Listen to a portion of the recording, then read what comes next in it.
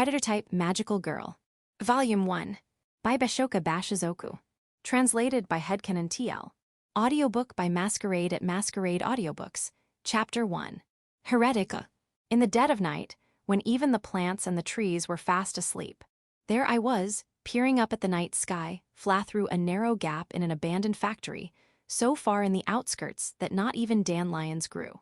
Busy bees go buzz, buzz, buzz. On a whim, I began humming the tune to a song that came to mind.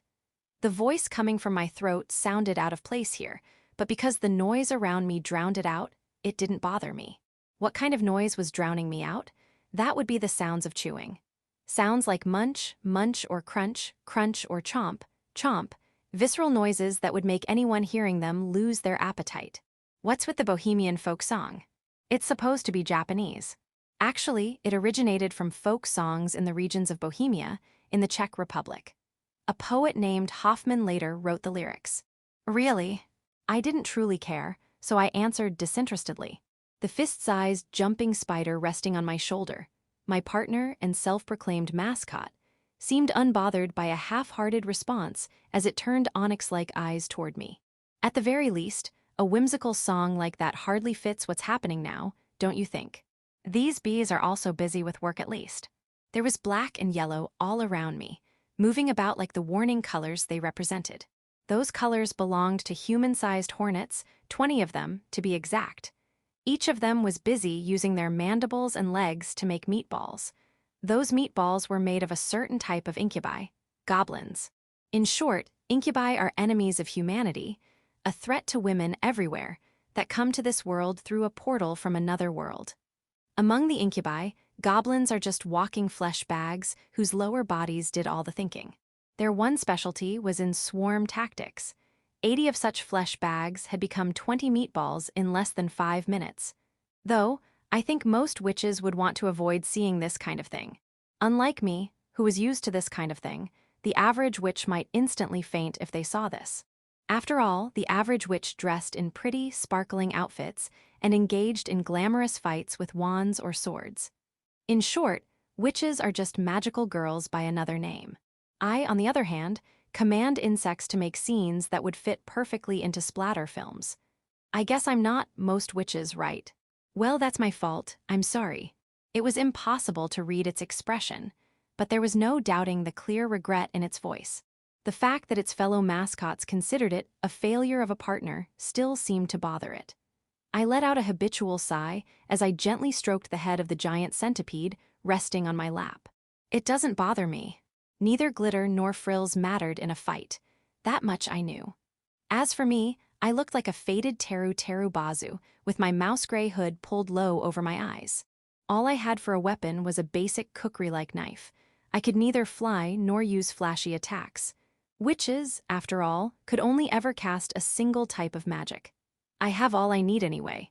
I looked toward a corner of the abandoned factory, making eye contact with a tiger beetle standing guard over a fallen rookie witch. As an aside, all of the insects currently present were summoned by the single type of magic I could use. The Ina could have been used to make a more extravagant outfit instead, but what was the point? It would boost my ego, sure, but it would also rile up the incubi's desires.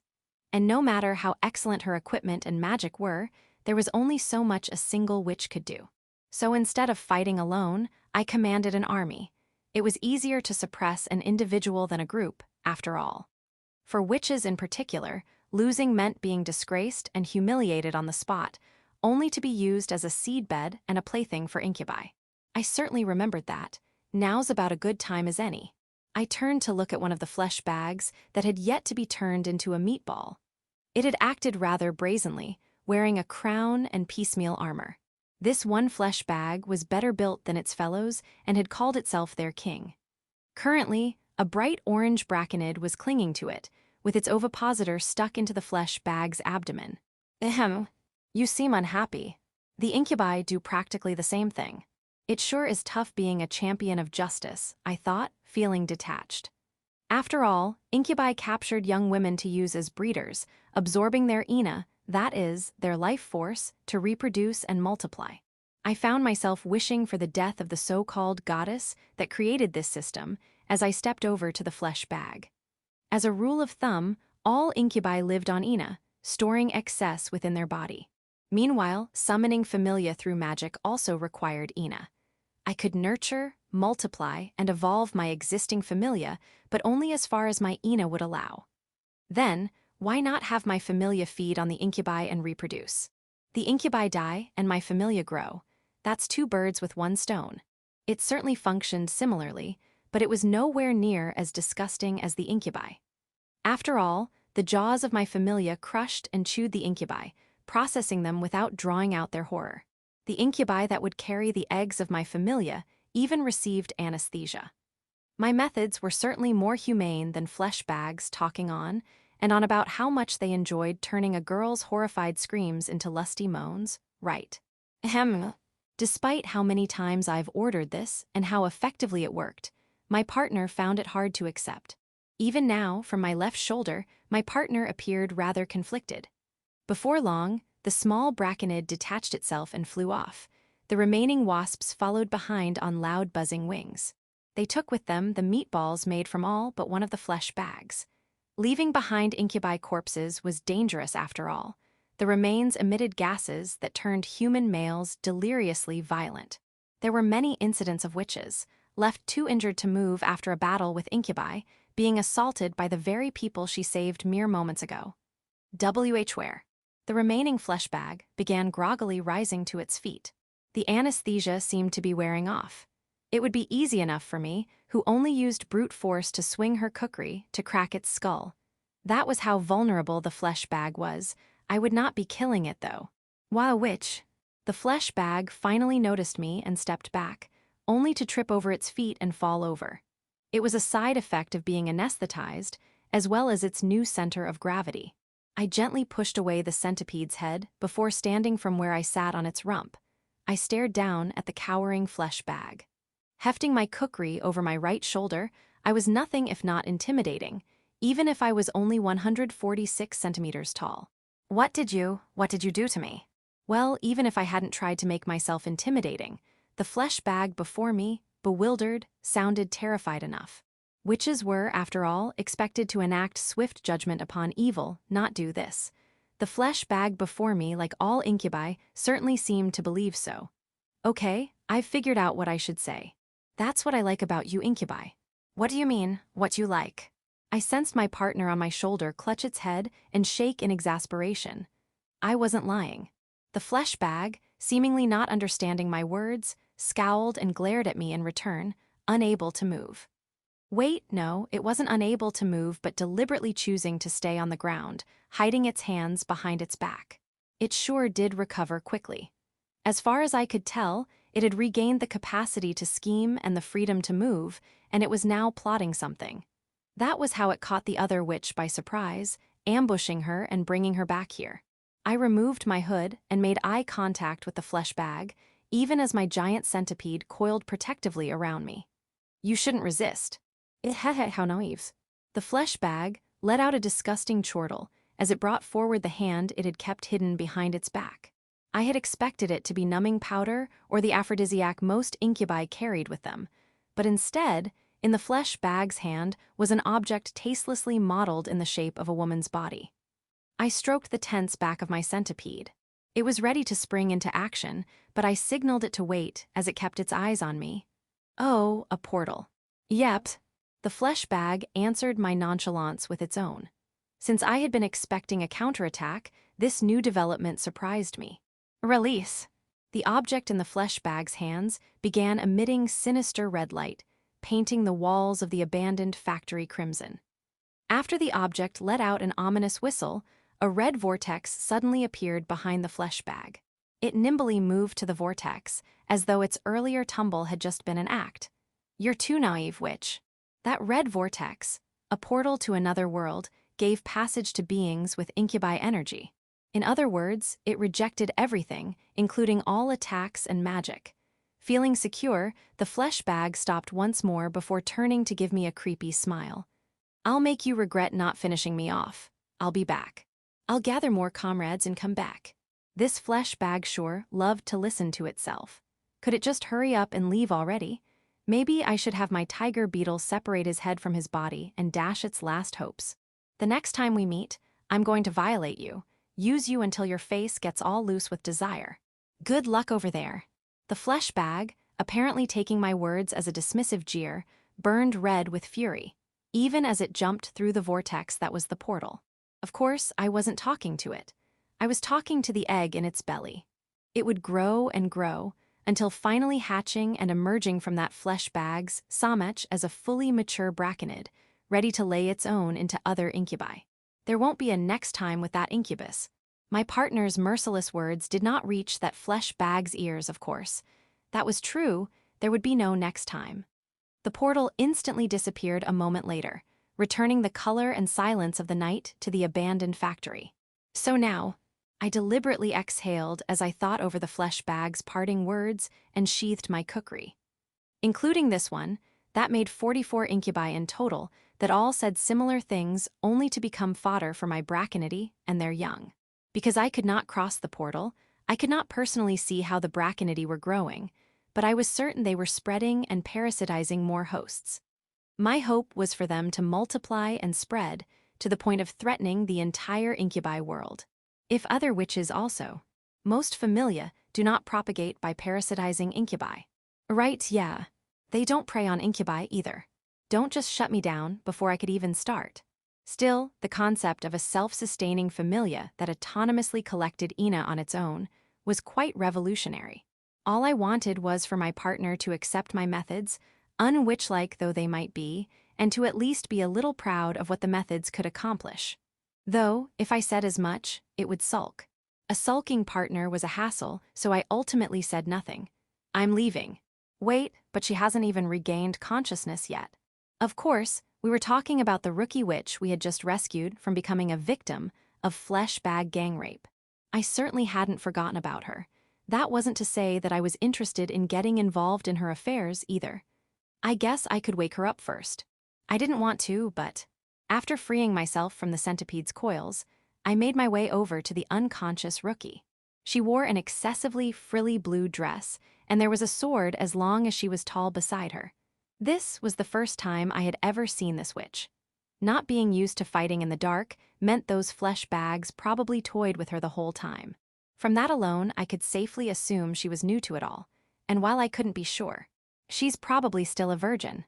Witches were durable in the physical sense, with minor injuries posing no problems at all. Rather, the problem was in the mental strain. And the one responsible for handling this witch's mental strain, her partner, was nowhere to be found. It surely knew what it was doing, making its partner, a child, fight right. So where's her partner? I don't see them anywhere, unfortunately.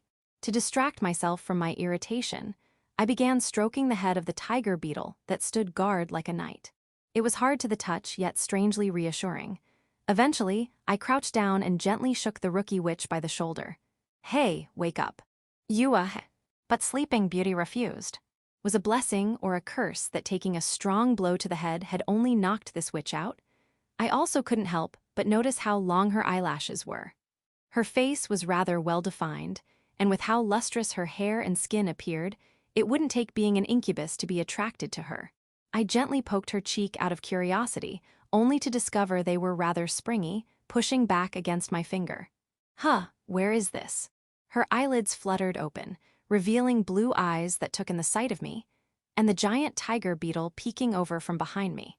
Before she could scream in terror, I clapped a hand over her mouth and motioned for silence. Okay, wait, stay calm. That might have been an impossible thing to ask. After all, how could anyone remain calm when, upon waking up, they found themselves face to face with a human-sized insect? From personal experience, I had never been thanked, and sometimes the rescued witch would even attack me in turn. While I was used to it, expected it even, that didn't mean I liked it. That's my familia, not an enemy. Despite how forced I likely sounded, I mustered my best Lolita voice, speaking as slowly and clearly as possible. It was like trying to soothe a child. Wait, no, not like. I was, in fact, trying to soothe a child. In any case, I needed her to remain calm. And you'd better not click your mandibles together at any point, tiger beetle. Listen to me, the incubi are gone and you're safe. Do you understand? The rookie witch nodded in panic, desperation clear in her eyes. Did she truly understand what I was saying? I'm trusting you, okay? I hated trouble after all.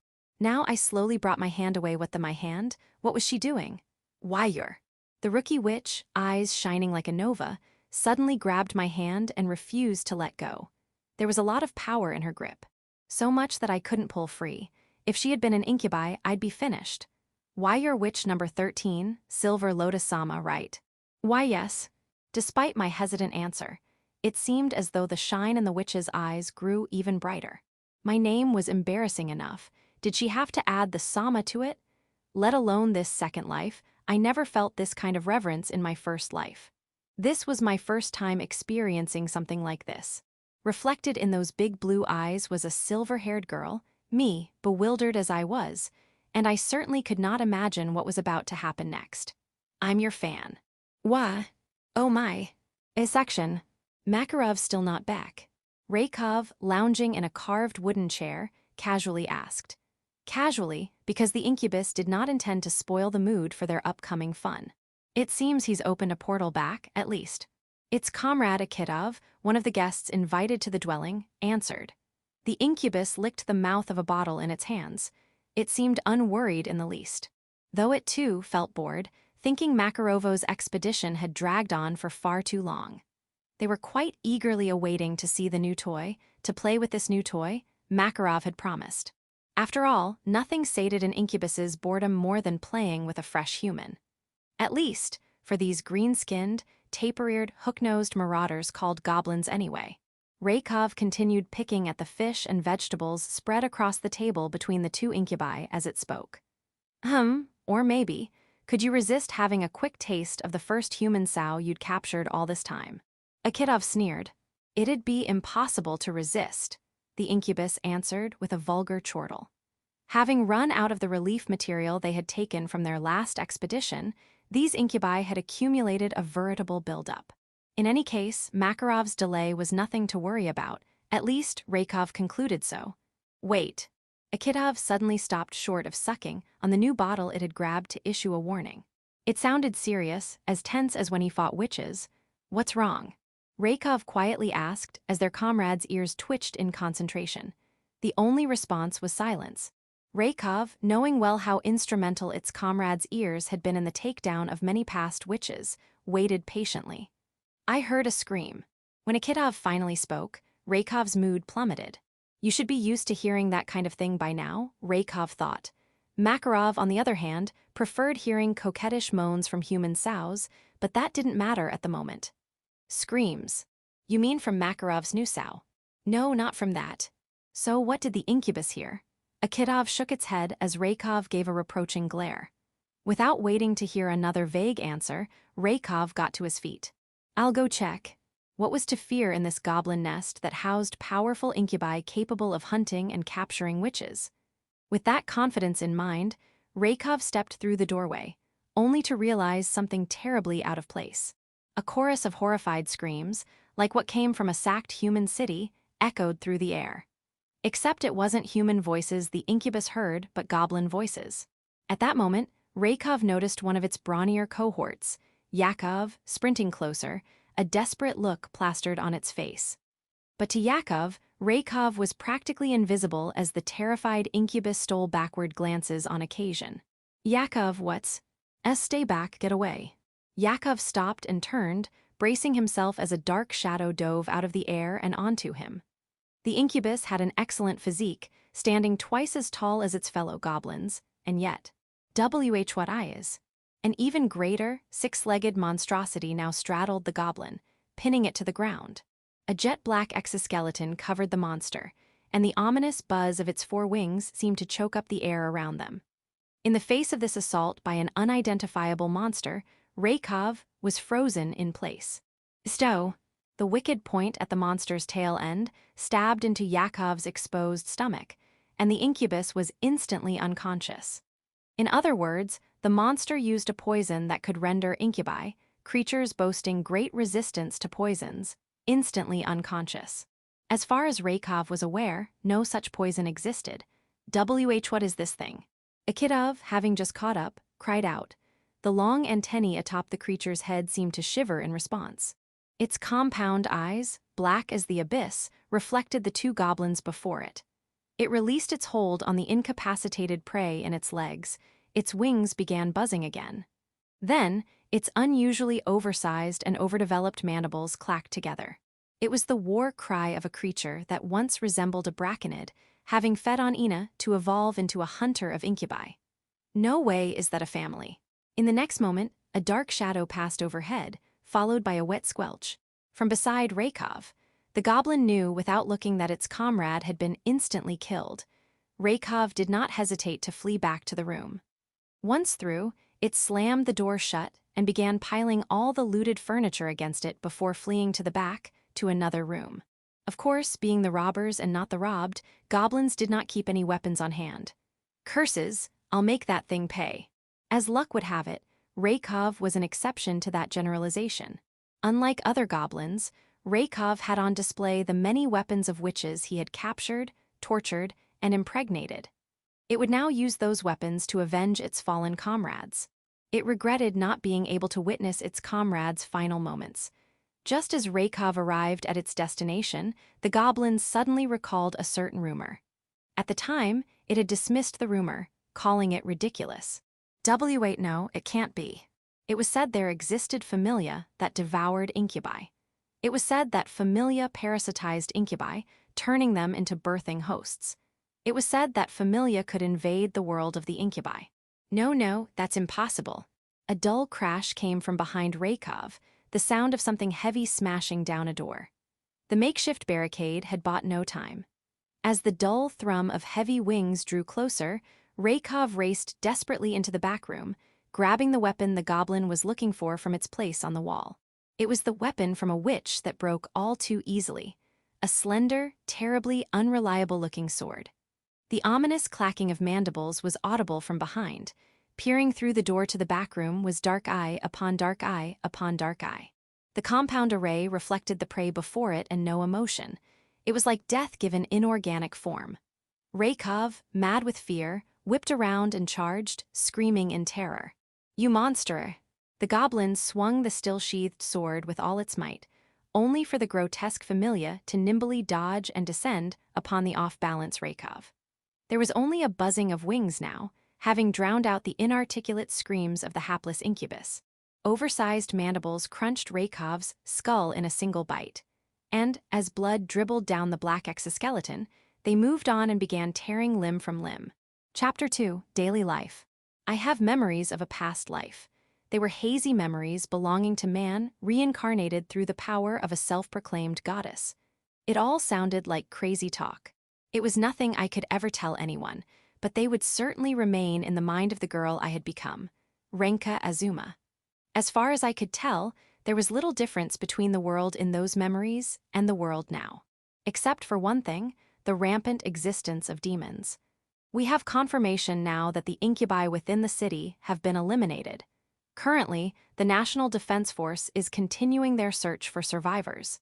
A helmet-wearing reporter was speaking on the television screen in the living room. Behind the reporter were armored vehicles belonging to the National Defense Force, clear as day beneath the morning sun. The incubi are otherworldly beings that first appeared 5 years ago, only to begin attacking everything on sight as invaders. In short, they were intelligent life forms with malicious intent, made purely of Ina. They desired Ina, that is, life force as pure energy, and were intent on hunting human beings to harvest more. They were, in every sense of the term, the natural enemy of mankind. Now that the night has ended, it should be clear just how intense the fighting had been. Oh wow, it is quite horrible indeed. Another voice spoke up, one that lacked any sense of urgency, and the camera began zooming in on the areas past the no entry tape. The camera panned across remnants of destroyed houses and motor vehicles, all while people in camouflage pattern clothes searched the area. As a general rule, incubi were physically superior to humans and boasted powerful defenses thanks to cloaking themselves in pure Ina. Taking down incubi required heavy weaponry, but at the same time, ordnance of that level meant disrupting daily lives in the aftermath. It would seem that the incubi that appeared this time were the so-called goblin type. Do we know how much damage has been caused? We are still in the middle of confirming how much was lost, but as of this moment, we have confirmed 2 men and 3 women missing. There are many types of incubi, but notably none are female. To reproduce, incubi impregnated women, hijacking their wombs and eggs. I felt bile rise in my throat as I recalled that fact, and I quickly jumped to my feet, off the sofa. We also have reports of a witch having participated in last night's battle as well. That is correct. Here is the recorded footage around that time. I stopped myself from reaching for the remote as the television began to rattle off the names of the program's sponsors. Before long, the footage mentioned earlier was shown on screen.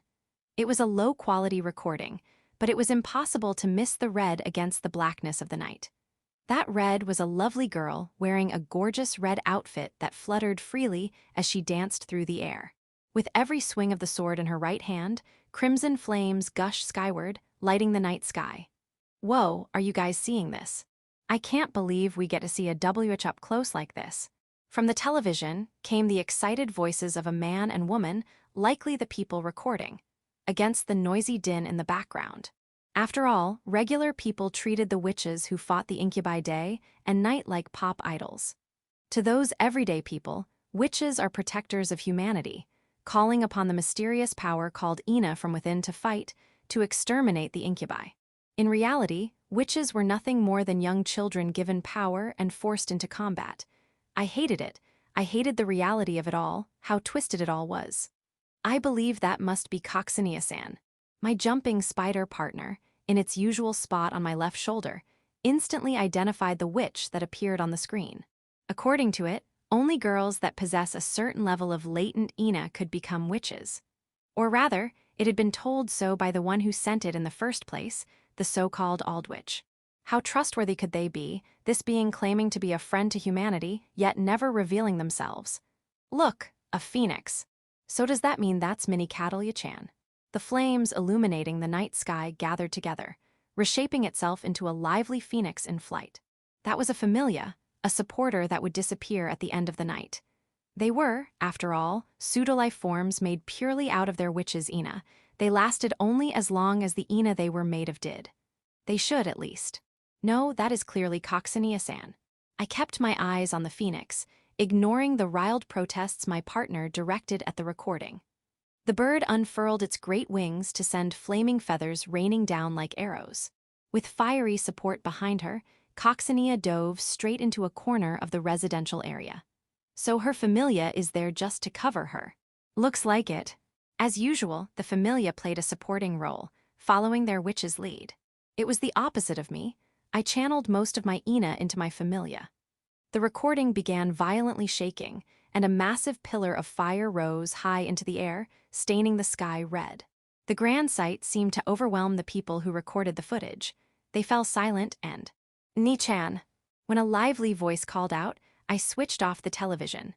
There is only one person in this world who would call me Ni-chan. That was, of course, my blood-related younger sister, Fuka Azuma. I turned in the direction of her voice to see Fuka coming over with a school bag on her back. Her long black hair was tied off at the back, and her large eyes sparkled with anticipation. "I'm ready to go." The way she reported to me, with her hands at her hips, was heartwarming. I buried my gloomy, depressing feelings into a corner of my heart, pushing my mind in a different direction. I picked up my bag from where I left it on the sofa and looked around to see if I had forgotten anything. "Are you sure you have everything?" "Yep," I double-checked by naming everything out loud. "Okay, good." I felt my cheeks relax as Fuka, unable to contain her excitement for school, took my hand and pulled me along. Even in this world where monsters roamed and young girls were forced to fight, there was still school to attend. This piece was like a thin, precarious surface of ice that quietly covered our distorted daily life. Section. No matter how bustling a school was, there were always quiet areas, places that no one visited. This place, where I currently sat, was a good example. It was the top of the deserted staircase that led to the third floor's rooftop access. I always spent my lunchtime here. I think that brackenet has hatched. I had been munching away on a slice of bread when I suddenly felt a telepathic ping from my familia. It was something like a voice that spoke directly into my mind. a sound that transcended not just distance, but also dimension. It was difficult to explain. "You mean the Night Stalker you had implanted last night?" My partner, currently as large as an actual jumping spider, called out from overhead. It stayed up there during the school day because there was a risk of being knocked away if it remained at its usual place on my left shoulder.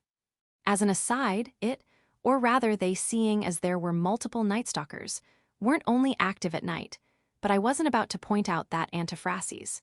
They grow as fast as ever. That's just how magic works. So long as there was enough Ina, magic could do anything, even if modern technology could not explain how it worked. As for me, I was just glad magic was exclusively used to fight the Incubi. There were limitations to it, of course, but at the end of the day, the power used to destroy the enemies of humanity could just as easily destroy humanity itself. As I thought about such things, my partner dropped from the ceiling, landing before me. It seemed rather excited. Speaking of last night, Azuma-san, we finally met a fan for the very first time.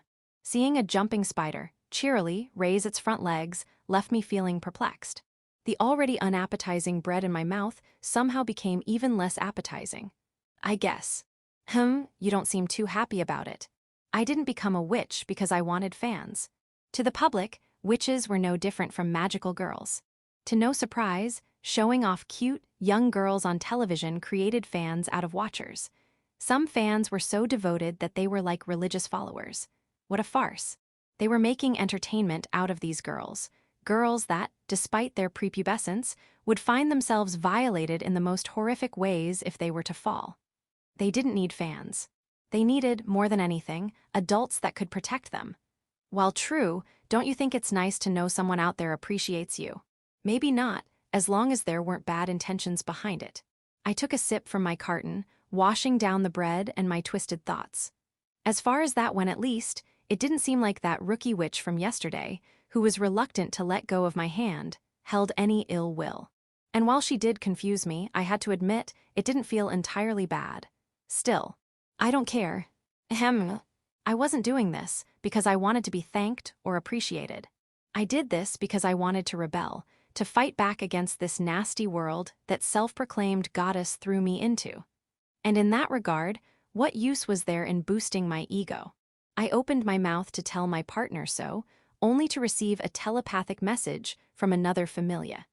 It had come from a dragonfly hovering too high in the sky to be seen from below. Though, thanks to its excellent eyesight, they could easily spot any Incubi incursion, reporting the location of new portals as well as the number and types of invaders. This one had spotted 3 lycanthrope types. Incubi have been spotted. Will you engage? I shook my head despite the tense air with which my partner asked.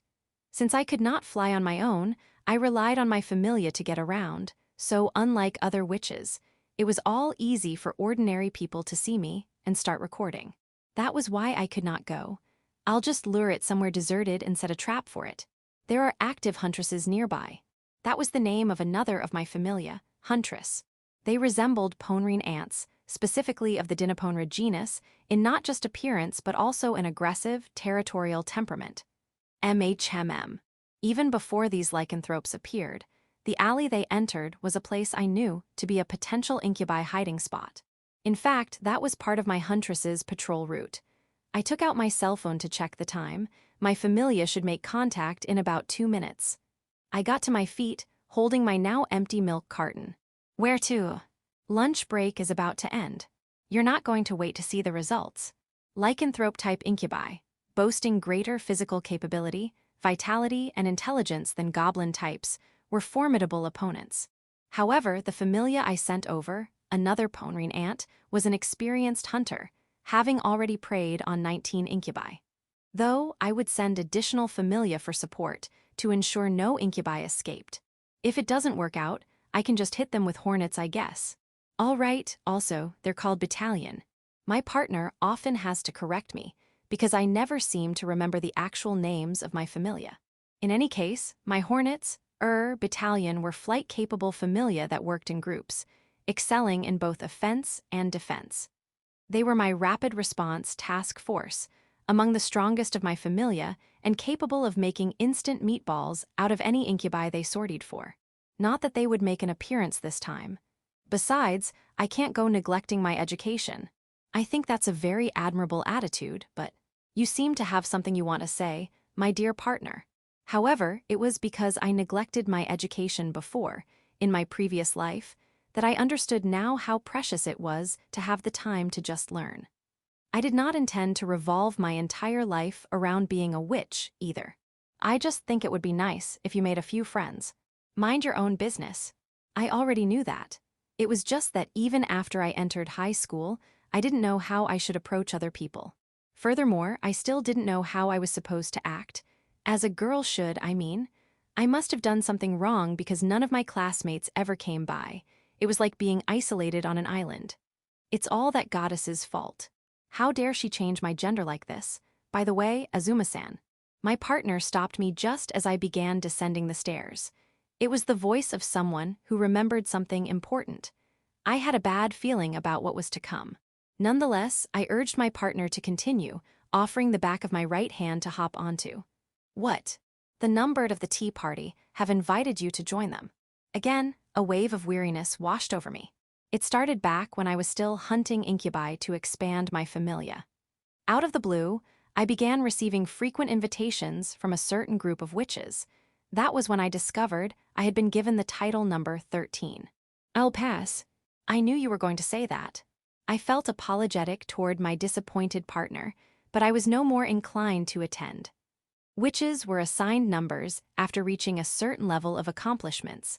As a whole, the top-numbered witches were referred to as numbered. I had yet to meet any of these numbered, but according to my partner, they were all extraordinarily powerful witches in their own right. In other words, I would be out of place among them. The meetings were for exchanging ideas, but what did I have to contribute?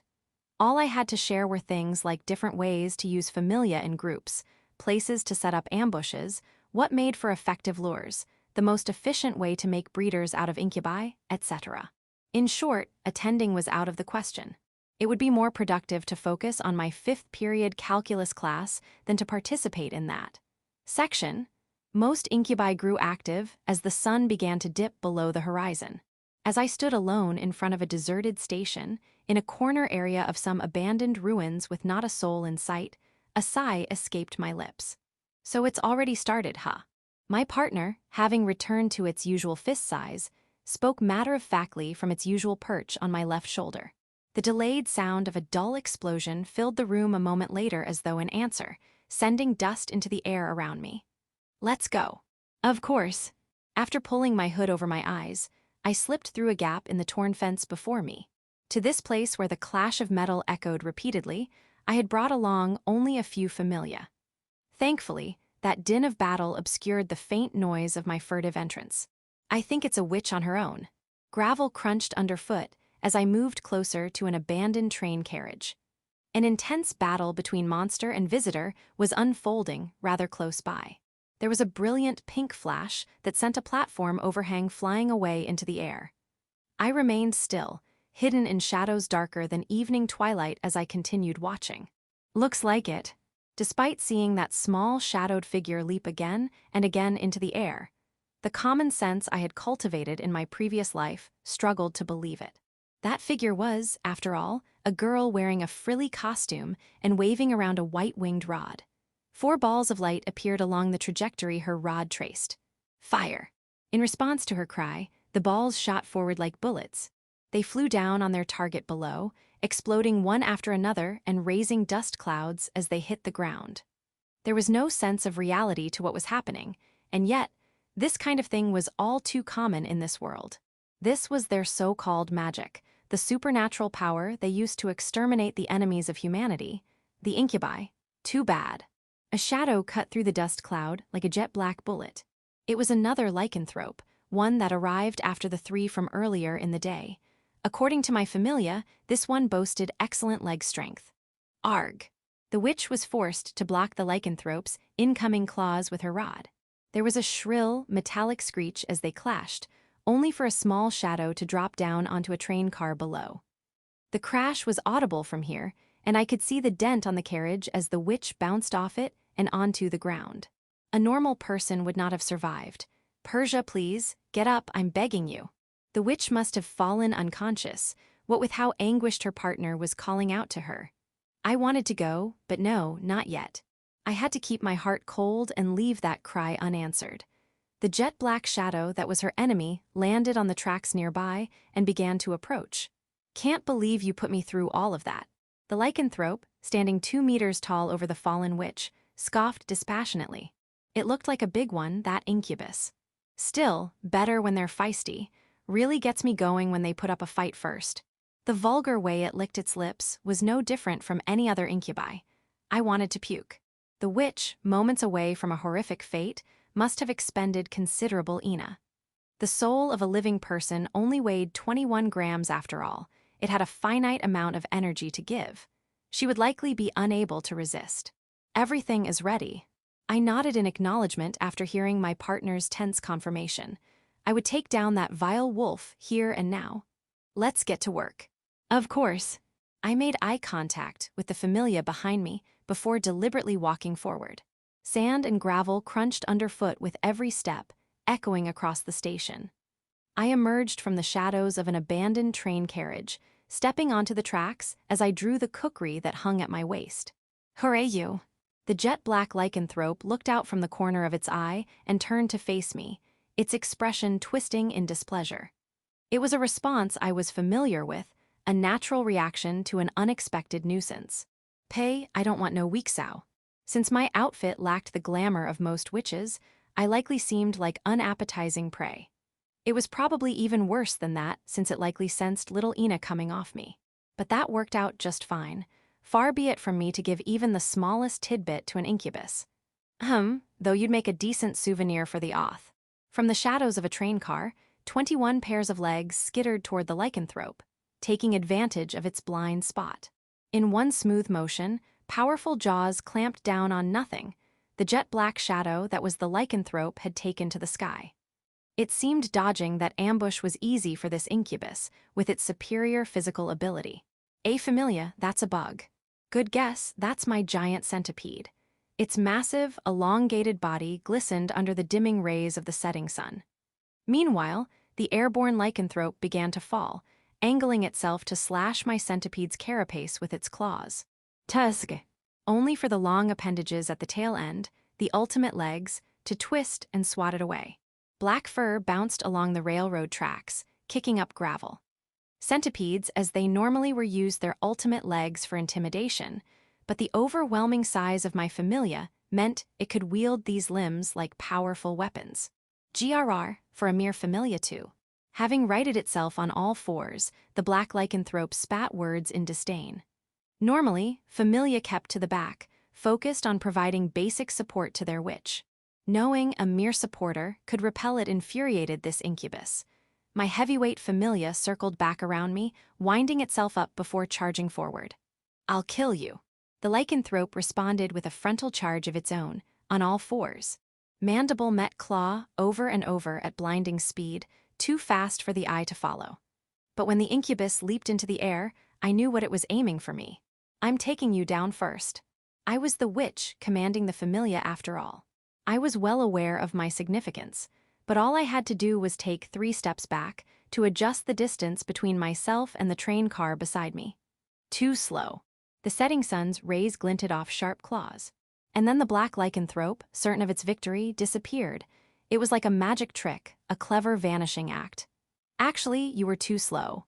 I shifted my gaze to the side, where I could see 8 long legs. There, in the shadow of a train car, lurked a certain spider. It was a wandering spider, one on the larger side among its species.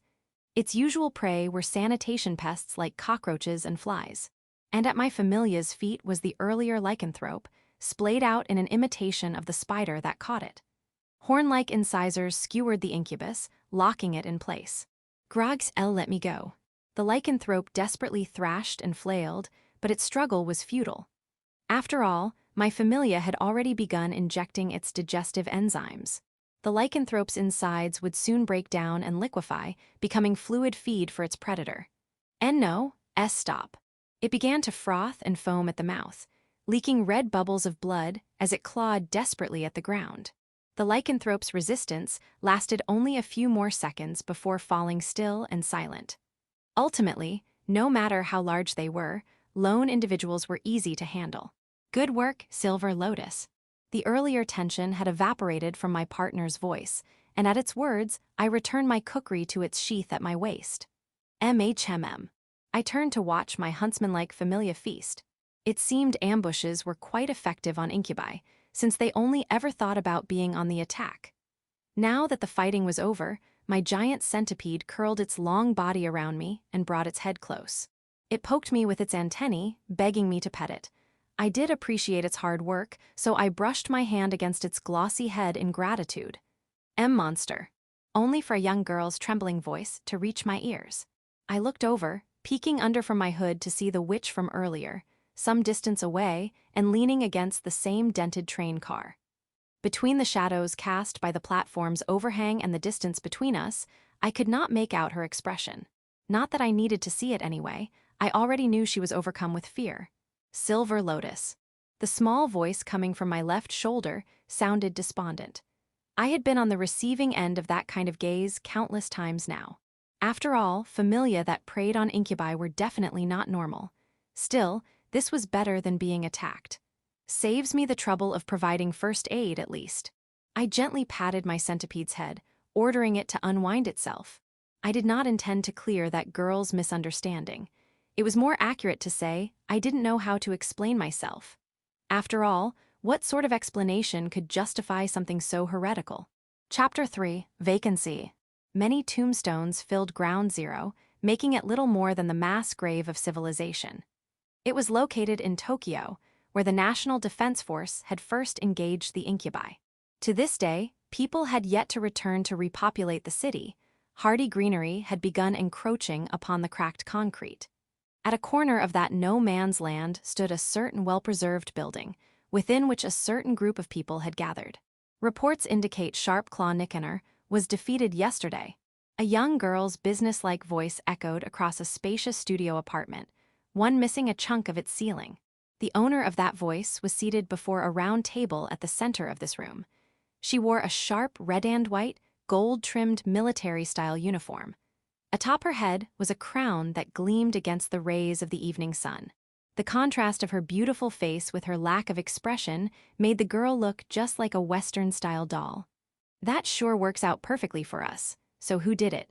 From across the table, another girl sat perched on a long rifle floating in the air. A friendly smile hung on her face. Amber eyes peeked out from beneath her black pointed hat, sparkling with curiosity. Which number 13? The same matter-of-fact voice answered the question.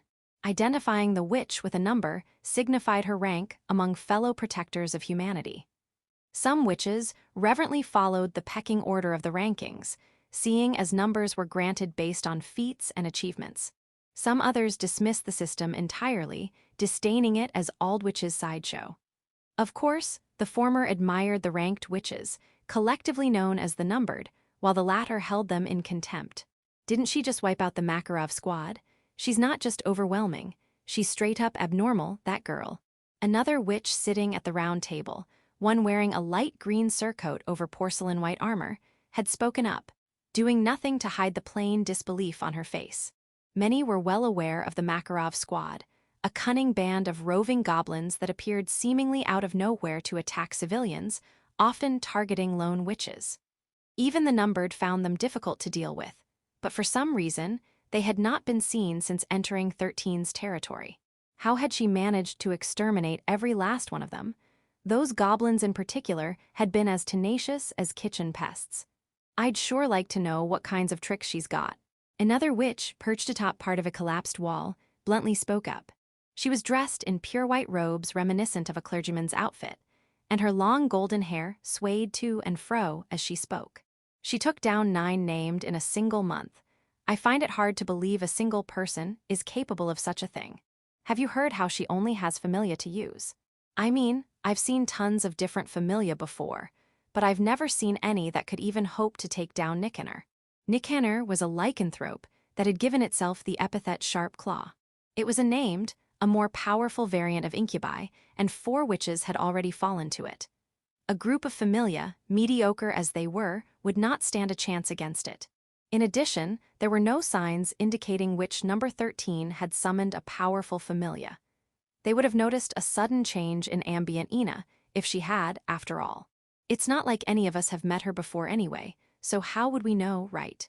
9 balls of blue fire appeared around another seat at the round table, revealing fox ears and 9 fluffy tails. Their owner was a witch wearing an anachronistic crimson kimono. She spoke to the rest of the group in a laid-back tone. Different responses answered her. Nods, skyward glances, and sighs. Different as they were, they had one thing in common: the mutual agreement of knowing nothing.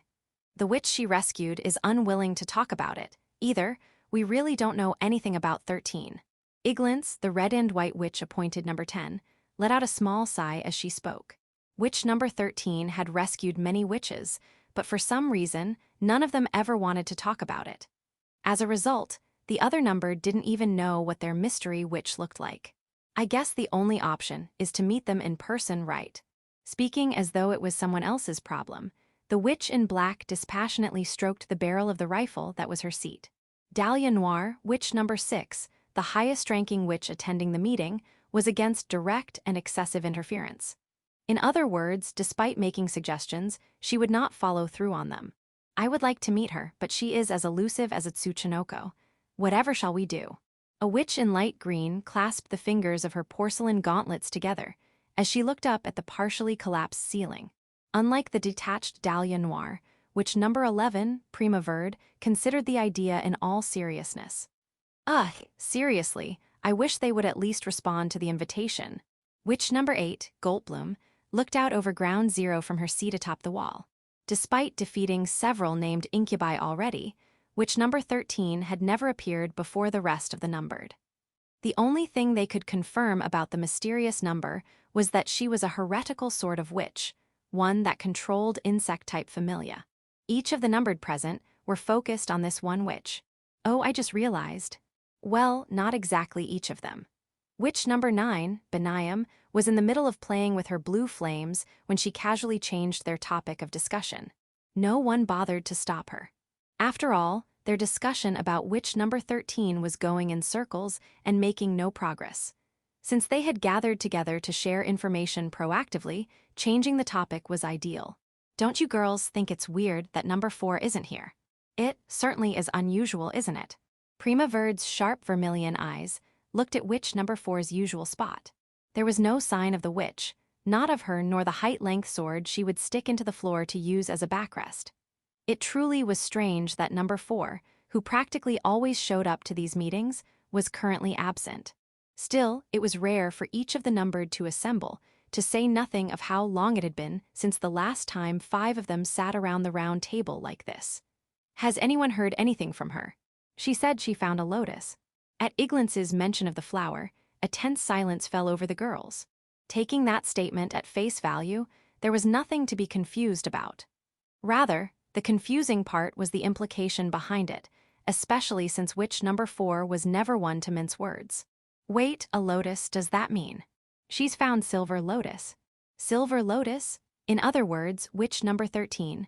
For her to mention that specific flower had to mean she was involved. I don't know for sure. She didn't say anything after that. We've been friends for a long time now, but even I can't figure it out. The relationship between number 4 and number 13 remained unclear. Among the numbered, Dahlia Noir recalled feeling strangely uneasy, almost terrified, for no reason, while she actively searched for the heretical witch number 13. She is skilled, at least, that one. Her track record and ability were both good, as Goldblum could attest to, but that particular witch had trouble working in a team. Unfortunately, personality was not a factor in appointing new numbered. Even within the current numbered roster, some of the girls were quite eccentric. So anyway, the witch fitting that eccentricity best chose that moment to speak up. Benayam, despite being the one to mention witch number 4, now shifted the conversation in a different direction once more. Wouldn't it be better if we gathered for meetings at my place, instead of here? The other numbered fell silent. After hearing Benayam's unexpected tangent, the other girls seemed to lighten up. As for the witch who caused it, she was paying more attention to the blue flame dancing across her fingertips than the mood. We're like classmates after all. You know, we're called the numbered for a reason, right? A section. Despite how little I interacted with others, having a school life gave me something of a daily routine to return to. Of course, that also included receiving occasional telepathic messages from my familia catching and eating incubi somewhere.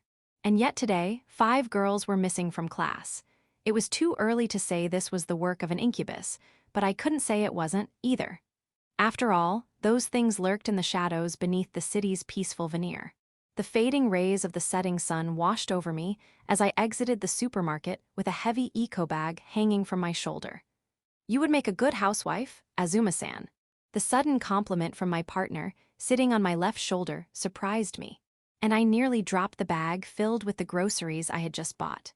If knowing to go grocery shopping on sale days was all it took to be a good housewife, wouldn't the world be full of them? Are you flirting with me? I'm just stating a fact. As my jumping spider partner tapped my shoulder in protest, I made a sudden turn to enter a dimly lit alley. A good housewife would not take any unnecessary detours.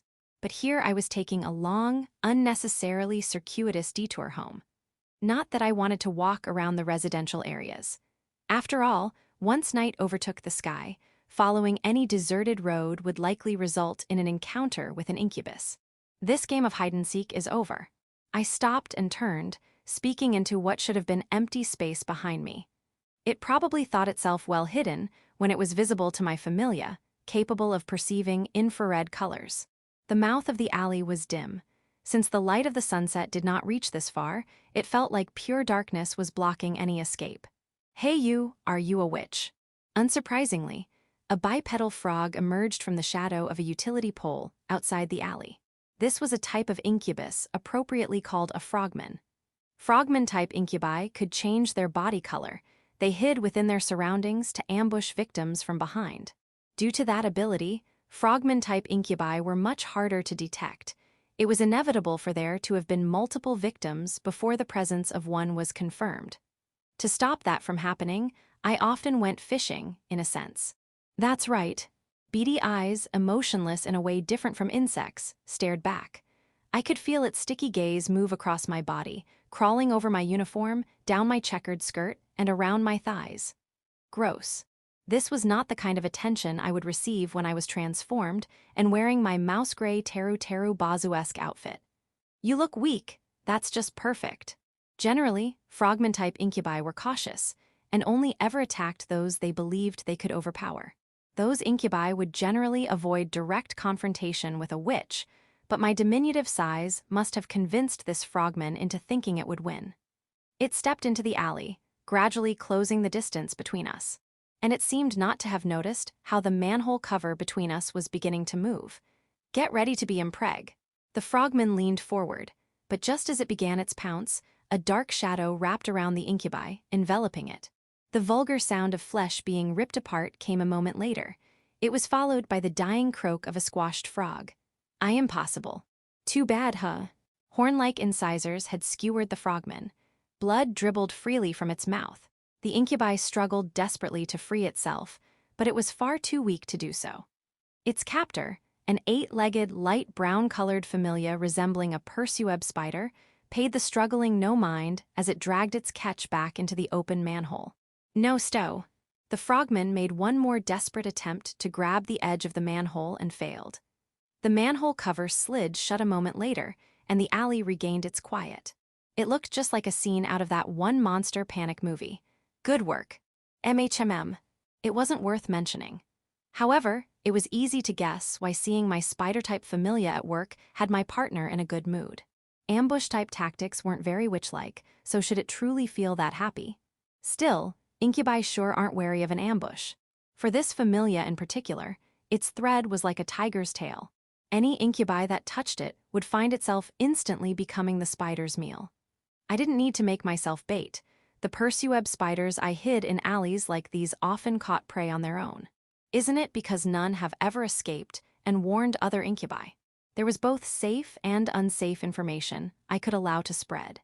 Having pursueb spiders waiting to spring alleyway ambushes fell in the latter, so any incubi that happened to notice had no choice but to die. Seeing as the incubi acted no different from usual, it was probably safe to say everything worked as intended. However, Who could know for sure that the frogman just now wasn't just a sacrificial pawn to test the waters? Still, the fact that it's this easy makes me anxious. In that case, we'll just come up with more plans, until you feel comfortable. From my left shoulder, my partner answered like it was obvious. But I knew I would have no peace of mind until either this second life ended or I killed the very last incubus. This would be a never-ending story. Thus, I will continue to think and plan. Yeah, obviously. It was for myself. I wasn't so bold as to claim it was for something like the good of the world, the people, or witches. But neither would I hesitate to exterminate the incubi by any and every means possible. First things first. I won't be acting as a decoy like this anymore. That makes sense. It does take a lot of time to lure something in. My jumping spider partner seemed to shrink with dejection, but it seemed to misunderstand. I wasn't implying I would get rid of my Persueb spiders. What I mean is, we need to think of something new. Oh right, of course, I knew that. The liveliness in my partner's voice had returned, putting a wry smile on my face. Instead of luring them into an ambush, what about chasing them into one? Which of my familia would be most effective for that? The first thing to come to mind was the mantis, so... Azuma-san. As I thought up a new strategy like I would dinner plans, my partner called out to me. It did so in the tone reserved for Renka Azuma, not Silver Lotus. What were you going to make for dinner? Dinner, I had already decided on that. Meat and potato stew. How very homely of you. So that made my homely, huh? It was just basic stew, one anyone could make by following a recipe. I checked my phone to see if there would be enough time for the meat to marinate. And judging by the current time, Fuka, who had gone out to play, should be home by now. While being ready with another plan was important, it was of lower priority than this. I'll have to run a bit of the way. Got it. After making sure my partner was secure on my shoulder, I began to run, quickly making my way out of the alley to go home. Along the way, I passed a housewife and her children. They weren't paying particular attention to their surroundings. They likely would never suspect a giant spider was hiding practically under their feet. As the darkness of night deepened across the city, fewer people were walking the streets, even as artificial lights began turning on. It was still early evening, but many feared the shadow of the incubi. And there's home. Oh. What's going on? As my house came into view, my partner squeaked in surprise.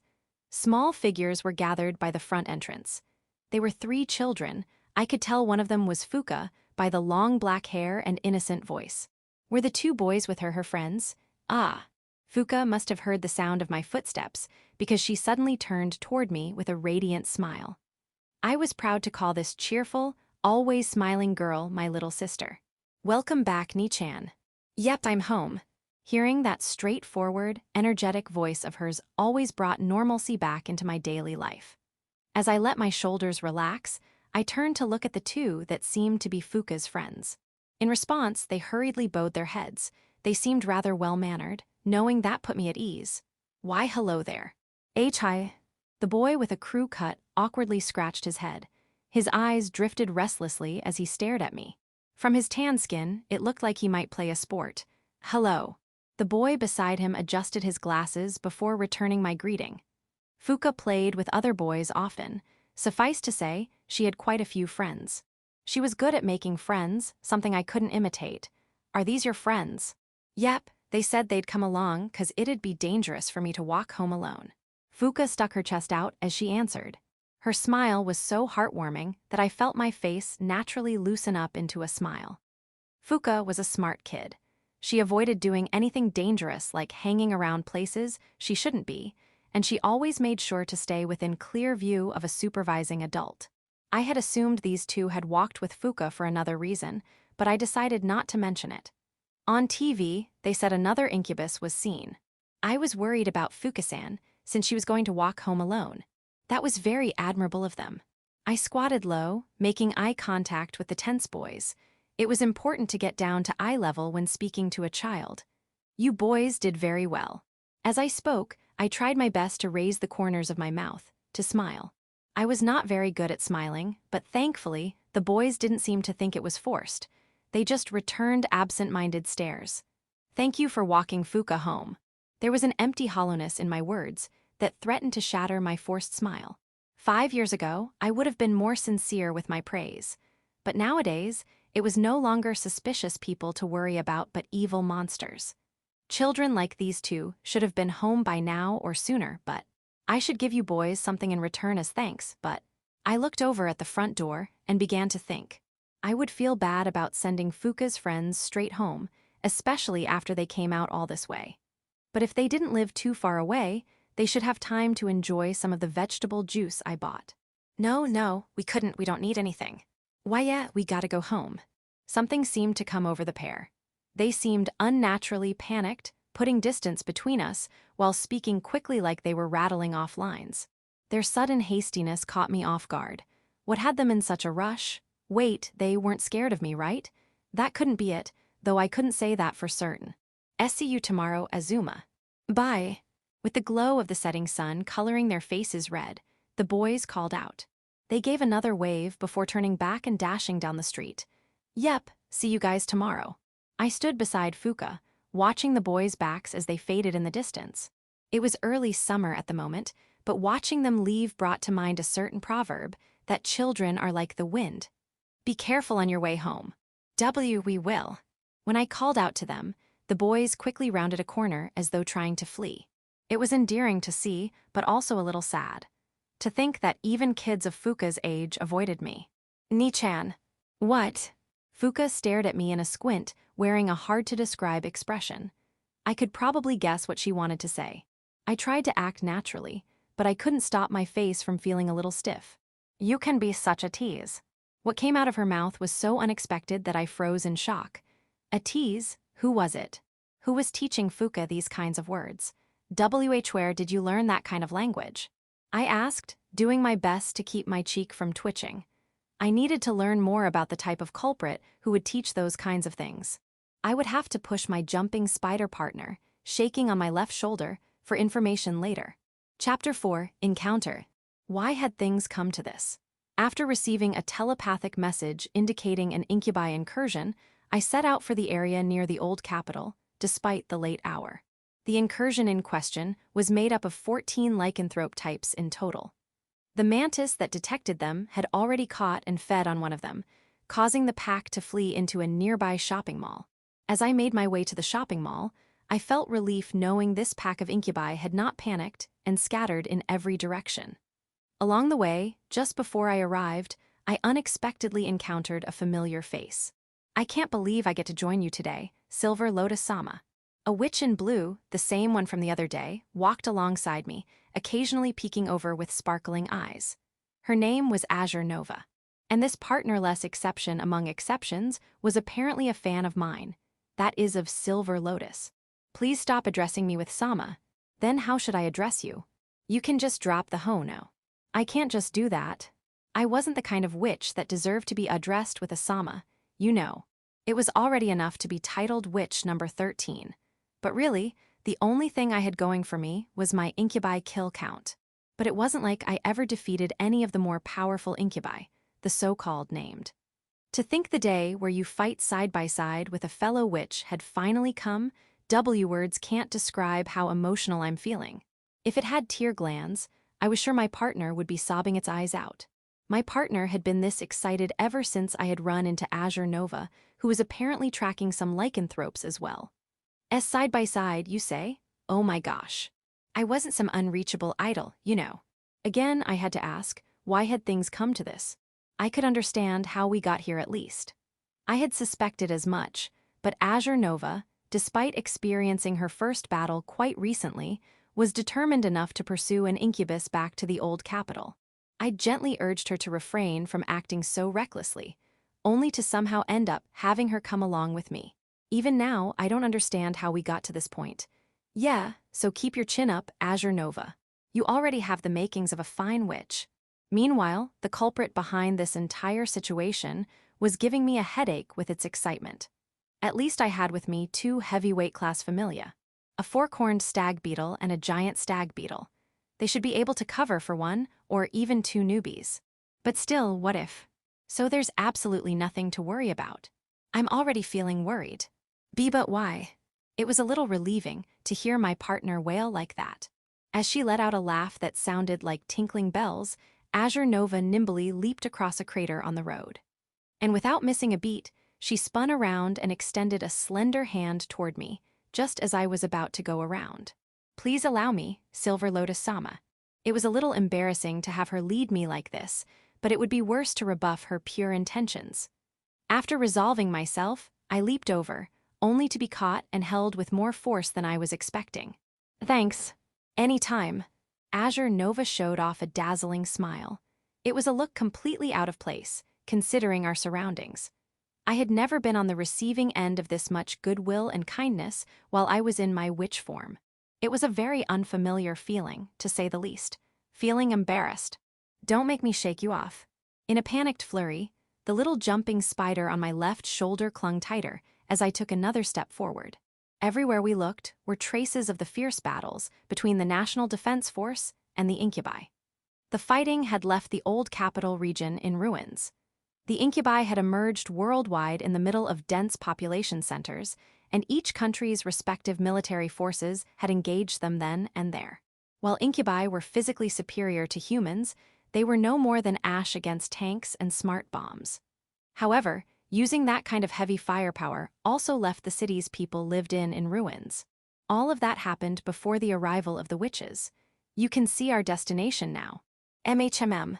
I nodded as I responded to my partner, whose voice grew stiff with tension as always, before a battle. Our destination was a shopping mall just off the National Highway. The structure itself was largely undamaged and retained its original look. Since no moonlight could penetrate the walls, darkness reigned within. It was a darkness so deep that I saw nothing past the entrance. Despite that, the scouts I sent ahead of us had already located each of the Incubi. We would have no problems tonight. "So, what's wrong?" "I'll do my best to help." The young girl beside me was psyching herself up for the upcoming battle. Despite doing so, she still seemed pretty ill at ease. Maybe it was common sense in this world, but it made no sense to me. "You don't need to be so tense." I muttered what could only be a false reassurance, even as I drew my kukri from the sheath at my waist. Though I rarely used it seriously, I took practice swings to check my handling. As I did so, Azure Nova raised her right hand and release. For a moment, it seemed as though the colors of the world inverted. A moment later, a weapon existed in that witch's right hand. The sharp blade pulsed a faint blue, keeping pace with its wielder's breathing. It was as long as she was tall, and yet Azure Nova brought it down with ease, scattering shining light and a gentle wind across my face. "Whoa." At the sight of this witch preparing for battle, my partner let out an odd sigh, oblivious that I, no less a witch, was also getting ready. True to her name, Azure Nova shone like a star, illuminating the old capital and painting deep blue over its gray. To me, who was beside her, that radiance was all the more blinding. "I guess a surprise attack is out of the question now." "Huh. Oh well, let's go. Right behind you." Our plan was simple. Face the Incubi head-on and kill every last one of them. There should be no problem with that. With one person and two familia behind me, I crossed the threshold, entering the quiet, desolate shopping mall. From out of the darkness that stretched on much further than the naked eye could see came the harsh echo of glass being crushed underfoot. My scouts, house centipede-like familia, were already tracking and accurately relaying the locations of each lycanthrope lurking within the shopping mall. They seemed to have realized we had entered and had scattered across the store in response. But that meant nothing. After all, whether those lycanthropes kept their feet on the ground or cut through the air with their body, the house centipedes would sense even the faintest vibrations of their movement. "Here they come." The sounds of approaching steps, rough breathing, and disturbed wind grew louder. I could tell how they moved. If I focused on the incoming telepathy, I could practically see them through the dark in which they hid. "I'm ready." Amidst the clatter of the shifting heavyweight familia was the elegant click of heels against the floor. From the right and the left, two lycanthropes sprung forth out of the darkness. Greeting them were fearsome, blade-like mandibles. What the? In no time at all, the only sound filling the empty shopping mall was the brutal crunching of jaws tearing through muscle and bone. Those last words had been in shock and disbelief. It had probably underestimated these stag beetle familia, thinking their large bulk meant they were clumsy and slow, but they were much more agile than their size suggested. And those long mandibles meant they could skewer and tear apart incoming incubi with ease. Amazing, Azure Nova-san, simply amazing.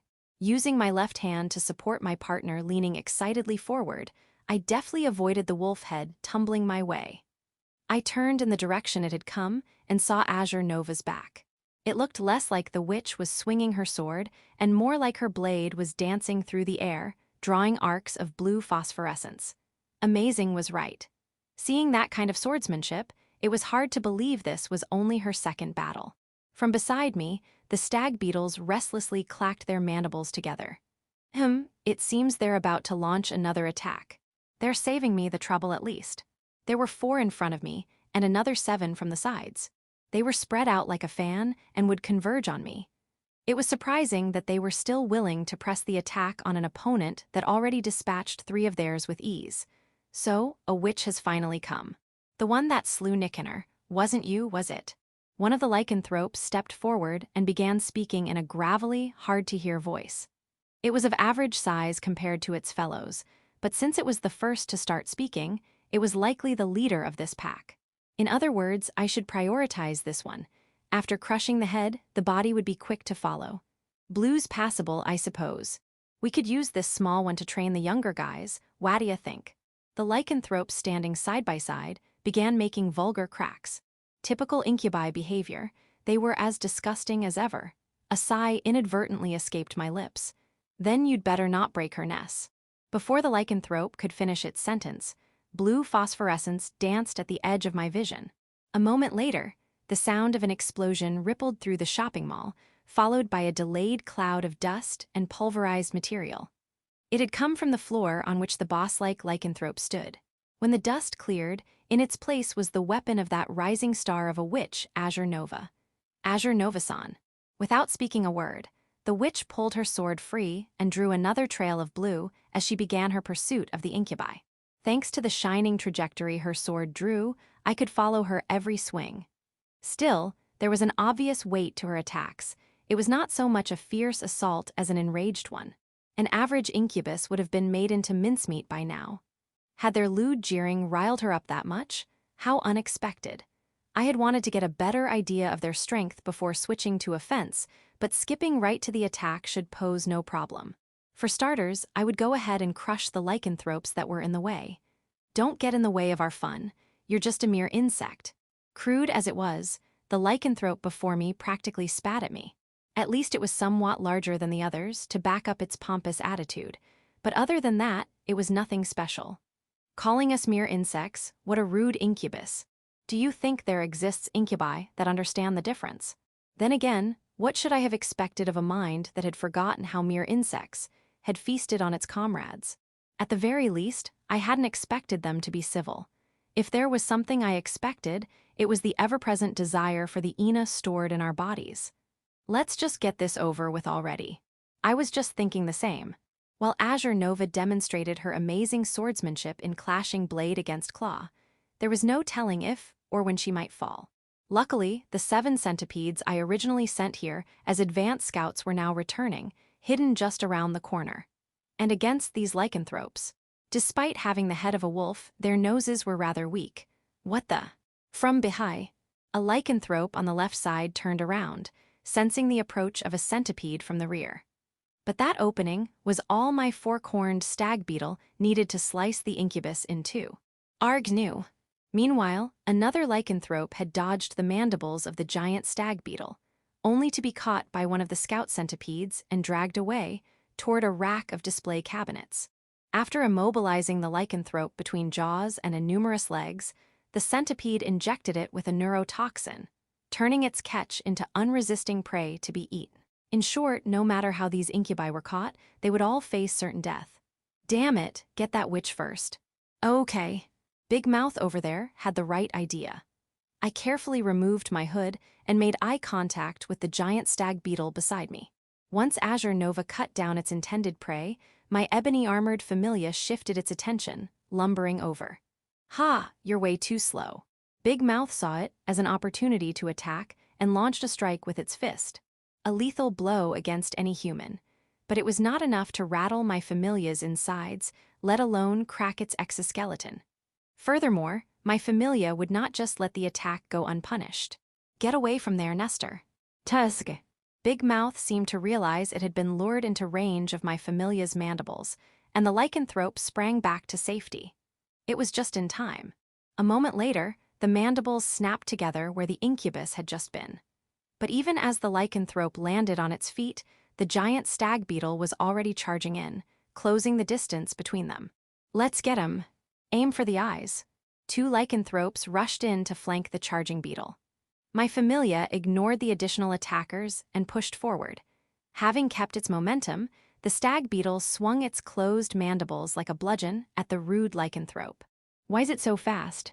The lycanthrope managed to dive backward at the last moment, barely dodging the powerful swing. No need for backup, it looks like. Even if those 3 incubi worked together, they still had no chance of winning. Besides, reinforcements would only get in the way of my infighter of a familia, who struck fiercely but methodically. MHMM.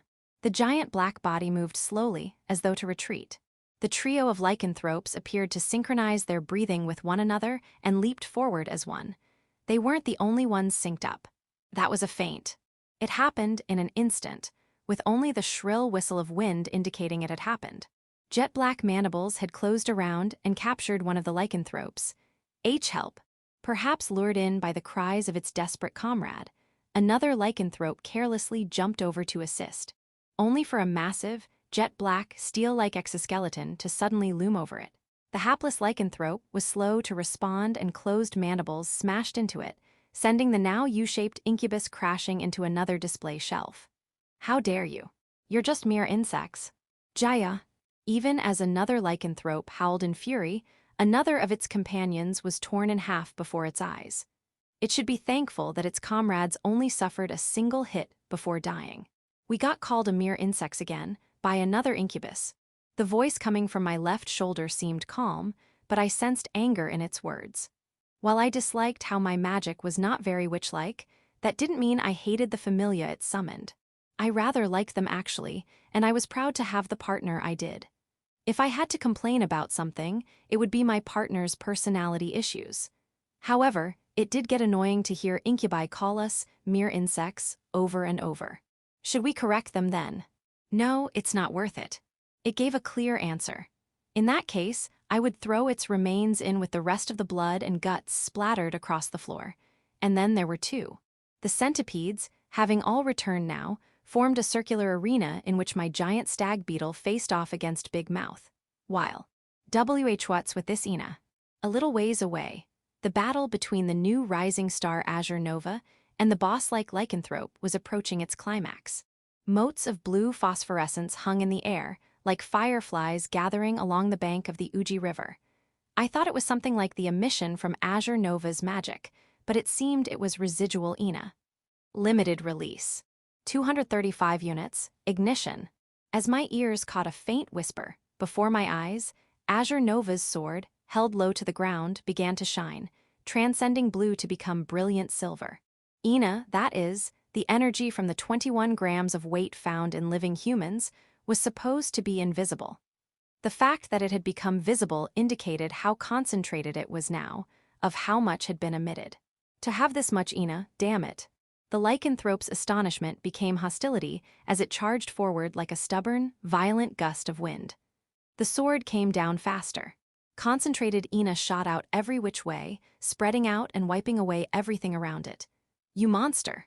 The incubus that had charged forward was absorbed by the oncoming wave of light and vanished without a trace. Rather than an attack, it was more like a volume of Ina, concentrated enough to become visible, had been poured over the incubus. The result was something like trying to wash tofu with a pressure washer. That must be a special move of hers. The murmur was lost to the raging storm as well. Eventually, even as the light from Azure Nova's special move faded away, the attack itself had kicked up so much dust and debris that, with the addition of the darkness, it was truly impossible to see anything. Of course, no incubus would miss this opportunity. It's coming this way. Yeah, I know. I was still listening to my familia's telepathy, but I could respond properly. Here I would take 3 steps diagonally back and let the lycanthrope pass. Not a moment later, a lycanthrope came barreling in, coming within striking range. It cut through the blinding dust in the air, only to be greeted by the sight of the fork-horned stag beetle's fearsome mandibles ready to split the incubus in two. Tusk. At the last moment, the lycanthrope stopped its punch in time, ducking low to barely dodge the jaws of my familia. And without a moment's hesitation, it turned and jumped out the entrance, on all fours just like a wolf. Is it running away? I guess so. However, if it truly intended to tuck its tail and flee, it should have just beelined into a portal. Instead, our friend Big Mouth went out of its way to exit the shopping mall. Maybe it still had the will to fight. I would have to see. Moonlight bathed me as I came out through the door. It is a full moon tonight, so you know what means. Are you ready, witch? A shadowy silhouette stood in the middle of the parking lot. Its arms were spread wide, as though trying to soak in as much of the moonlight coming down from the sky. True to the origins of their name, lycanthrope types grew stronger as, in the presence of a full moon. Their internal Ina swelled beneath the light. Had this one been waiting for the right timing to do this or something? Behold, the true power of strong-armedness. Nah, this ends now. Big Mouth twitched, gawking in surprise. A strange shadow overtook the one at his feet, growing larger as more moonlight fell over it. It was like a mass of playground equipment, made of thin, elongated rods. This lycanthrope thought to take home field advantage by escaping, but this was no home field. An unmoving reaper, with its scythe arms crossed like bent lampposts, stood ready to catch the four legs before it. Big Mouth seemed to notice the mantis's presence, and tried to leap away, as it did earlier. But it was far too late. The scythe-like arms cut through the air, moving faster than my eyes could follow, and captured the lycanthrope. It pulled the nearly 2-meter-tall incubus closer, with less effort than it would a child, even as its eyes of evening darkness remained dispassionately fixed on its prey. Let me go. The fur all over Big Mouth's body flared out, standing on end as the lycanthrope thrashed about, uselessly trying to escape. It would learn, with its body, exactly what it meant to underestimate mere insects. The lycanthrope had only begun to scream in despair before fearsome jaws that made wolf fangs look cute in comparison, closed around its head with a sick, wet crunch. The now headless body gave one last spasm before finally stopping. Good work. MHMM. Only the sound of crunching and chewing remained in this ghost town at midnight. Such was the fate that befell a wolf with not only a bad nose, but also bad eyes. As I looked out over the now familiar sights around me, I began thinking about how to deal with the splattered remains of the incubi all over the floor inside the shopping mall. We have to catch that lycanthrope before it, Oh, right. Azure Nova came flying out of the shopping mall, panting and out of breath, only to freeze when she caught sight of the praying mantis busy with its meal. I completely forgot about the companion I had with me this time. The dining experience before her was sure to leave her traumatized. Furthermore, I could not think of anything to say. Are you all right? Whoa. Of course, she wasn't all right. Wait, what? You totally predicted that Incubus was going to try and escape, right? Azure Nova suddenly grabbed my hand and drew closer, staring at me with sparkling eyes. Her unexpected reaction left me at a loss.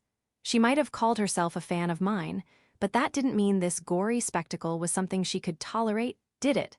And, in the first place, there hadn't been any prediction involved.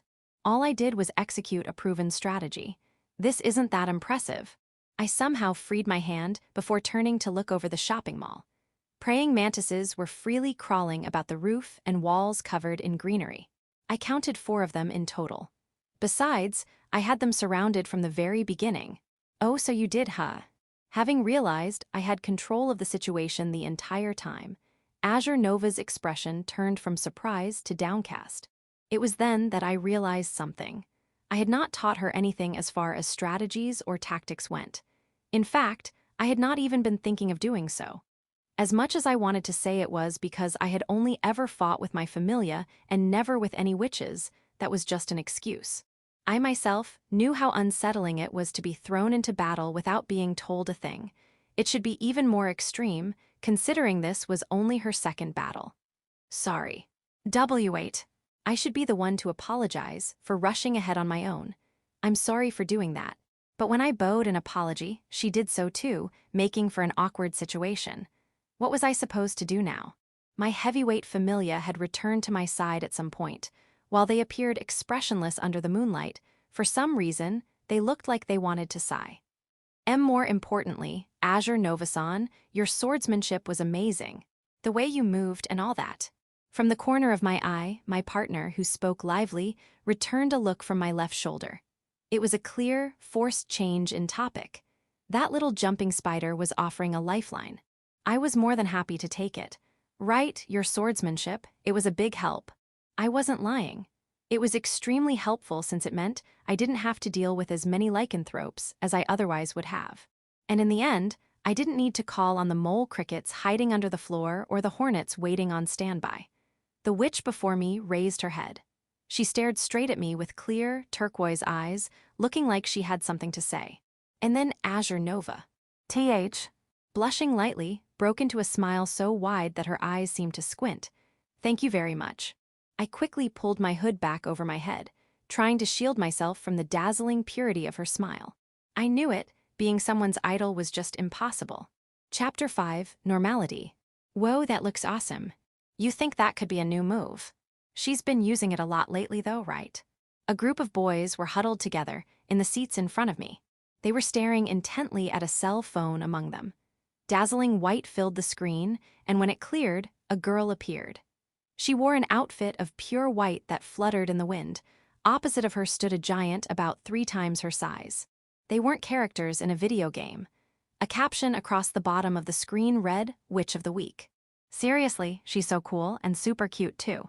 The girl on the screen blocked a swing from the giant using a floating armor plate before taking a swing of her own using her mace into an exposed side. The full power swing launched the giant high into the air when an imposing cannon of black iron appeared behind the witch.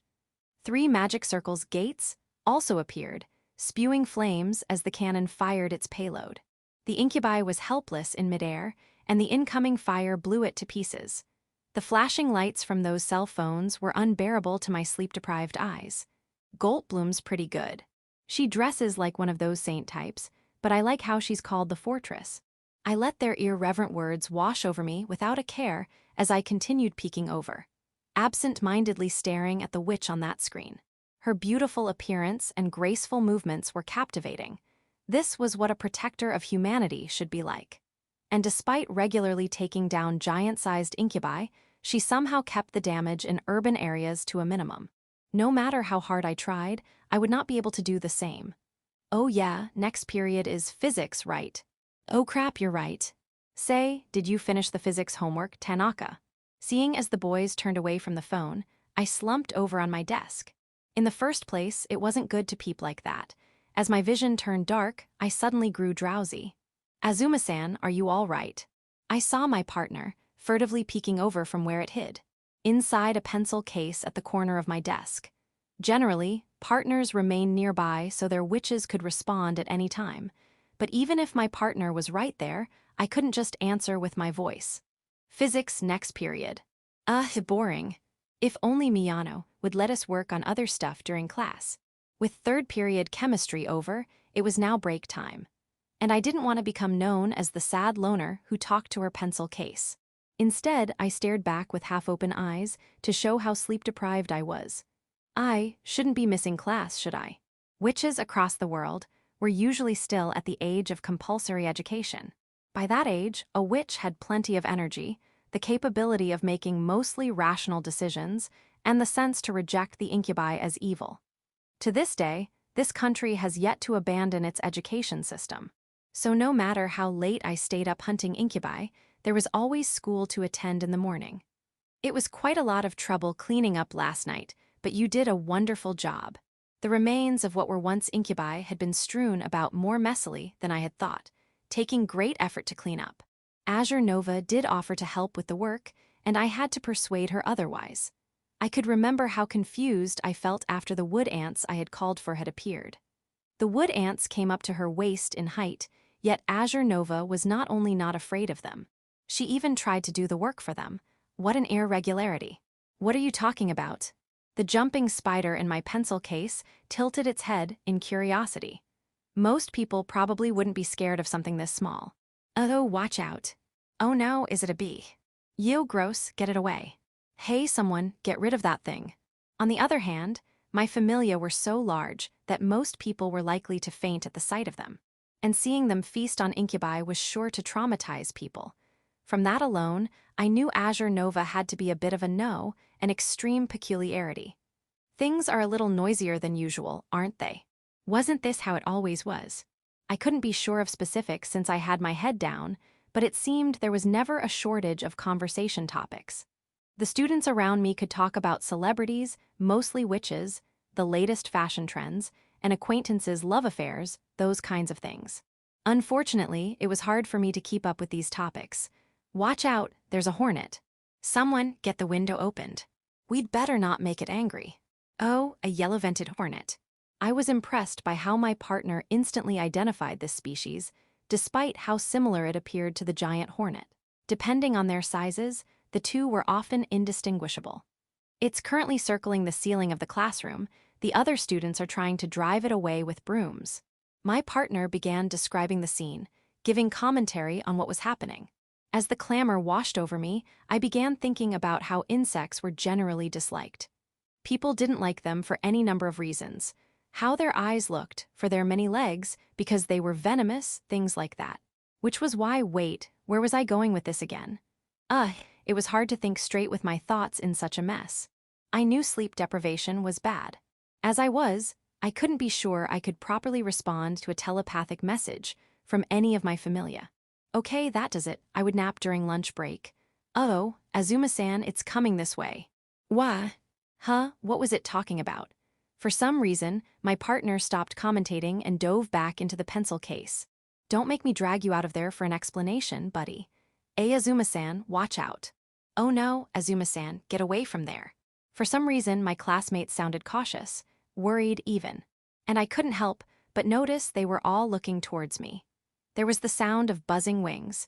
It was much cuter than the sounds that usually came from my hornet familia. I looked up and came face to face with the yellow-vented hornet that had been inadvertently chased toward me. Normally, most people would run away, but I didn't need to. After all, these types of hornets were generally docile and did not actively go on the attack so long as their nest wasn't disturbed. I casually held out an index finger. This wasn't one of my familia. And I was only doing this on a whim. What the heck? The hornet just stopped. The little hornet alighted on my fingertip and shook its wings as though to say, "Phew, what a relief." Its expression was unreadable, of course, but it certainly seemed to relax. I stood from my seat and slowly walked over to an open window. Along the way, I waved off a boy holding a broom. I reached my hand out the window that overlooked the school grounds. "Now go." Though it could not have understood what I was saying, the little hornet nonetheless took off from my finger and into the blue sky. As I shielded my tired, sleep-deprived eyes from the harsh glare of the sunlight and turned around, I suddenly realized how many eyes were staring at me. I froze up. About 80% of them looked curious, while the remaining 20 were disgusted. That was amazing. The nearby boy with the broom cried out in genuine surprise. His name was Kamori. Or no, I think it was Nakamori. He was like the mood maker of the class, always the center of attention, and one of the people I interacted with the least. Hornets sure are scary, right? That was like something out of Valley of the Wind. I heard the ace of the baseball team mutter something, and for some reason, the rest of the boys started nodding and agreeing. Unexpectedly, I ended up standing out, and not in a good way. And now curious looks and questions were coming my way. What was I supposed to say to someone I usually never spoke to? Those hornets are very docile. Still, I couldn't just say nothing. I had no choice but to play the role I usually did, the quiet, soft-spoken schoolgirl. It was because I always played that same role that I was a loner. "Oh, well, are they?" "No, but still, hornets can be docile. Weren't you scared?" "Not really." I deliberately kept my answer short so they couldn't continue the conversation. I returned to my seat, walking past the boys who seemed clueless about what to say next. While the staring continued, since the yellow-vented hornet issue had been resolved, my classmates eventually returned to their seats. Having returned to my seat as well, I took out the things I would need for physics next period. "You're not afraid of insects, are you, Azuma-san?" I froze when a girl to whom I had no connection suddenly spoke to me. When I turned my head, I found light brown eyes staring back. Besides curiosity, there was something else, a different emotion within her gaze. It seemed like expectation. I wasn't good with expectations. You don't need to be scared of them any more than you would of anything else. Oh, really? When she heard my explanation, the Yamato Neidshiko that I remembered was often absent for health reasons paused for a moment. I think I get it. Before giving a fleeting, knowing smile. Or so it seemed at least. I wasn't even sure that was what I had seen, considering the soft smile she had on. Her black hair swayed gently in the air when she turned to leave. As I watched her go, I pulled up my mental roster of classmates, insect damage though it was. That was Shizuka Kaneshiro, I think. Section. I don't think we need to worry any more than we usually do. Against a background noise of tearing muscle fibers, a fist-sized jumping spider was speaking. Things weren't resolved yet, but it probably wanted to say that as reassurance. Azure Nova-san is an exception, of course, but others should know very well that all familia are on the side of justice, right? They should. Meanwhile, right before me, 2 wood ants were fighting over the remains of an incubus. Was this part of being a champion of justice? Then again, that was probably unrelated. Seeing as their prey today were rich with Ina, it should be unsurprising that my familia wanted more incubi to feed on. I feel bad for making her faint, though. As my partner protested by tapping on my left shoulder, I turned to look at the unconscious witch nearby. Her fairy tale-like outfit looked like it had come from through the looking glass, and her weapon was a golden cane sporting a red ribbon. She looked like the kind of witch that bombarded foes with artillery strike-like magic. Unfortunately for her, her opponent today had been a type of incubi that boasted magical resistance, the so-called orc. We've long accepted there's nothing we can do about things like this, didn't we? We certainly did, but still. I had a feeling that, after seeing the exception happen, my partner was expecting it to become the norm. Unfortunately, this would always be the norm. It was a little better now. Back then, when I was still learning how to command my familia, I wouldn't get so much as a thanks for ending a desperate struggle against an orc by splitting its head open. The looks I and my familia, covered in blood and gore, received back then were full of terror. I wasn't doing this to be thanked. If you say so. Since my partner had been the one to choose me, I felt guilty for disappointing it, though in the end, it had no choice but to accept this outcome. Hearing the approaching hum of wings, I turned and extended my right arm. A black shadow landed on it. This was another of my familia, resembling a tachnid fly. Should they really be laying their eggs in an orc? Worried? Of course I am. They're still familia, after all. While my partner disliked making nurseries out of incubi, the fact that it still worried about the tachanid eggs put a wry smile on my face. It would be fine. No matter how tough an incubi was on the outside, there was nothing to protect them inside. The orc I had let escape was no exception. Tachanid larvae are quite tough. It'll manage on its own. I gently stroked the forehead of the tachanid fly as it began rubbing its forelegs together as though in prayer. It was true that the many parasites ferried across the portal had yet to succeed in spreading. They faced quite a struggle after all. They were cut off from the rest of the familia after their birth and struggled to secure new breeding grounds even after evolving. Even so, I continued sending in parasitic familia in hopes of putting a burden on the incubi. I could only assume the incubi on the other side were already developing countermeasures against my brachinids and tachinids, but I would always be one step ahead of them. I suppose they will. Oh, and by the way, the name of this familia is Sable Breeze. Reflected in the crimson compound eyes of my familia was a silver-haired girl with eyes of the same color, blinking in silence. As usual, I did not remember the names of my individual familia, and as usual, my partner corrected me. Wah, where am I? Why am I? The witch in fairy tale clothing sat upright, clutching her forehead. It seemed she hadn't fully regained consciousness yet. It would be troublesome if she were to faint again. After sending the tachanid fly off, I turned and walked over, intending to explain. Arararag. At the same time, one of the fallen incubi regained consciousness and let out a roar as though inviting itself to the meeting. How annoyingly loud. Why did this orc have to be so needlessly tough? Eek. I can't believe you're still alive. Despite its torn belly and dismembered legs, the incubi could still move by dragging itself along the ground. Had it been short-sighted of me to decide not to decapitate it because its neck was too thick? I directed the blood-stained wood ants, having just finished dissecting an incubi, over to the newly awakened orc. Wait, no, stoop. Numerous pairs of jaws surged in frenzied competition toward the incubus, ripping and tearing orc flesh with wild abandon. Before I could blink, they separated the orc's neck from its torso, sending forth a fountain of Ina-rich blood. "Why, you're a witch, all right," a shaky voice called out from behind. I turned around to see unsteady eyes, shaking in pure, concentrated fear, having watched the gruesome scene play out. They probably found it easier to believe that I was anything other than a fellow witch. Unfortunately, I only ever told the truth. As I looked down at the terrified witch trembling like a small animal, my partner and I answered together. "I am a witch. She is definitely a witch." Chapter 6, Capture. Ever since the Incubi appeared, conflict between countries had more or less stopped. With the damage both public and private sectors have sustained, countries worldwide hardly had the resources to spend fighting amongst themselves, after all. And because the young girls wielding supernatural powers, the witches, could not be everywhere simultaneously, countries still mobilized their military to combat the Incubi threat. There was simply no time for humans to fight amongst themselves. Command post to Viper 1, come in, over. Command post, this is Viper 1, listening, over. A shadowy mass cut through the darkness of the lightless, pitch-black night.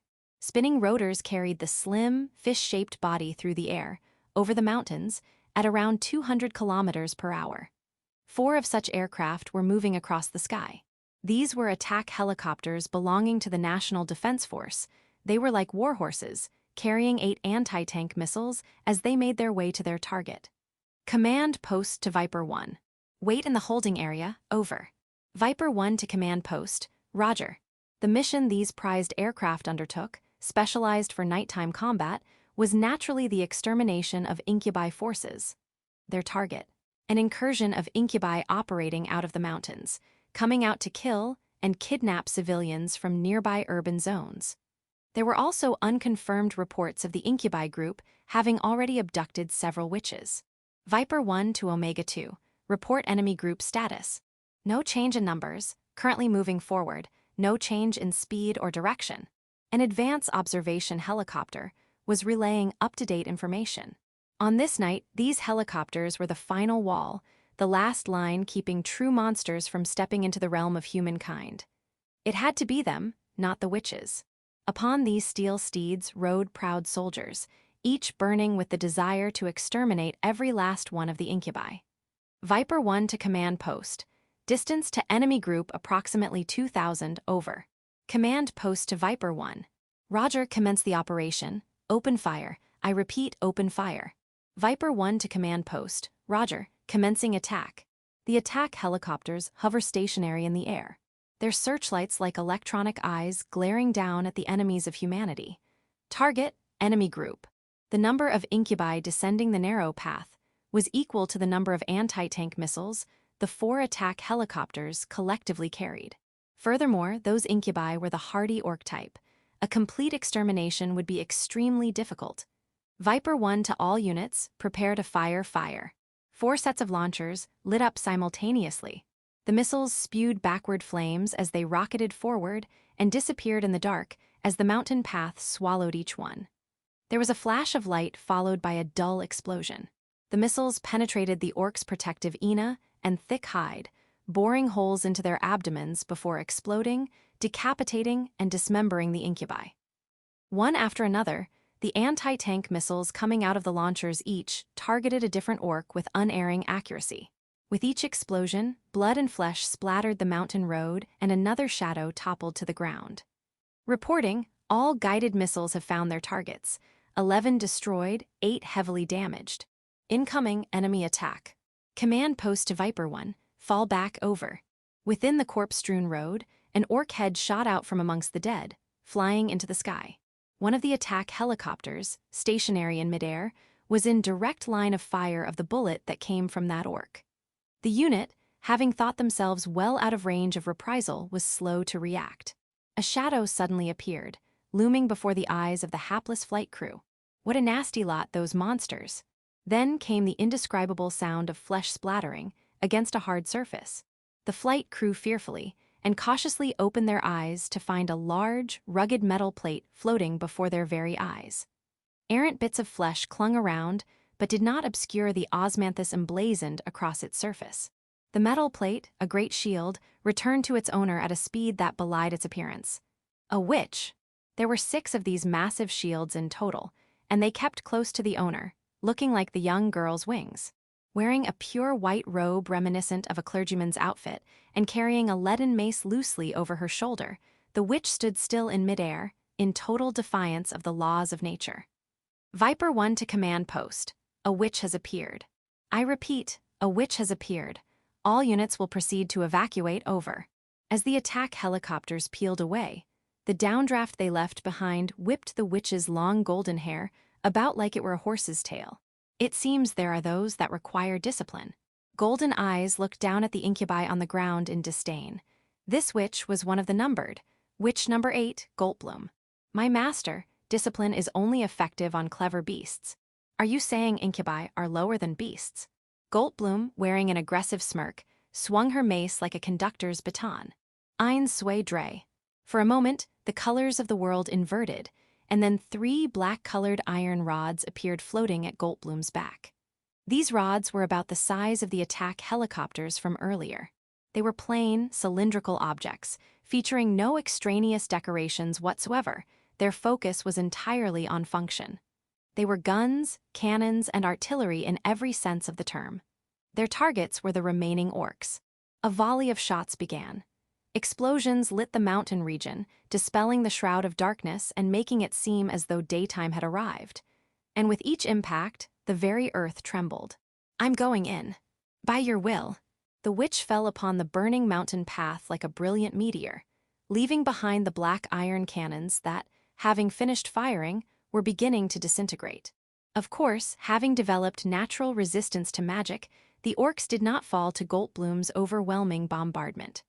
Though the bombardment did not annihilate them, it still left the orcs burning alive, forcing them to stop their advance. Eat this. Goldblum dove right into the fray, landing at the epicenter of the bombardment before setting upon the orcs. Her mace seemed to roar as Goldblum took her first swing. The weapon found purchase upon an ugly face, and the face belonged to popped like a balloon. A large shield swooped in to deflect the meaty hand reaching for Goldblum. Her mace, in reprisal, smashed another orc's head. It took just one swing to explode their flesh, one swing to shatter their bones, and one swing to destroy their lives. Goldblum swung her mace with mechanical precision, and within minutes, the group of orcs became a pile of corpses. How about something like this? Another full swing of the leaden bludgeon, delivered with deadly acceleration, connected with one more orc head, sending the Incubus to join the mountain of bodies. The strike had thrown the orc's internal ina into disarray, priming it for an explosion. Upon contact with the pile of corpses, it set off a chain reaction of colorful explosions, bright enough to illuminate the surrounding trees. What kind of welcome is this? With vibrant patterns at its back, a lone incubus appeared, speaking with a sigh. Goldblum, having been precisely following this shadow that had avoided the explosions, tightened her grip on her mace. Good grief, it sucks to hunt around this island. It was already within the witch's reach. Her golden eyes carefully assessed the frogman jabbering on before her. Its skin was an unusual crimson hue while its arms ended in sharp claws, and its eyes seemed to be focused elsewhere. We only get to capture weak witches around here. Wanna know why? As the frogman continued talking in its disdainful tone, Goldblum's boots sank a little deeper into the mud. Faint energy accumulated around her graceful, supple legs. 'Cause you witches are so weak. The witch sprung into action. Empowered by the momentum of her leap, Goldblum's mace thundered through the air with nary a sound. Having seemingly anticipated the attack, the crimson incubus took a retreating leap. Goldblum's strike gouged the ground, sending shockwaves through the air. Shockwaves the incubi rode to somersault backward into a magnificent landing. I still ain't wrong, but to have this much trouble with a mere insect. Veer.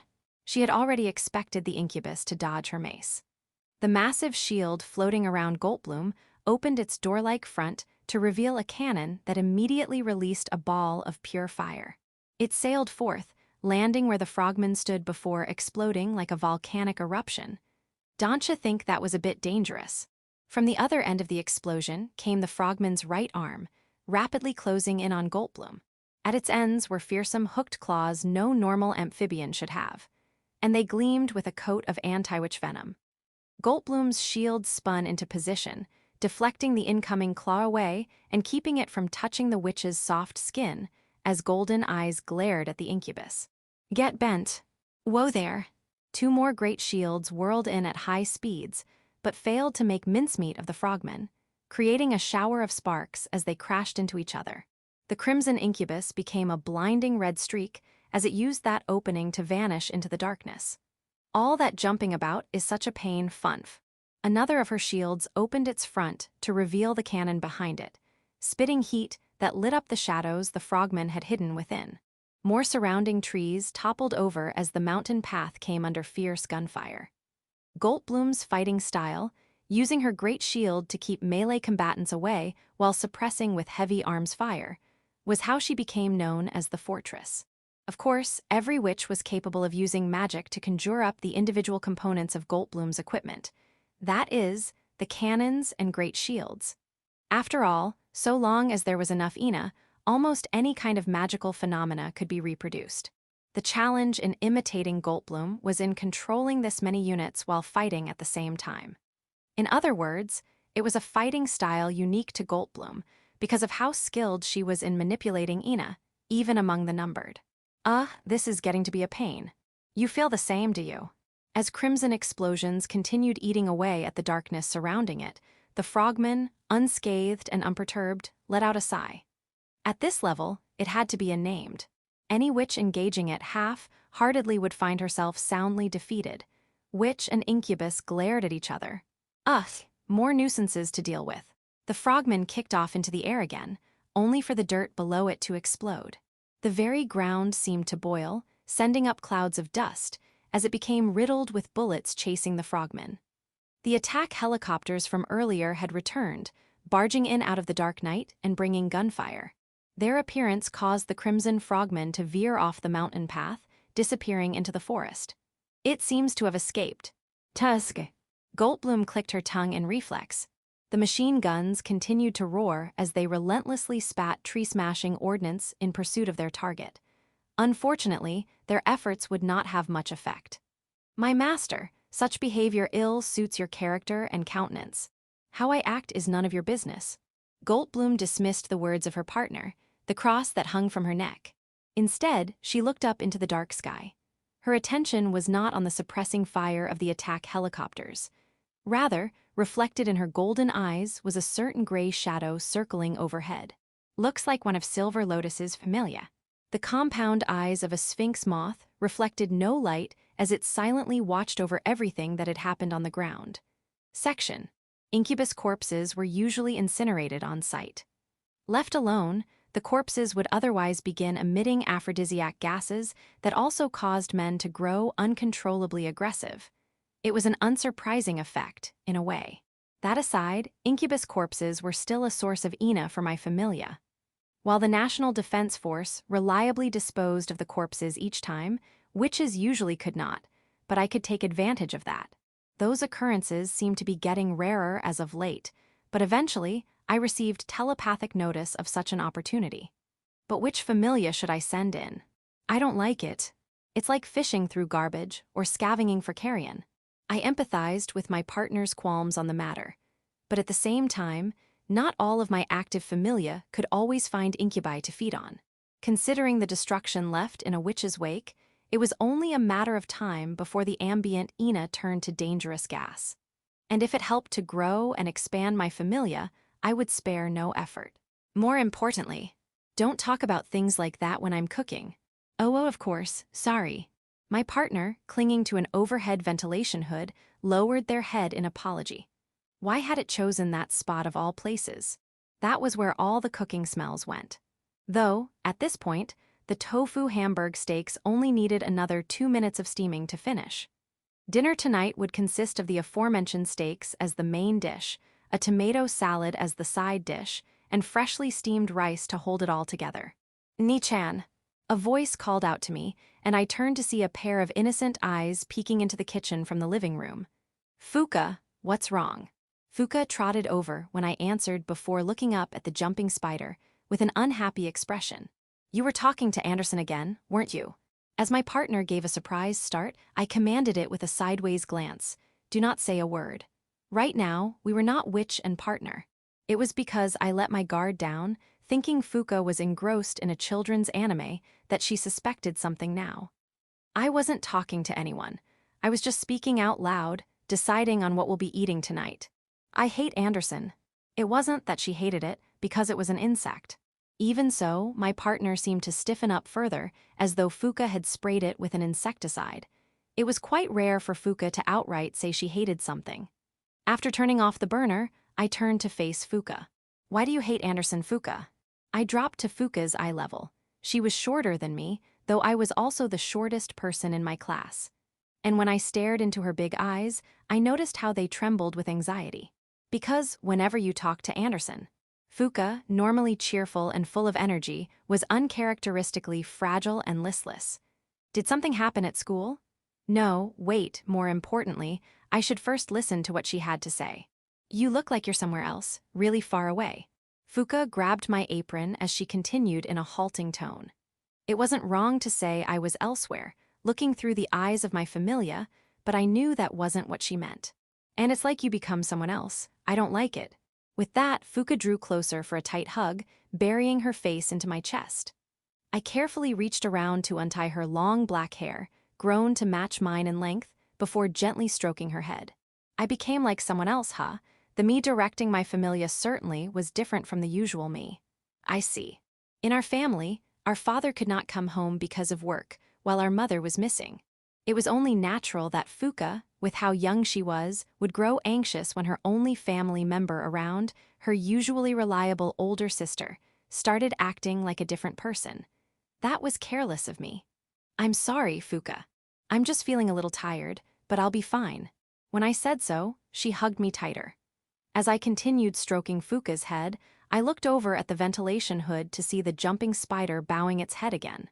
Even if I said this was nothing it had to worry about, my partner wouldn't listen. And it would be a lie to say that being a witch wasn't a burden. Still, I wasn't going to blame my partner or other witches for it. "Ni-chan, can we talk?" "Of course." Fuka finally calmed down after some time, sounding somewhat recovered as she spoke. There has never been a time where I refused her. "At school, the other kids are saying there's a ghost frog haunting the school." Was this the reason why she was so upset? Could it be that she got into an argument with one of the boys, and he was trying to get back at her with a scary story? Unlike me, Fuka was very friendly and sociable. She wasn't afraid to talk to and play with boys either. However, she couldn't handle scary stories. A ghost frog. Certain frogman-type Incubi came to mind. 3 days ago, one of the Sphinx moth familia I had tracking a group of Incubi sent over a telepathic message. It reported a skirmish between the group it was following and either witches or the National Defense Force. It could not differentiate humans. That ended with the destruction of the group and the escape of 3 frogman variants. Yeah, and it's bright red. I had to stop myself from inadvertently putting more force into the hand that stroked Fuka's head as she continued to hug me. I was not a witch right now. "You know the second-floor building, right? The boys were saying it watches kids go home from one of the windows up there. That is scary to think about." It was passed around as just a scary story and rumor for now. But waiting to confirm the veracity meant being too late to stop something from happening in the first place. And it was unlikely that any local witches were currently aware of this developing situation. They would remain unaware until victims began to appear.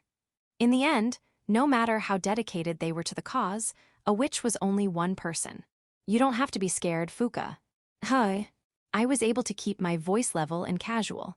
However, I couldn't be sure that I wasn't forcing a smile. That was what I was worried about. "Ghosts aren't real." "Really?" Really?" I gently pulled myself free and nodded as Fuka tilted her head. Ghosts were not real. I knew this to be true. As a witch, I had witnessed so many things science could neither explain nor prove. Yet, despite that, I had never seen a ghost before. Behind the so-called ghost haunting Fuka's school was most definitely a worthless incubus. The boys were mistaken. "You don't believe me, do you, Ni-chan?" Fuka squinted as she puffed her cheeks out in a pout, but that only made her look more adorable and lovable. It seemed those things, Incubi had taken up residence at my younger sister's school. Frogman-type Incubi would not hesitate to target even young children, underdeveloped as they were. It might have something to do with what it considered an ideal mate, but that did not matter. The only thing it needed to consider was how it wanted its life to end. Chapter 7, Setting the Table. I did not take immediate action that night. I couldn't just storm in without information or a plan, after all. And most of all, I wasn't yet certain that there truly were incubi hiding out there. Azuma-san, since my targets were hiding around inside, I needed to be careful about choosing which familia to bring along. For example, because we would be fighting indoors, I could not bring along a familia that sprayed toxic substances. I also could not bring along any heavyweight familia, since they could very well damage the building.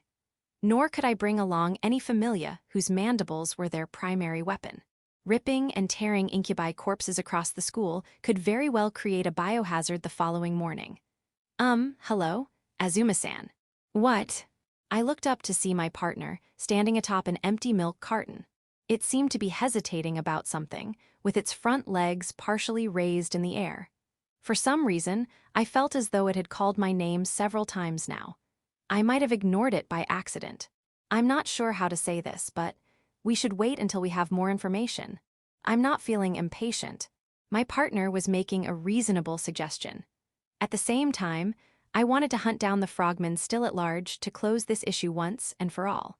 Others would have called it favoritism, familial bias, but what did I care about their opinion? If those things touched even a hair on Fuka's head, I would dismember it alive, tear its limbs away one by one, the thing I always did.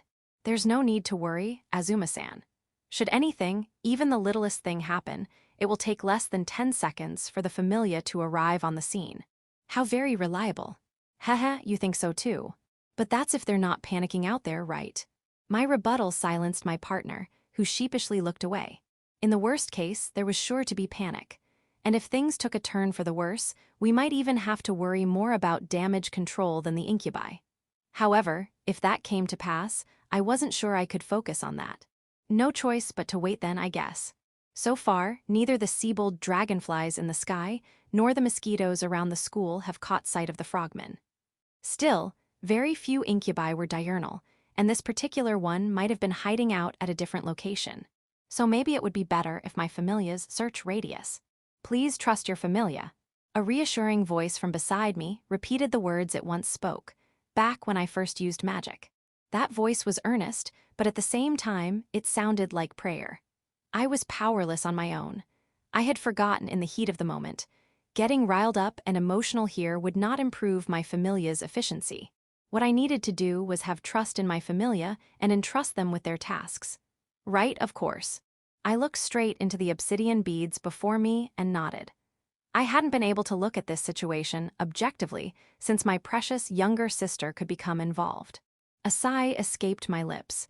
I just had to do this like usual, properly, carefully put together a plan to exterminate every last incubi. Thanks, that wasn't like me at all. I don't know what you're talking about. I felt my lips turn to form a wry smile, as my partner feigned exaggerated ignorance. That jumping spider sure was something sometimes. It seemed unreliable sometimes, but my partner always pulled through during important moments. By the way, Azuma-san. Oh no, not this again. My partner never had any good news to share whenever it changed topics like this. This was especially true whenever it happened at the top of the deserted staircase leading to the third floor's rooftop access. What? I urged my partner, who leaped from the milk carton onto my left hand, to continue. Lunch break was coming to an end, after all. I instinctively braced myself, wondering what it was about to say. Can you correct Fuka-san's misconception? Wait, what do you mean? It should have understood why Fuka said she hated it. And I could see why it wanted me to follow up on that, but why was that a misconception? While I understand how closely I resemble an Adanson's house jumper, it is a bit much to call me Anderson because of it. My partner raised its forelegs in protest as it rambled on. A bit much, it said. Wasn't that a little rude to all the Andersons out there? Besides, it wasn't like Fuka knew enough about jumping spiders to identify each one by name. Fuka just calls every jumping spider Anderson. Inconceivable. It's because I told her the jumping spider staying in our house isn't a Danson's house jumper. So this is all your fault. Oh, I guess it was. As my agitated partner continued hopping about, I descended the staircase and returned to class. If my partner wanted to correct its name, it first had to help me bring Fuka's daily life back to normal. And to do that, we could not let even a single Incubi escape. After reaffirming my resolve to myself once more, I suddenly found myself coming to a stop on the second floor. Not that I had a choice in the matter. Oh, Azuma-san, there you are. Because one Shizuka Kaneshiro was staring up at me from and waiting at the landing. Meanwhile, my partner ducked into my hair to stay out of sight. I empathized with that desire to run away. I was just looking for you. Why was she looking for a classmate she usually didn't interact with? Didn't she have friends to hang out with? There was something off about the otherwise gentle and soothing smile this Yamato Neidshiko had on. It was impossible for me not to feel wary. You were looking for me. That's right. When I asked for confirmation, she answered without hesitation. As Kaneshiro ascended the staircase, I noticed how she kept her posture and maintained a stable center of gravity. The way she carried herself, did she practice martial arts? She stopped when she stood before me. The height difference between us meant I had to stare upward as we spoke. There is something I wanted to ask you about. As she said so, she withdrew a folded sheet of paper from a pocket of her checkered skirt. Seeing how crisply folded the page was, I felt I understood her personality a little better. Do you know anything about this type of insect? Unfolding the page revealed a drawing of a plain gray hawkmoth. This is. Wow, what a drawing. I instantly recognized it as a plain gray hawkmoth, a moth species belonging to the Sphingidae family. It looked quite realistic at a glance, but closer examination showed its eyes and legs had been carefully deformed, making it look cuter. There was a softness to this drawing that I really liked. Very well drawn. Excuse me. What I wanted to know was why she specifically chose a plain gray hawkmoth. Its gray wings weren't what anyone would describe as flashy, and this hawkmoth wasn't as cute as others in its family. Though I did like how its face looked rather fearless. Why a plain gray hawkmoth? What's a hawkmoth? As Kaneshiro blinked in surprise, I pointed at the drawing on the sheet of paper. Was this supposed to be bait? Or maybe she just assumed we were close enough that she was comfortable asking, not that I would know how to judge distance. On the other hand, I was interested in why Kaneshiro specifically chose this insect. I have, seen a number of these around quite often lately. It was after the Yamato Neidshiko before me gave a troubled smile that I understood. Hawkmoth seeking shade must have taken refuge on her balcony, causing trouble. After all, these moths often shed scales and other excretions, inadvertently dirtying laundry that had been left out. In other words, after seeing how I had handled the yellow-vented hornet, Kaneshiro wanted my advice on another insect. But right on cue, the warning bell began to ring. There isn't a whole lot you can do when it's because of the season. I forcibly put an end to the discussion and started moving. Our fifth period chemistry teacher was an old man who always gave long, meandering lectures to any students late to class. And I hated having my time wasted like that. Let's get moving, Kaneshiro-san. Right, of course. She hesitated before answering. Maybe she was surprised to hear me call her name. Was I overstepping our boundaries? I couldn't be sure. As I pondered once more the difficulties in judging distance in relationships, the two of us hurried down the stairs. Section. As it turned out, finding the escaped frogman was quite easy. It was so easy that I suspected it was a trap. Wait, no, it had to be a trap. Why else would it have randomly opened a portal and exposed its location? Shall we face it head-on then? Let's crush them. The Incubi this time thought they were so clever, setting up an ambush. Sure, if their target had been any other lone witch, it would have worked. Unfortunately, I was the target witch, and I would be the one springing the ambush. My familia had not only pinpointed the ambushes, but also confirmed their numbers. 3 frogmen and 24 goblins. It was currently midnight. I aimed to finish cleaning up by 5 o'clock so that I would have time to make and pack Fuka's lunchbox. It was doable. After many mergers and closures, the elementary school Fuka attended had become the largest in this area, and it seemed the incubi had not spread out. But that just made it easier to round them up for extermination. This is quite a splendid education facility. It sure is. The school building, when viewed from the sports field, looked magnificent and castle-like. One of the reasons why our country retained its cultural values was because we had proudly refused to give up our education infrastructure. Or, well, it was more accurate to say that the government had done everything it could, defending to the death the environment in which children could learn and develop. Comparatively, the countries that abandoned their education systems to focus on military and defense suffered from a witch shortage. According to my partner, without a healthy, well-developed body and mind, our 21-gram souls could only draw forth a limited amount of ina. School is supposed to be a place for children. This was not a place for raising future witches. I agree, so it's up to us to show the incubi out. After giving my partner a nod, I drew my kukri from its sheath and carefully crept toward the school building shrouded in the silent stillness of the late night. I sent a telepathic message to the familia that had taken up positions within the school, signaling them to start moving. To support them, I had my oak silk moth make a majestic entrance, landing on the sports field. This was to lure the incubi into my familia's hunting grounds. Hey you, are you Silver Lotus? A voice called out to me from the sky. I hadn't expected someone to have gotten here before me. I looked upward and found a girl whose golden hair fluttered in the night breeze. Behind her floated two rectangular armored plates, large enough together to conceal an adult male. It was another of those completely unexplainable, unscientific entities in this world, a witch. Hup. The first thing I noticed about this witch after she made a gravity-defying, weightless landing was that she was taller than me. Generally speaking, a witch's appearance was based on their ideals in physical form. I pulled my hood lower over my eyes to escape the suffocating gaze looking over me. You look pretty plain. The witch before me wore pure white robes that were reminiscent of a clergyman. Standing beside her, wearing my mouse-gray teru bazu look, it felt obvious how much plainer I was in comparison. My master, that is a rude thing to say. And you're annoying, so can it. The pure white witch answered the talking crucifix on her chest rather brusquely. That was an interesting way to speak, considering her outfit and what her partner looked like. It was quite the gap. As I met the golden eyes stare, I reached over with my left hand to stop my partner from making a quick getaway.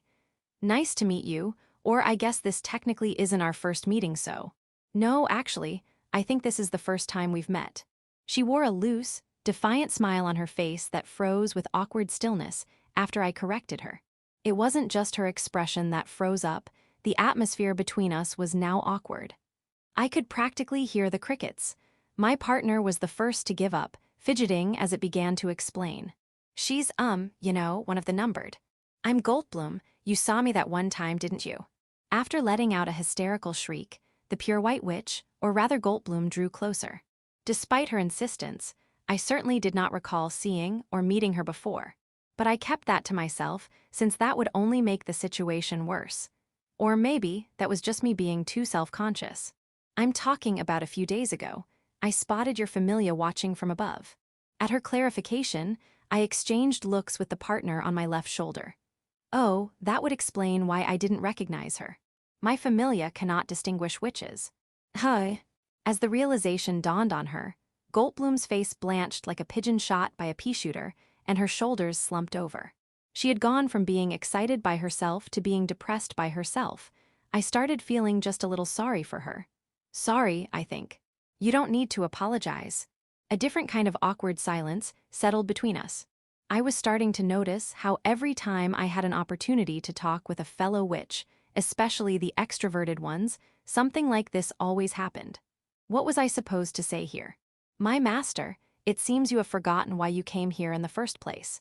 Oh right, of course. Her pendant of a partner matter-of-factly cut through the awkwardness, and Goldblum seemed to recover thanks to it.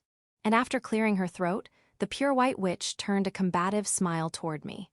The incubus that's hiding here is one that managed to escape from me. Is that so? Oh, that meant she was the witch who exterminated the incubi my sphinx moth had been following. If I remember correctly, the group was mostly orcs, and they had been taken care of rather quickly. That speed was an indicator of the witch's power. What I'm saying is, it's a pretty tough incubus, a named even. Can you let me handle it? In other words, she was telling me not to steal her prey. Still, the target being a named wasn't a reason for me not to go after it. Furthermore, cornering it here didn't mean it couldn't escape from Goldblum once more. Besides, all I wanted to do was kill every last one of these incubi. Don't need to. My familia are already. Really? In that case, Goldblum's smile widened as I began to explain. I already realized she wasn't someone I could talk out of something, yet my words just now seemed to have set something else off. I felt a bad feeling come over me. It's first come first served then, Silver Lotus. The world seemed to invert in color for a moment, and a leaden mace appeared out of thin air before Goldblum. After grabbing the weapon, Goldblum turned and raced off, toward the school building, sparing no backward glance. It wasn't so much running as it was a low-altitude flight that ignored gravity, thanks to magic. Wow, and there she goes, huh? MHMM. If we took her at her word, she should be strong enough to take on a named herself. Or at least, she implied so. And since her partner didn't try to stop her, it was safe to assume that this was the norm for her style even. But if she were to lose, a fate worse than death awaited that pure white witch. This was not just some game. What a pain. I was bad at working around unpredictable irregularities like her. How was I supposed to know that she would go and run off before I finished explaining my setup? She really intended to take head-on the incubi awaiting us in the school building, which meant I had no choice but to change strategies. Azuma-san. As I considered which strategy to use, the partner on my left shoulder hesitatingly called out. What? At that moment, a telepathic message came in. The incubi were on the move. Goldblum's actions were attracting them like light did moths, and with those numbers, they would eventually corner and overwhelm her. I heard that witch in particular is actually quite powerful, or rather, her magic is very strong. A numerical disadvantage should pose no issue so long as she could wield the firepower to compensate for it. So if she can use the full extent of her magic, she's powerful. That would mean destroying the school, though. A sigh escaped my lips.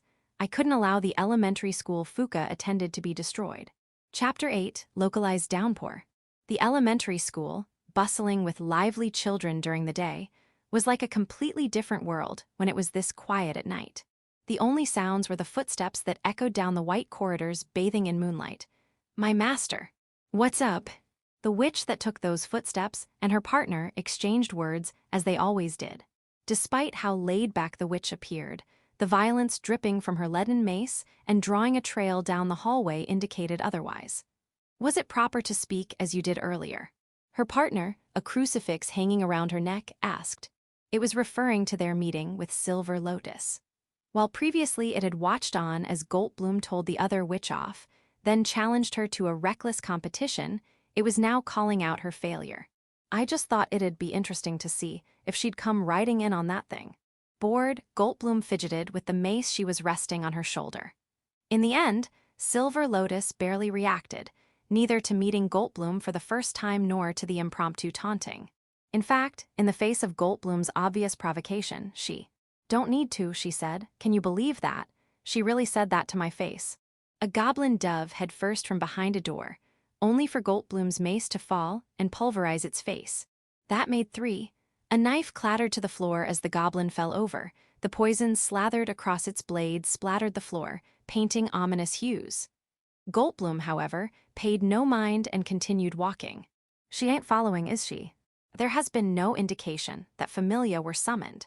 There had been clear, steel will within those rabbit-like red eyes, a pure desire to exterminate the incubi. And yet there was no indication that she was acting on that desire. At the moment, only Goldblum and her mace were destroying the incubi. Physically, she's below average. She doesn't seem to have much Ina either, nor did she notice me until I arrived. To top it all off, she's only got a single familia with her. And that witch, underwhelming as she appeared, had supposedly slain named one after another. It had to be a farce. She wasn't capable of doing so, so why was she number 13? There had to be a mistake. Could Aldwych have made a mistake? Seriously, what a disappointment. Perhaps she was holding back, to observe and measure your abilities. So you're saying she's just pretending? All to check us out? You've got to be joking. Exterminating Incubi didn't need anything more complicated than unstoppable, overwhelming power. The proof was in the existence of the numbered, among witches. Being numbered meant being ranked, and being ranked meant relative strength could be inferred. There was no need to puzzle out how strong each witch was. My master, it was possible to request cooperation.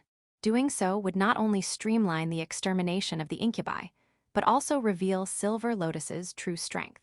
For typical witches, the suggestion made by the partner hanging from Goldblum's chest happened more often than not.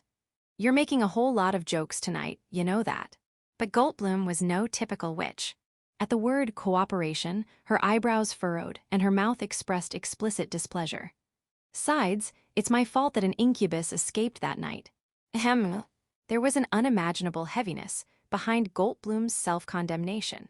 As the night went on, the clouds in the sky followed, eventually covering the moon and bringing darkness. The steady tempo of footsteps halted as darkness, then silence returned to the corridor. I'm the one who messed up, so I gotta be the one to fix it. Goldblum, fully aware of her immense power, was reluctant to rely on others. No, rather, she refused to rely on others. That obsession had only grown stronger as Goldblum emerged victorious from more and more encounters. And while her partner understood hers was not a desirable mental state, it was at an impasse, not knowing how to resolve it. So come out and face me already, you damn frog. Golden eyes narrowed as they glared down the dark hallway. Oh, so you knew I was here, huh? Within the darkness, the shadows seemed to shake mirthfully. An unpleasant, grating voice echoed from deeper within. What, you think you're a big shot now that you've got your gang backing you up? There were 9 breathing targets. 2 were at the front, 4 were in the middle, and 3 were at the back. They were, of course, the frogmen Goldblum had been pursuing and its goblin minions. It's too bad you can't use your special magic here, can you? Raucous goblin laughter joined the frogmen's jeering condescension. Goldblum, however, ignored the taunt, letting it wash over her without feeling angry or upset. If the fortress were to use her main cannons, the overwhelming firepower would certainly cause the decimation of the school building. However, you think that's the only thing my magic can do? Huh? The witch scoffed at the Incubus's shallow assumption. It wasn't that Goldblum couldn't use her cannons, she simply did not need to. She invoked her magic, gathering and concentrating pure Ina all around her. After all, the cannons weren't her specialty so much as they were a way of exterminating Incubi across distance. Let's do this, Catalina. In truth, Goldblum's specialty was close-quarters combat. By your will, my master. Goldblum held out her left arm. A large shield manifested from the Ina and floated over to her outstretched limb. The osmanthus emblem on the great shield began to glow as it began to emit the sound of whirring, whining machinery through the hallway. Brute blossom. The sharp clink of cold steel caressed her ears. 4 handles stuck out from the back of the shield. Goldblum grasped one of the handles and pulled out a long, thin blade in one smooth motion. The witch flourished her new weapon, bringing it to a stop leveled at the frogman's throat. What's another new toy gonna do? Get her, boys. The frogman did not consider that long weapon to be a significant threat. After all, it would be difficult for the witch to swing it within this confined space. At the frogman's command, its goblin lackeys charged in, wielding knives, slings, and other primitive weapons. As the 2 frontline goblins came within striking distance first, Goldblum's blade seemed to flicker. Really. Stones came flying in from the goblin slingers, only to stop and fall to the ground in pieces. That was all the goblins saw. Oh, I guess you're actually not that bad. The frogmen growled with interest as the 2 frontline goblins fell over. She had struck the goblins down with a single stab each, piercing through an eye socket and out the head. What was astonishing wasn't the blow itself, but the speed at which it was delivered. You really thought you had me, didn't you? Goldblum leveled her estoc once more as she repositioned herself, keeping her left side forward. As the goblin slingers loosed another volley, the blade flickered once more.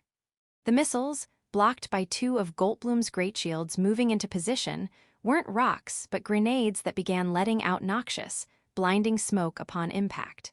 The backline of the Incubi group, the 2 goblins and the frogmen, saw the smokescreen as an opportunity to draw closer. Thanks for the assist. The pair of great shields suddenly appeared out of the smoke, charging into and sending the goblins flying away. The S-Dock was close behind, pursuing the frogman and forcing it onto the ceiling.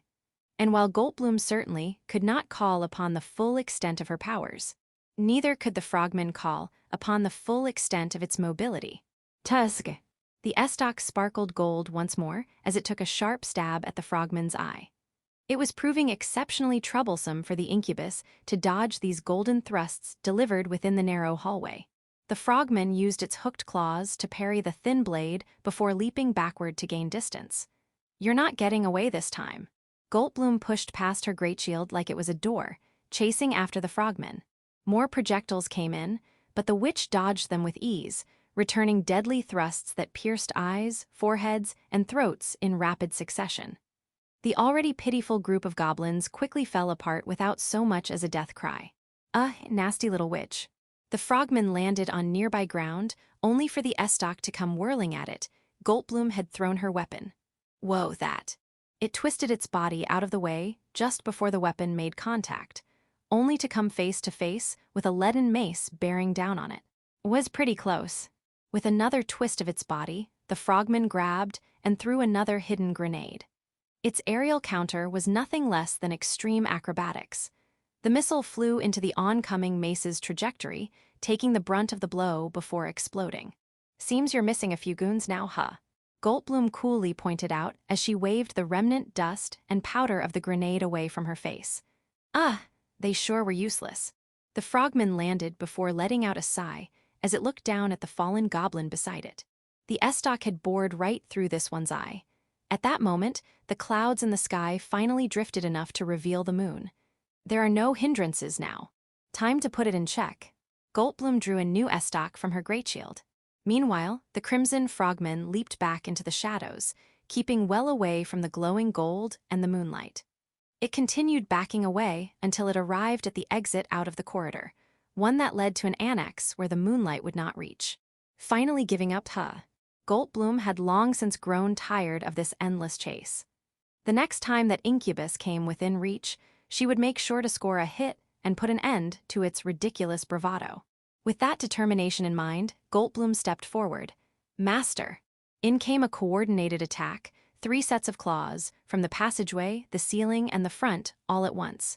There was not one frogman but 3. Yeah, I know. It was an unexpected development, but the impregnable fortress remained calm. An arm brought a great shield up to defend the side, the S-Dock parried the claws at the front, and a newly manifested shield blocked the attack from above. For a moment, the colors of the world appeared to invert. HMPH, so that wasn't enough. Yeah, nice try. She had stopped all 3 of them simultaneously, and with no trouble at all. They were still so far from even grazing her pure white robes. Confident, but victory is ours. For some reason, despite their surprise attack failing, the trio began to cackle in unison. It must have thought taking down the fortress would be possible with 3 of them together. How very naive of it. But as Goldblum steeled herself to continue. What the? Something strange began to happen. Her vision suddenly began to swim, and she felt her limbs grow shaky and weak as sweat beaded across her forehead. These were symptoms that victims of incubus poisoning exhibited. But how? No poison had touched Goldblum, nor had she inhaled any toxic gas. My body is. Wait, oh no, Master, it's your Ina. There's something wrong, you must regain control of it immediately. Her partner immediately identified the anomaly and called out to her. Indeed, it was her Ina, the very same Ina that empowered the witch was now crippling her. Her great shield lost its buoyancy and fell to the floor with a clatter, while her S-Dock crumbled away like sand. I have to say, witch, it's all thanks to you and how much magic you used. With moonlight washing its back, the lead frogman walked closer as it clapped its amphibian-like hands. Goldblum fell to her knees. Seeing her flushed face and heavy breathing, it was a wonder how she kept from falling over entirely. But the outcome of the fight was clear. The Crimson Trio, relishing their victory, leisurely drew closer. So, new meds, what do you think? Good stuff, right? See, here's the thing. This don't work on your body 'cause you got Ina protecting you. So what if we get inside through your Ina instead? Clever, right? That means every witch is. Die. Still able to sense something approaching. Goldblum recklessly but weakly swung her mace. The frogman easily caught her arm. It didn't stop there. Taking hold of her hand, the incubus pulled her closer to look over the witch, helpless as she was to resist. Goldblum knew she was at the mercy of her captor but still threw out a desperate kick. My, how frisky, I love it. You want to get to it that bad, huh? It's been so long since we've had a breeder like this. The trio of crimson incubi exchanged glances. The girl they held captive was no longer a witch but an outlet. Bestial lust gleamed across 3 pairs of eyes as they considered the myriad ways to violate the female before them. It truly was a tragic fate that awaited a defeated witch. You, let go of me. Despite perverse scrutiny, the golden eyes remained steadfast, glaring back with all the loathing and disgust they could muster. Her mind was dulled, but her instincts, still sharp, pushed her to resist. But all it amounted to was a mere sideshow, one that served to whet the desire and energize the incubi further. Master!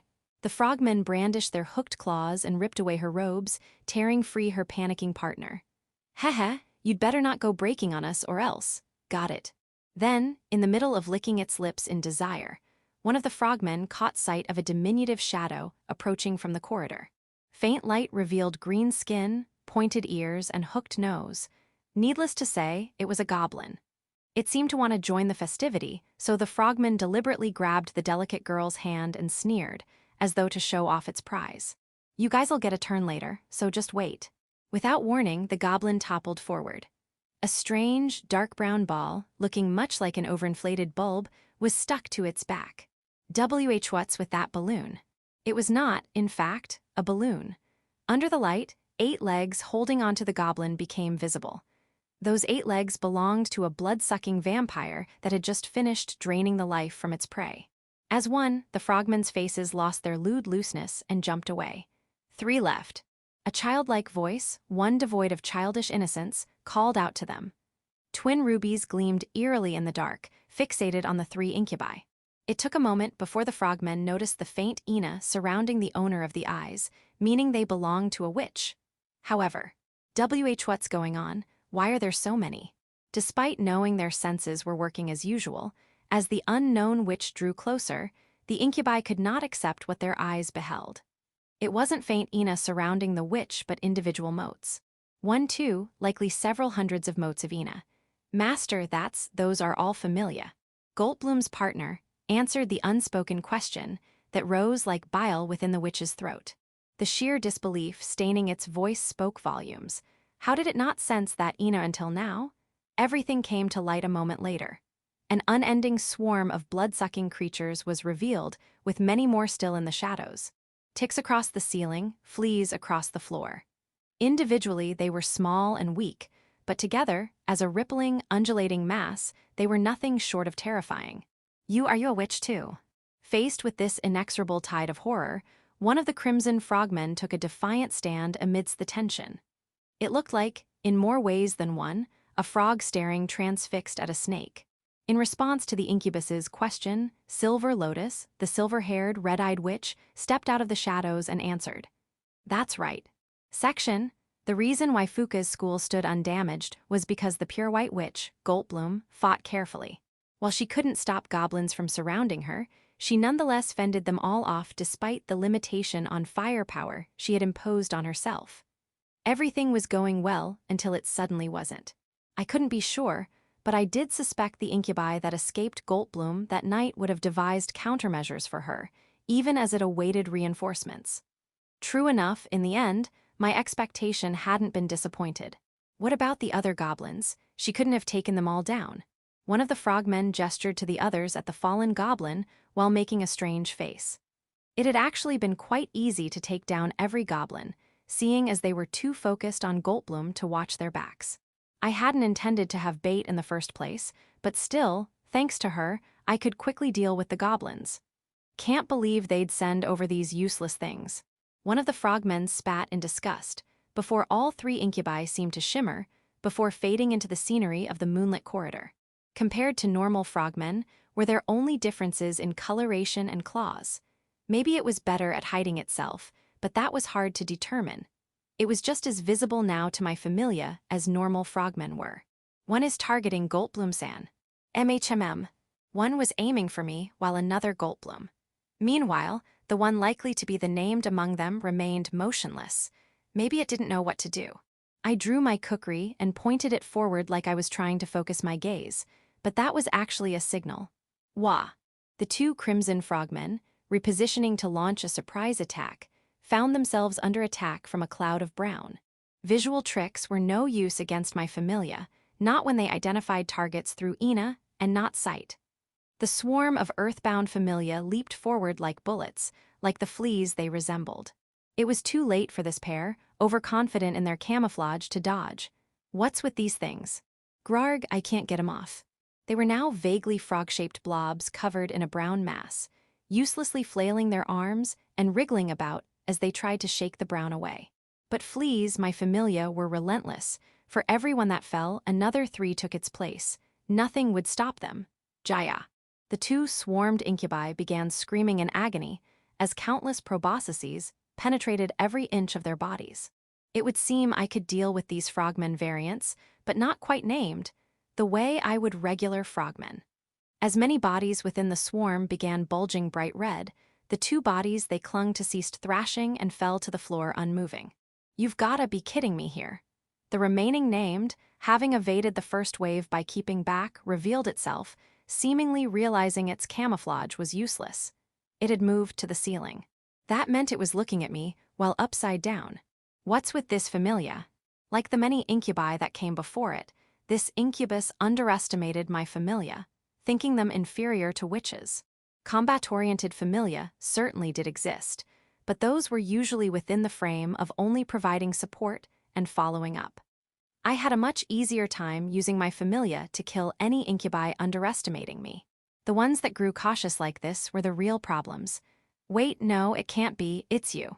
As the frogman muttered incoherently to itself, the swarm of fleas repositioned themselves to aim. The swarm bent their legs together, shifting about like a living carpet. You're the witch controlling those damn bugs. As one, they took flight. Brown cloud and crimson shadow collided at a speed my eyes could not follow. I sensed the presence of 6 of my familia disappear, their corpses dropped to the ground, unmoving. The Ina within those bodies, faint as it was, dissipated almost immediately, giving me no time to mourn their passing. Hee, to think I would discover the source of the calamity so soon. What a lucky find. The frogman dropped from the ceiling to the ground, appearing unharmed. I expected as much from a named incubus. As for its revelation, so what? It glared at me with piercing eyes before whipping around, preparing to flee. It seemed, despite their enhanced capabilities, named knew just as well as normal incubi to flee when facing an obvious threat. But did it truly believe it could return home with what it had learned? You think I'll let you go? Doesn't matter, I'm out of here. I followed with just my eyes the fleeing crimson frogman, as it ran down the corridor now white with moonlight. It chose to escape not by window, but by reliable stairs. But was that the right decision? It ducked under the low-hanging fire shutters at the front of the stairs and... What the... There was a dull thump, like something heavy had fallen, followed by a cry of genuine surprise. I opened a nearby window before walking ahead, passing by Goldblum as I made my way to the stairs. This is your punishment for underestimating us, bugs. I heard the cold voice of my partner coming from my left shoulder. Peering under the fire shutter, I saw the frogman, now completely brown, hopping madly about under a ceaseless rain of ticks. Its eyes widened as it spotted me. How could a witch lick Grarg? Before it could finish its sentence, its mouth had filled with ticks. It was impossible to avoid every raindrop. All it took to become wet was a single one, and after that meant being caught in the rain. Before long, silence returned to the hallway. The only sound that remained was Goldblum's labored breathing. In other words, the incubi infesting Fuka's school had been completely dealt with. I looked over to see the swarm of ticks swelling up like tiny balloons. Many remained in place on the frogmen, continuing to suck out every last bit of Ina. They looked more like a colony of mushrooms that had spontaneously sprouted. I'm so glad we made it in time. And we had to reposition the downpour trap too. Well done. Having rushed my familia to adjust the location of their ambush, I praised them for having finished setting up in time. You all right? It was then that I turned back to call out to the pure white witch, whom I had inadvertently left alone, and forced to see something like a scene out of a monster panic movie play out in real life. All of a sudden, my partner, despite being lively mere moments ago, seemed to shrivel up. Was it not good with this kind of thing? One way or another. She rasped in a listless voice, a complete turnaround from the lively, vigorous Goldblum I first encountered. Considering she was likely still suffering from the effects of the Incubus toxin, I was not surprised. It would be an exaggeration to say she looked like a wounded animal. Abandoned kitten was a more appropriate metaphor. Are those your familia? She turned unfocused eyes, flickering with fear and discomfort, at the fleas wriggling about nearby. She deliberately ignored what they were covering, the thing that was formerly an incubus. Her reaction was rather familiar at least. That's right. I answered truthfully, of course, when suddenly I noticed there was no moonlight coming from behind me. I did not need to turn around to know what happened. I had a giant crab spider patrolling the outer perimeter of the school, and its large body was peeking in from a window as though to remind me not to forget about it. It was an excellent familia, capable of catching even the most fleet-footed incubi, but its appearance might give people nightmares. Goldblum froze up in fear. Don't worry, that's my familia too. That's not the problem. It seemed incubus toxin wasn't the only thing making her voice shaky. I removed my hood and made eye contact with the giant crab spider, ordering it to resume patrolling the school grounds. Now that those girder-like spider legs were out of sight, I began feeling restless again. Hey, what's with these things? Goldblum called out again, only to recoil as this time.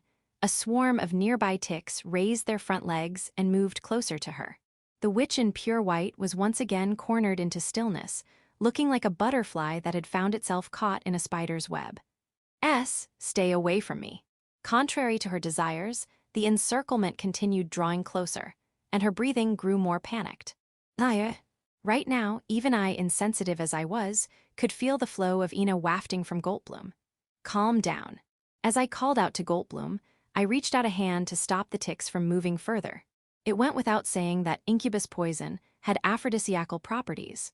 In the worst-case scenario, it left victims unable to return to living a normal life. They're not incubi. The swarm of ticks collectively stopped, lowering their front legs as they shook their heads. Ticks, as it turned out, did not have eyes. And instead of antennae, they had something called a Haller's organ, a sensory organ located on their forelegs. In other words, they were not raising their front legs at Goldblum as a means of threatening or intimidating her. Rather, they were doing so because of the abnormal Ina emitting from her, to be sure she truly was a witch. But of course, for a girl unaware of these things, this had to be absolutely terrifying. Sorry. Yeah, sure. After ordering the ticks to disperse, I moved closer to check on Goldblum, who still looked dazed. She was still conscious, at least, but she would blink rapidly in short intervals, not to mention how heavily she breathed.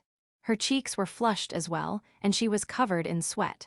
Despite the incubus calling it new meds, it still functioned as a potent aphrodisiac, it seemed. In other words, there was nothing I could do for her when she was like this. You don't have anything to say. Growing uncomfortable under my gaze, Goldblum began fidgeting. An unsteady fear clouded her eyes. She looked just like a scared child anxiously awaiting a scolding from her parents. That was my first thought.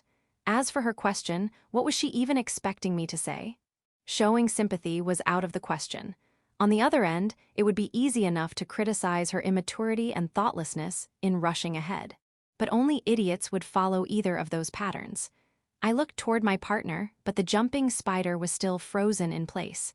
It would be no help, so I just, "You owe me one." Stopped thinking. It was foolish for a witch to be considering a next time. It took just one failure, and the witch would experience a fate worse than death. There was no next time. I was well aware of that fact. Still, I couldn't think of anything appropriate to say. If I tried giving advice, it wouldn't sound convincing, especially coming from me, a witch who exclusively fought alone and outright rejected cooperation and communication. Even today, the only difference between us was that I hadn't gotten caught in the incubus's trap. So instead of some empty words, I cobbled together an excuse to keep from having to face those lost, golden eyes. Will you be able to neutralize the toxin? I asked as I returned my kukri to its sheath at my waist. My question was directed to the fallen crucifix that had long gone silent. The one who understood Goldblum's current condition best was her partner after all. It is possible that applying more magic will worsen my partner's symptoms. What about recovering naturally? Since it is an issue with her Ina. If it stabilizes naturally, she will eventually recover. The quick, confident answers from Goldblum's partner left me deeply impressed. After all, partners were generally inconsolable and incoherent following a crisis befalling their witch. Meanwhile, Goldblum's partner, despite having likely watched her suffer from out-of-control Ina, had calmly analyzed the situation. Understood. Silver Lotus Dono, please know that you have my utmost gratitude. What a partner she had. Now, since Goldblum needed to rest, I should call for my usual escorts and have them clean this all up. In addition to the 11 goblins Goldblum had killed were 16 incubi that had been sucked dry. Hey, wait. As I turned to walk away, a slender hand reached toward me. I quickly turned back to support the girl, catching her as she lost her balance while attempting to stand. Never mind that I was the shorter one between us. NNGH. Her delicate body shivered uncontrollably, while her voice sounded strangely alluring as it softly caressed my ear. The fact that this toxin affected even a witch, as resistant as they were to all manner of drugs and poisons, meant it was extremely potent. Goldblum, still breathing heavily, seemed to be trying to put strength into the arms she wrapped around my back, to hold on tighter. Her condition served to remind me of the disdain I held for Incubus toxins. It disgusted me how readily the incubi trampled over human dignity. Don't force yourself. Eek. That her body reacted this much, to just my voice indicated how sensitive she was. I had to be careful not to stimulate her any further. I knew of a witch that, to this day, still suffered from not just the aftermath of a catastrophe, but permanent aftereffects due to hapless care. It was something I never wanted to see, ever again. I slowly, gently moved Goldblum to sit against the wall, taking utmost care to keep from stimulating her senses more than necessary. Just stay still, okay? She said nothing but nodded weakly. Unfocused, drifting eyes, forced, labored breathing, the shredded remains of a pure white robe stuck with sweat against her body, altogether, it made the witch before me look more lewd than she should have. I could hardly bear to look at her in this state. I forced myself to look away before calling upon the wood ant swarm to handle the cleanup. Chapter 9, Unknown. It didn't take long to realize I was in the middle of a dream. After all, this was the origin of that unforgettable nightmare. A familiar concrete floor, one I've seen many, many times, stretched on and on before me. When I stared upward like always, I saw the interior of the same abandoned factory, bathed in moonlight.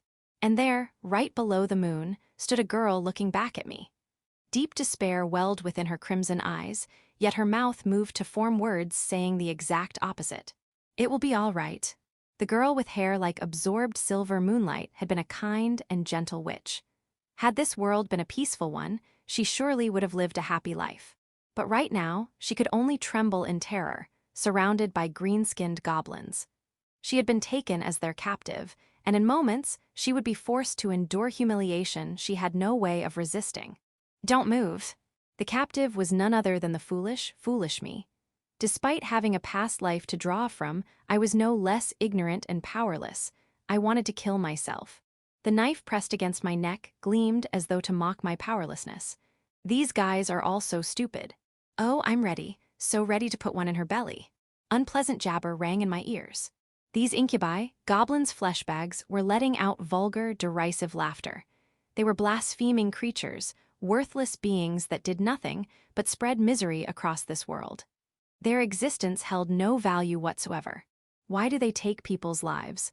Why do they torment and torture people? Why do they laugh? Why do they get to live? I stared defiantly at the hideous, evil face of my oppressor, even as its knife tore into the flesh that was my neck. Uncontrollable hatred swirled within me. Die. Out of my delicate throat came certain words my father had told me I should never use. As they did, a black shadow fell over the incubus, taking it by surprise. This, too, was something I had seen many, many times.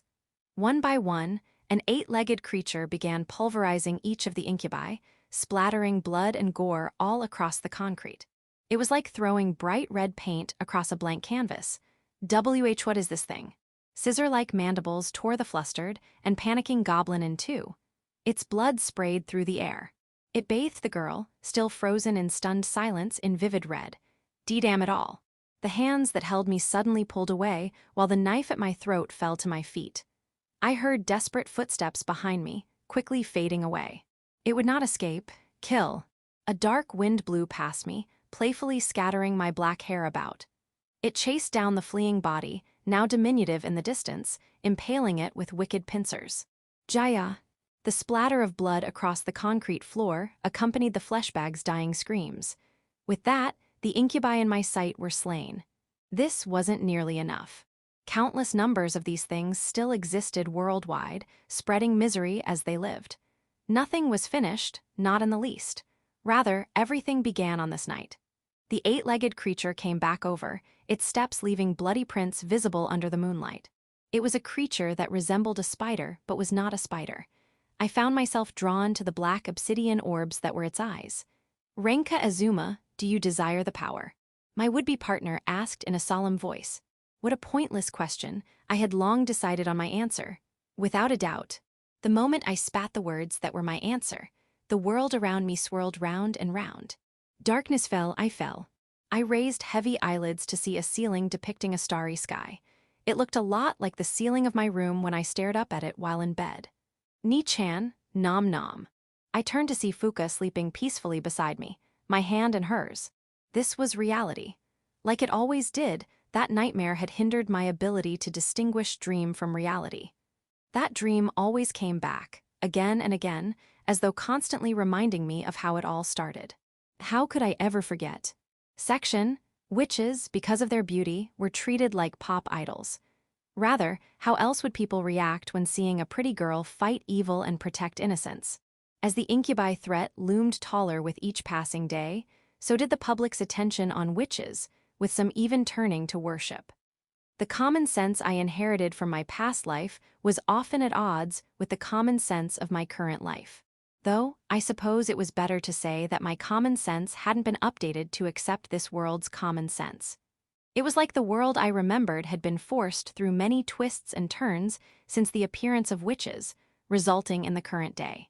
What I'm saying is, Goldblum is also golden flower in German, though it's hard to say which flower it specifically refers to. At the moment, I was confronted with that same common sense I was always at odds with. There have been many theories based on the crest on her shields, but personally, I'm part of the side that thinks it refers to the osmanthus.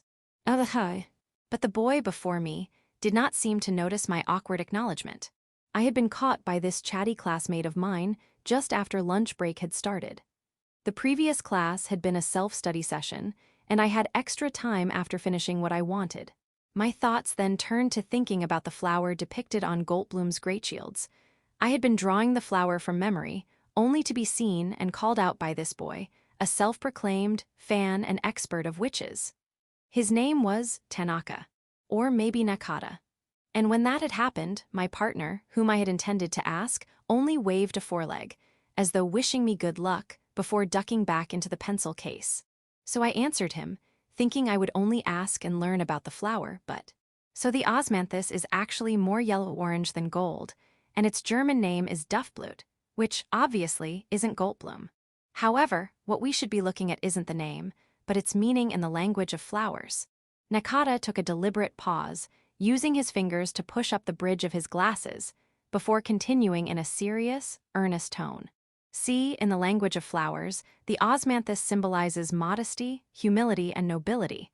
That describes Goldblum perfectly, don't you think? I guess, having interacted with her already, I found that description hard to accept. It was an interesting perspective, at least.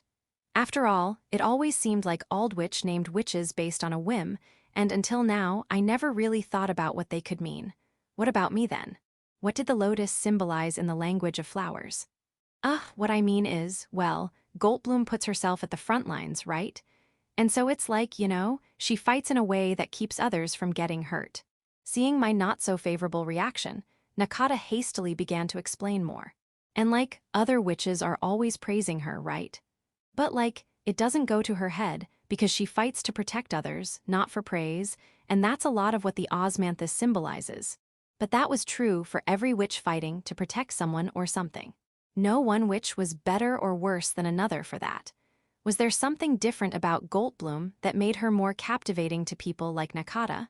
For me, who abhorred this system that forced children to fight, I didn't see anything to be captivated by. Oh, and there's also the way she's always showing off new techniques and expanding her fighting style. She's called the Fortress or something, right? Yep, exactly. She got that nickname because she shrugs off attacks like they're nothing and then fires back with her cannons. Though, did you know that Goldblum was originally more of a close-quarters combatant? A distant look came over Nakata's eyes as he scratched his cheek and became lost in nostalgia. I mean, she had that mace, right? That kind of weapon certainly was suited for close-quarters combat. What do you mean by originally? Doesn't she wield a mace? It's more that mainstream media started focusing on her after she started doing what she does now. So people don't remember what she was like before. When she first appeared, Goldblum fought with melee weapons she brought out of her great shield. There was an estoc and a halberd, and a thought suddenly came to mind. I hadn't thought much of it, but Nakata sure knew a lot about witches. It was impressive, almost overwhelming even. That aside, that night, didn't Goldblum use an estoc to drill right through goblin eyes? I had assumed it was magic, seeing as the surrounding flesh had been carbonized. So basically, you'll hardly ever see it in the footage they show of battles in the old capital. But there's a pretty good chance you'll see Goldblum's magnificent swordsmanship whenever they show her fighting in more populated areas. I see. Until now, I had avoided talking about and listening to anything related to witches to keep it out of my everyday life, so it was interesting to hear about it like this. Moreover, since my familia generally ignored other witches entirely, this was the first time I ever got to hear a third-party opinion on witches. But wait, how did Nakata know about things that happened around the old capital? It was a restricted area after all. It was not just a hunting ground for my familia, but also a place where most Incubi incursions began. How do you know what happens inside the old capital? So just between you and me, I take aerial photographs with a drone. I've even used the money I earned from my part-time job on it. Wow. Nakata seemed to swell with pride, but I brushed him off with a disinterested answer. As an aside, China, once the leading country in drone technology, had fractured into military branches waging war with the Incubi. As for civilian-use drones, useful tools that they had since exploded in price. In other words, Nakata had invested a very non-trivial amount of money to track witch activity. Well, I mean, it's only got a basic telephoto lens, so the best I can do is try to identify any witches I see. So all he did was watch without interfering. Then again, what more could I expect from someone incapable of fighting? Though it was nice to know that there were citizens like this, in this country, who could support witches in different ways like this. It hadn't always been that way, at least, until 3 years ago, after some dedicated fans wanting to expose the witch's true nature fell prey to the Incubi. Since then, the number of people acting so irresponsibly has decreased significantly. So in a way, Nakata could even say he was acting reasonably and responsibly about it. So, Nakata suddenly looked apologetic. My frustration regarding witch fans must have shown on my face. After what had happened with Fuka, I had become acutely aware that my facial muscles, more often than not, reflected my inner feelings. Well, if Nakata did ask, I would answer as truthfully as I could. What? I'm not sure how to say this, but, I guess. I'm sorry for just talking on and on without letting you speak. As Nakata awkwardly scratched his head, I felt myself deflate. He had talked so enthusiastically about it until now, so why was he suddenly self-aware? No need to worry, I got to hear some interesting things out of it. Let it be said that I do not hold the people calling themselves witch fans in high regard. But that was an opinion I would keep to myself. After all, who was I to criticize what other people liked or wanted to do? It was unreasonable to do so. Besides, what reason was there to hate the serious dedication people like Nakata had in learning about witches? It wasn't a bad thing. I would even say I was impressed by his analysis of Goldblum's flower crest. Approaching it through something like the language of flowers was truly interesting. So actually, thank you. I looked him straight in the eye and clearly expressed my gratitude. Why, you're welcome, he answered in a low voice, awkwardly scratching his cheek as he smiled. It suddenly felt like there were stares focused on me from all around. That had to be my imagination, right? I looked around, and sure enough, my classmates were all engaged in light-hearted conversations with each other. Yeah, of course they were. On the topic of being self-conscious, though, sudden curiosity struck me, so I had to keep the conversation going. Nakata-kun. Actually, my name is Tanaka. Sorry. And no worries, it's not a big deal. My bad, Tanaka-kun. I suppressed the urge to shrink into my desk out of embarrassment. Even as I felt my cheeks burn with embarrassment, I forced myself to calm down before continuing. Do you know anything about any other witches? Yeah, of course. He seemed excitedly confident. I hoped he wouldn't just spend his entire youth focused on witches. With that concern in mind, I asked him about me. What about Silver Lotus? Egg cough coughs. Hey, what do you think you're doing? There was too much wasabi, I think. About 5 seats away, someone suddenly started coughing loudly. The classroom sure was as lively as ever. Silver Lotus, Silver Lotus.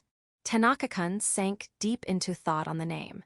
It suddenly dawned on me that mainstream media might not even know of my alter ego. Whenever my familia appeared in captured footage, they were assumed to be Incubi, so it was likely that most people would not recognize the name. Why are you interested in Silver Lotus, Azuma-san? Wait, what? At the mention of my alter ego, a certain jumping spider popped its head out of my pencil case. I hastily pushed it back inside. Because. I fumbled for a vague answer as usual. Tanaka-kun suddenly started trembling. What was with him? I suddenly felt like my question had triggered something troublesome. Silver Lotus, she's practically unknown, a witch completely shrouded in mystery. Hi.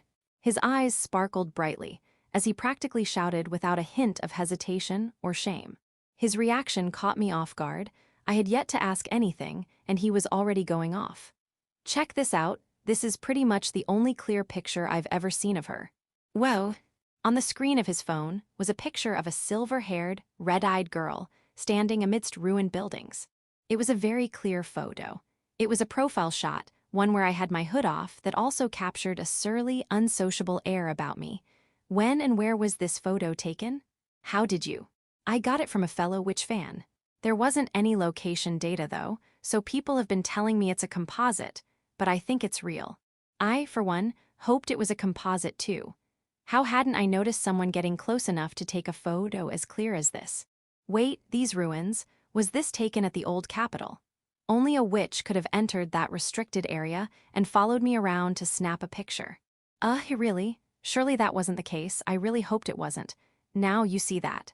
That's her weapon, a specific type of knife called a kukri, and that's about as much as I've figured out so far. I see. While I hadn't expected Tanaka-kun to know of my alter ego, it seemed he didn't know what my abilities were. And if that was also true for the general public, that was good enough. There were things in this world that are better left unknown. Section. Under the twinkle of a blood moon in the sky, barren lands, devoid of life and vegetation, stretched on as far as the eye could see. This place was of a different world. It was a world that had been overrun by the malice that now threatened humanity. You sure this is the place, Bartolo? An orc from within a group of its fellow thick-skinned, thick-muscled incubi called out, looking around the desolate landscape. Yup, this is it. The orc leading the group, Bartolo, gestured with its head toward the entrance to an eerily silent goblin den. This barbaric gang of orcs, wielding crude weapons and wearing ragged cloth, were considered elite warriors among their race. They had been sent out here to investigate this goblin nest, one they had suddenly lost contact with. Seems there's nobody around. It's not that nobody's around, it's more like everybody's gone. After reaching down to dig what looked like a necklace out of the dirt at his feet, Bartolo spoke solemnly. Frowns began to form on the faces of the many warriors in the group as they noticed other pieces of finery scattered in the dirt around them. They did this. Bartolo nodded as its companion came to a decisive conclusion. The they in question were the monsters that recently appeared across the wasteland, preying on hapless incubi and turning them into seedbeds. As far as the orcs knew, those monsters were not native to this world. So far, they only confirmed that those monsters were some witch's familia, given how the monsters dissipated into Ina upon dying. Their method of entry, however, remained unknown. "Come on, boys, look alive." "Sir." Something about seeing how desolated the largest goblin den in the area had become left Bartolo feeling anxious. A different kind of anxiety compared to the rest of the group, having gained confidence after fending off several attacks. Bartolo turned its gaze skyward, doing little to hide how it truly felt that there was something wrong with this place. "There's nothing alive around here." The orcs had split up, peeking into each dwelling to check for anything unusual. A goblin dwelling was a simple structure made of packed earth. They were closer to ramshackle shelters than proper buildings. Many of these dwellings were in similar states, destroyed doors, disarrayed interiors, but none of it was anything this group hadn't seen before. Damn, if it had been a witch, we could have had at least a bit of fun. Peek in, look around, move on. It was no wonder the orcs began to complain, having to repeat such monotonous tasks. Anyone else rather get a taste of a witch's ass than a familia's. Yeah, you've got that right. The warriors, having already defeated, violated, and impregnated 7 witches prior, let out vulgar howls of laughter. From that alone, Bartolo knew that their comrades' stress levels were reaching a breaking point. As soon as this investigation is over, it mentally decided, let's all go off on a hunting trip to blow off some steam. It's just a familia, right? So all we gotta do is finish off the witch it belongs to. One of the younger orcs, brimming with reckless vigor, took a wild swing with its axe, smashing one of the goblin dwellings. Bartolo instinctively looked skyward. All incubi with any semblance of skill in combat understood that plan of action. However, they knew nothing about the witch behind their current troubles, not her name or even how she looked. The problem is that we don't know anything about this witch of ours. Didn't Elliot go over there? Having supposedly infiltrated a country founded by people of that world and taken witches with pleasure one after another. A certain Crimson Frogman had been the one to provide many sows for even more incubi. Many incubi envied Elliot's skills because of that, but even more relied on that frogman for information. The last Bartolo had heard from Elliot was how the frogman was setting off to the fortified island nation in search of their mystery witch. Elliot hasn't come back yet. Probably off sneaking a little personal extra, you think. The carefree response left Bartolo ill at ease, but the orc nonetheless returned its attention to the search. The only area they had yet to search was a ritual chamber the goblins used for entertainment. It functioned as a place of worship, to honor the god that created the incubi. Of course, goblins, whose only talents lay in pillaging and reproducing, only ever used the site as a place of torture, tormenting witches every way they could, under the guise of preparing a suitable sacrifice. Maybe they've gone and left a female for us, eh? Vulgar snickers answered that remark as tensions eased among the group. And in that relaxed air, the group descended the shabby stairs and passed through the doors leading to the ritual chamber. Past the door was a dim hallway. The only light came from what shone through the battered ceiling. It was typical goblin construction, indicative of the incubi's preference for burrowing. Without Bartolo needing to give the order, the group scattered around the hall to begin their search. As far as their eyes could tell, there was nothing that stood out aside from the random assortment of plundered goods. "Stop, you lot!" Bartolo suddenly called out to the orcs in a terse voice. The scattered warriors instantly stopped their investigating and readied their weapons. "What's wrong, Bardo?" A gesture ordering silence stopped an inquisitive warrior. Bartolo glared down at a patch of floor shadowed by light from an overhead lattice window. On occasion, the pattern of light and darkness seemed to shift about. This happened not just once or twice. And then it realized with a start that it wasn't the pattern shifting, but shadows moving about. The orcs slowly looked toward the ceiling. "It's here." As the orc cried out, a threatening bestial screech echoed through the hall. Dark, imposing figures dropped from the ceiling. "Form up." "Sir." The orcs instantly regrouped with their weapons at the ready, standing shoulder to form a living, glaring wall. Reflected in the dark, compound eyes of the intruders were not orcs but lumps of Ina. Their fearsome mandibles gnashed audibly, and their wings began to thrum in anticipation. They were hunters of incubi, and their hunt was about to begin. "Jaya." The first to fall was an orc that haplessly broke rank to examine the floor. It was slammed into the floor, and oversized mandibles mercilessly tore into its neck. It had taken no effort for it to slay the warrior.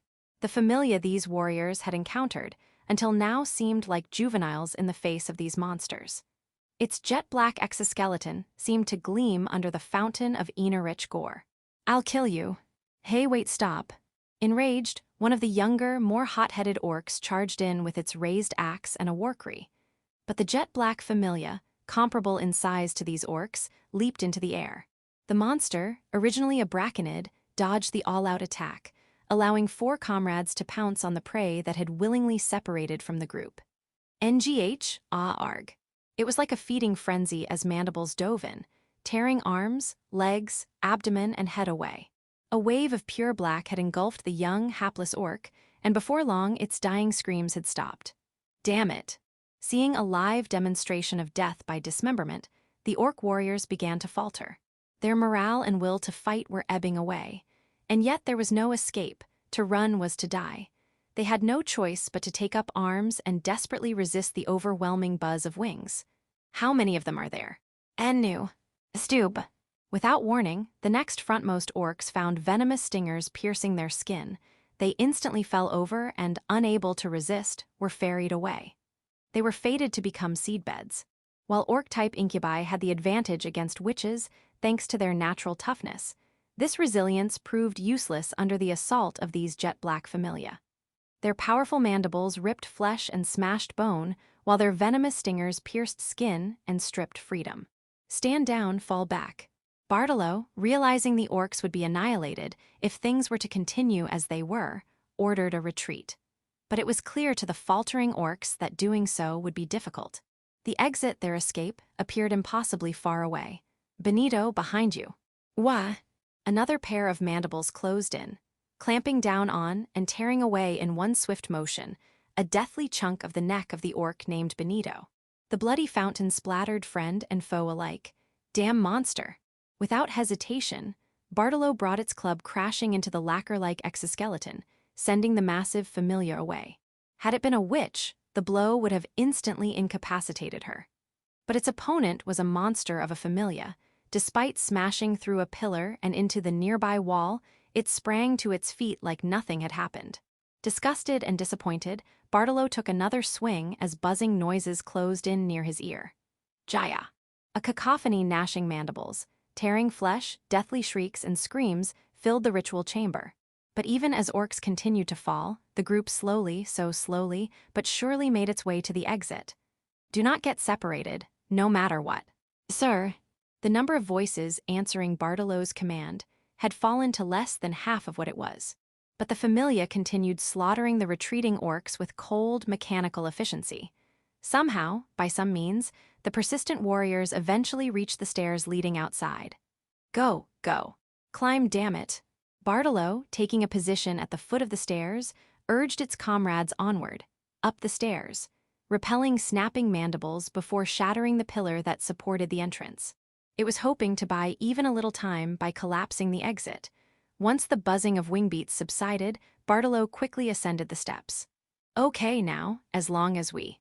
Having barely escaped with their lives, the remnant warriors had rushed out of the entrance tunnel to regroup, only to stop just outside. No, they had not chosen to stop but were forced to. Small shadows descended upon the goblin den, filling the silent stillness with their buzzing. Bartolo shivered as the orc shook off the weapon in its hand, giving the incoming swarm another hateful glare. These damnable bugs. Among the swarm, a jet-black assassin clicked its mandibles together as though in prayer. The crimson eyes of the familia that originated as a braconid impassively looked down at the new seedbeds. It was like a signal. The gnashing click of snapping mandibles began coming from behind the orc group. There would be no escape. "You damn bugs, you can't stop us." Bartolo gave a resounding war cry, kicking off the final stand of this band of warrior orcs. Chapter 10, Doubt. Since I devoted most of my Ina to my familia, my capabilities as a witch were quite limited. It was so bad that even facing a single goblin alone, a task any rookie witch should be able to handle with ease, was risky. That was why I always worked together with my familia. However, this only worked against incubi. After all, my familia were ordered to ignore humans. In other words, if an ill-intentioned person were to attack me, I did not know how well I could fight back. Amid these thoughts, I unexpectedly encountered Azure Nova, the witch that seemingly held no malice toward me, once again. It was our third encounter, and this time it was in the day, under the clear, bright skies of the old capital area. We first spotted her in the distance, locked in combat with an incubus. Amazing, she might be as strong as one of the numbered. Flashes of deep blue periodically cut through the air of the concrete jungle, leaving behind luminous motes like fireflies along the Uji River. There was no need to hold back when fighting in and around the old capital area because of how devoid of life it was. But the power out of Azure Nova was much greater than what I would have expected from a rookie witch. Even now, occasional shockwaves rocked the apartment balcony I stood on as dust clouds covered the road ahead. Natural talent, huh? While she could save others with her talent, she wouldn't necessarily be able to save herself. After all, saving lives was simply a matter of wielding witch powers. On the other hand, witch powers did nothing to ease the burden of heavy responsibility on the heart. Thinking about the reality of it all left me depressed and demotivated. Then, from amidst the dust as gray as my mood, a certain person emerged. Her lavishly frilled blue dress fluttered in the wind as she landed atop a nearby traffic light. Would you look at that? It really is Azure Nova. My partner could hardly hold back a cheer as it hopped about my shoulder in excitement. I understood that it was happy to see her, but I hoped it wouldn't forget why we came here in the first place. Through my eyes, my partner's eyes, and my eyes in the sky, I scanned the area for stray incubi. Less than expected. Most of them must have been eliminated already. There were significantly fewer incubi remaining in the debris than I had first observed. For starters, the 32 goblins that should have been around were missing. However, there were still 3 imps goblins with wings, really hovering around. Damn you, witch! And 1 ogre, shouting in anger. That ogre's still pretty lively. They're tougher than orcs, after all. In short, ogres were massive and muscular, strong enough to swing around impressive amounts of mass. They were more resilient than orcs, as I just learned, and of course, that had to mean they boasted a natural resistance to magic. They didn't usually appear in groups, but they were still troublesome incubi nonetheless. Shouldn't you help her? I should, but do I really need to? Well, Azure Nova, from her perch atop a traffic light, suddenly disappeared in a streak of blue light. Following her trajectory, at the end of her path was the ogre, now wielding a massive iron it had picked up to use as a makeshift weapon. A moment later, Azure Nova crashed like a bullet against a swing from that iron mass and bounced backward. The ogre staggered back, only for Azure Nova to charge in with a second strike that left phosphorescence along its trail. Their attacks collided again, sending tremors that shook up the dust on the balcony. They were not stuck in a deadlock. Azure Nova, visibly emitting Ina, was overwhelming the ogre despite her being a third of its size. Maybe my partner wasn't entirely wrong about this new witch. Compared to how things usually went, this was far beyond the pale. Getting between those two, even with familia, would be difficult. You can tell too, can't you? Let me check to be sure. My partner fixed me with a suspicious look. Had it eyebrows, they certainly would have been raised. After confirming none of my available familia could get between the two combatants, I turned my attention to the other targets. Only for thunder to suddenly roar across the clear, cloudless sky above the old capital area. It looks like the imp started using magic. I looked over just in time to see violet lightning streak toward Azure Nova, out from an imp's fingertips.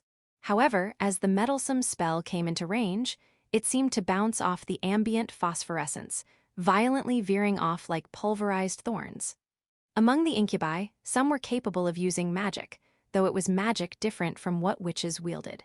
And that magic of theirs was powerful, threatening even my evolved, battle-hardened familia. In other words, while regular incubi focused on using their overwhelming physical strength to engage in close-quarters combat, were no more than fodder, magic-using types were priority targets I had to exterminate first. There was quite a lot of Ina in that spell. It must be a rather powerful incubus. Unnamed? I'm not sure. And if it is, why have they been conveniently appearing one after another? For another name to appear, Was that smart of them to appear in sequence the way they have? I couldn't see it as a good plan. They should have come together and stayed as a group instead. By splitting off, I could pick them off individually, as I had the frogmen the other day. It's because of what happened with the frogmen. It wouldn't be too far-fetched to assume that frogman was a scout.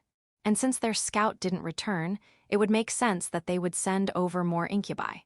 Could this be something like an elite unit then? It would fit a military unit at least. Goblins were infantry, ogres tanks, and imps artillery. What would you like to do? More specifically, my partner was asking what I would target first. Nearby, a multi-tenant building exploded in a blue flash, sending a thick, log-sized object flying hurtling through the air. It was the ogre's left arm. As far as I could tell, Azure Nova didn't need backup to hold her own against the ogre, so there was only one answer. We're taking down the imps. Got it. I kept the hovering imps in my sightline as I sent a telepathic message. My commands, capable of crossing even dimensions, reached the familia soaring 1,000 meters up in the sky. The imps, distracted with attacking Azure Nova, neglected their surroundings, giving me the perfect moment to strike. 3 seconds to contact, incoming. A black streak cut across the blue sky over the old capital area. No one would have guessed it was a familia. Galeforce winds blew in, leaving 2 imps behind. They quickly fell into a panic. Meanwhile, something dropped from the sky, the severed head of their comrade, its face frozen in horror. 1 down. The remaining incubi could only gawk as the shadow of a giant familia, already finished with its meal, fell over them. 2 pairs of wings along its elongated, iridescent body buzzed, keeping it hovering in the air. The imps shouted something, and the tips of their fingers began to glow with eerie light. It would seem they were going to use magic again. Ina levels appear to be rising. The compound eyes of emerald green looking over ground zero would not miss even the slightest hint of movement from the imps. All I needed was to share what I saw. The timing of when the imp's magic activated. My eyes caught a distinct glimmer off the withered branch that was the imp's finger. The dragonfly, understanding what I saw, moved. It all happened at speeds beyond what human reflexes could perceive. Violet lightning crackled through the air. It sliced into an empty sky and dispersed. No, how? The imp's shock was so palpable that I could hear it in the wind. And the failure riled the incubus up so much that it began unleashing bolt after bolt in quick succession from its fingertips. But its attempts were ultimately futile. My dragonfly-type familia could see exactly when the incubus's Ina became lightning and react in time to avoid it. It seems to have traded magical potency for shorter attack intervals. It wasn't a bad decision, but more attacks didn't make up for the attacks themselves not being fast enough to land. Once again, my familia disappeared as a black streak. For the sake of devouring the incubi blotting the skies, this familia was focused on evolving greater flight capability. At some point, it had become as fast as the air superiority fighters of the National Defense Force. In other words, it was faster than the speed of sound. And in the blink of an eye, it took another imp, leaving only one in the sky. The last victim likely didn't have a moment to even consider evading. Meanwhile, having succeeded in another hit and run, the dragonfly familia voraciously ate away at the prey silenced by deadly collision and murderous acceleration. The last one is trying to escape. It was flying off in a completely different direction, toward a more promising day, perhaps. In any case, it ignored its remaining companion, the ogre, bisected, as it dropped low enough to have to start dodging obstacles in its way. It's trying to restrict where it can be attacked from. Maybe it's hoping it can stall long enough to open a portal. That was also possible. I sent another telepathic command to the dragonfly that had eaten all but the head of its latest catch, ordering it to finish the pursuit. Traffic lights and power lines would not be enough to obstruct this familia when it was on the chase. It took off like black wind, scattering the remnant blue phosphorescence along the path of its low-altitude flight. Stay away. After a final clap of thunder, the area around the old capital finally fell silent. A stream of telepathic messages suddenly came from the familia, aside from the dragonfly, I had stationed around the area, confirming every incubi nearby had been taken care of. I finally relaxed my shoulders as I called for my wood ants to begin cleaning up. Good work. We finished faster than I expected. And it's thanks to Azure Nova-san. Yeah, I guess so. Since I knew I would be fighting an ogre, I had called for more of my familia. It truly was thanks to Azure Nova that we hadn't just defeated the Incubi, but also avoided losing any of my familia. I guess that was something to be happy about. I turned to see Azure Nova waving at me. She must have noticed me on this balcony. Meanwhile, the ogre she had faced was now missing its upper body. So you're really going to ask? I nodded at my partner's timid question. We needed to find out who had taken that photo, after all. MHM. It didn't truly matter to me if they knew I existed. It wouldn't change my goal, to eliminate every last incubus.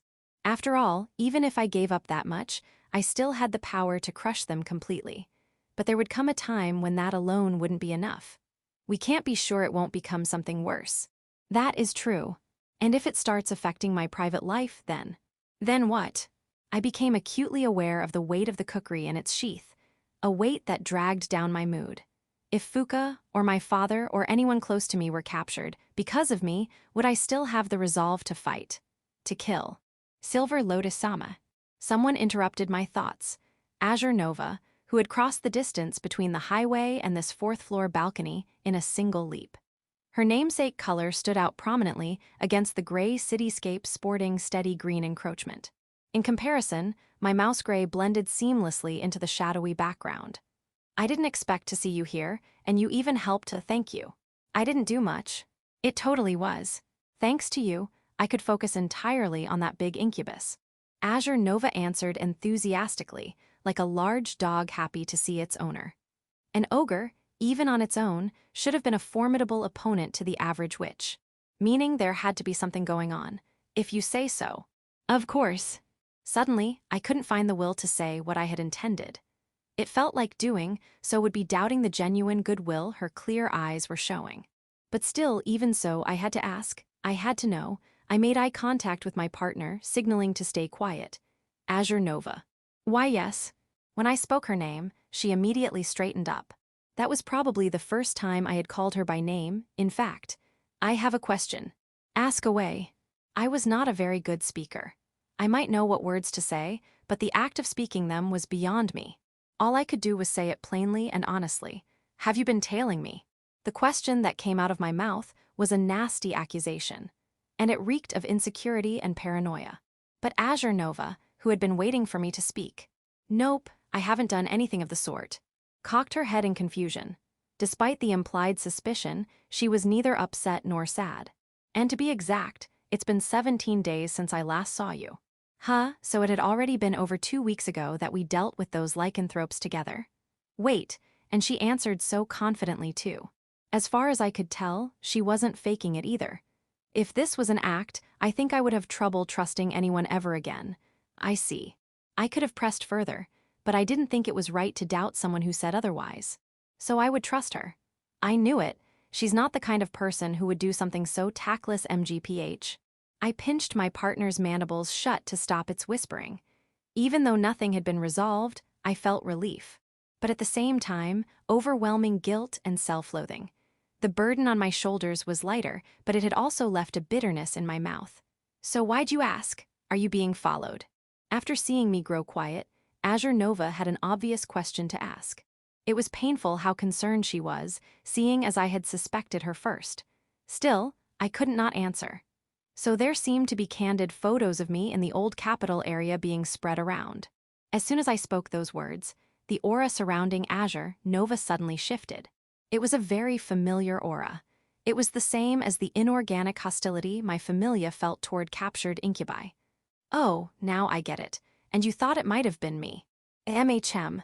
The ominous atmosphere suddenly dissipated, and the girl to whom it belonged only offered an awkward smile and lowered eyebrows. There was something mysterious about it, and it reminded me of when I had pointed my blade at that lycanthrope. But regardless of how unfathomable she seemed to be, I first had to apologize to Azure Nova for suspecting her.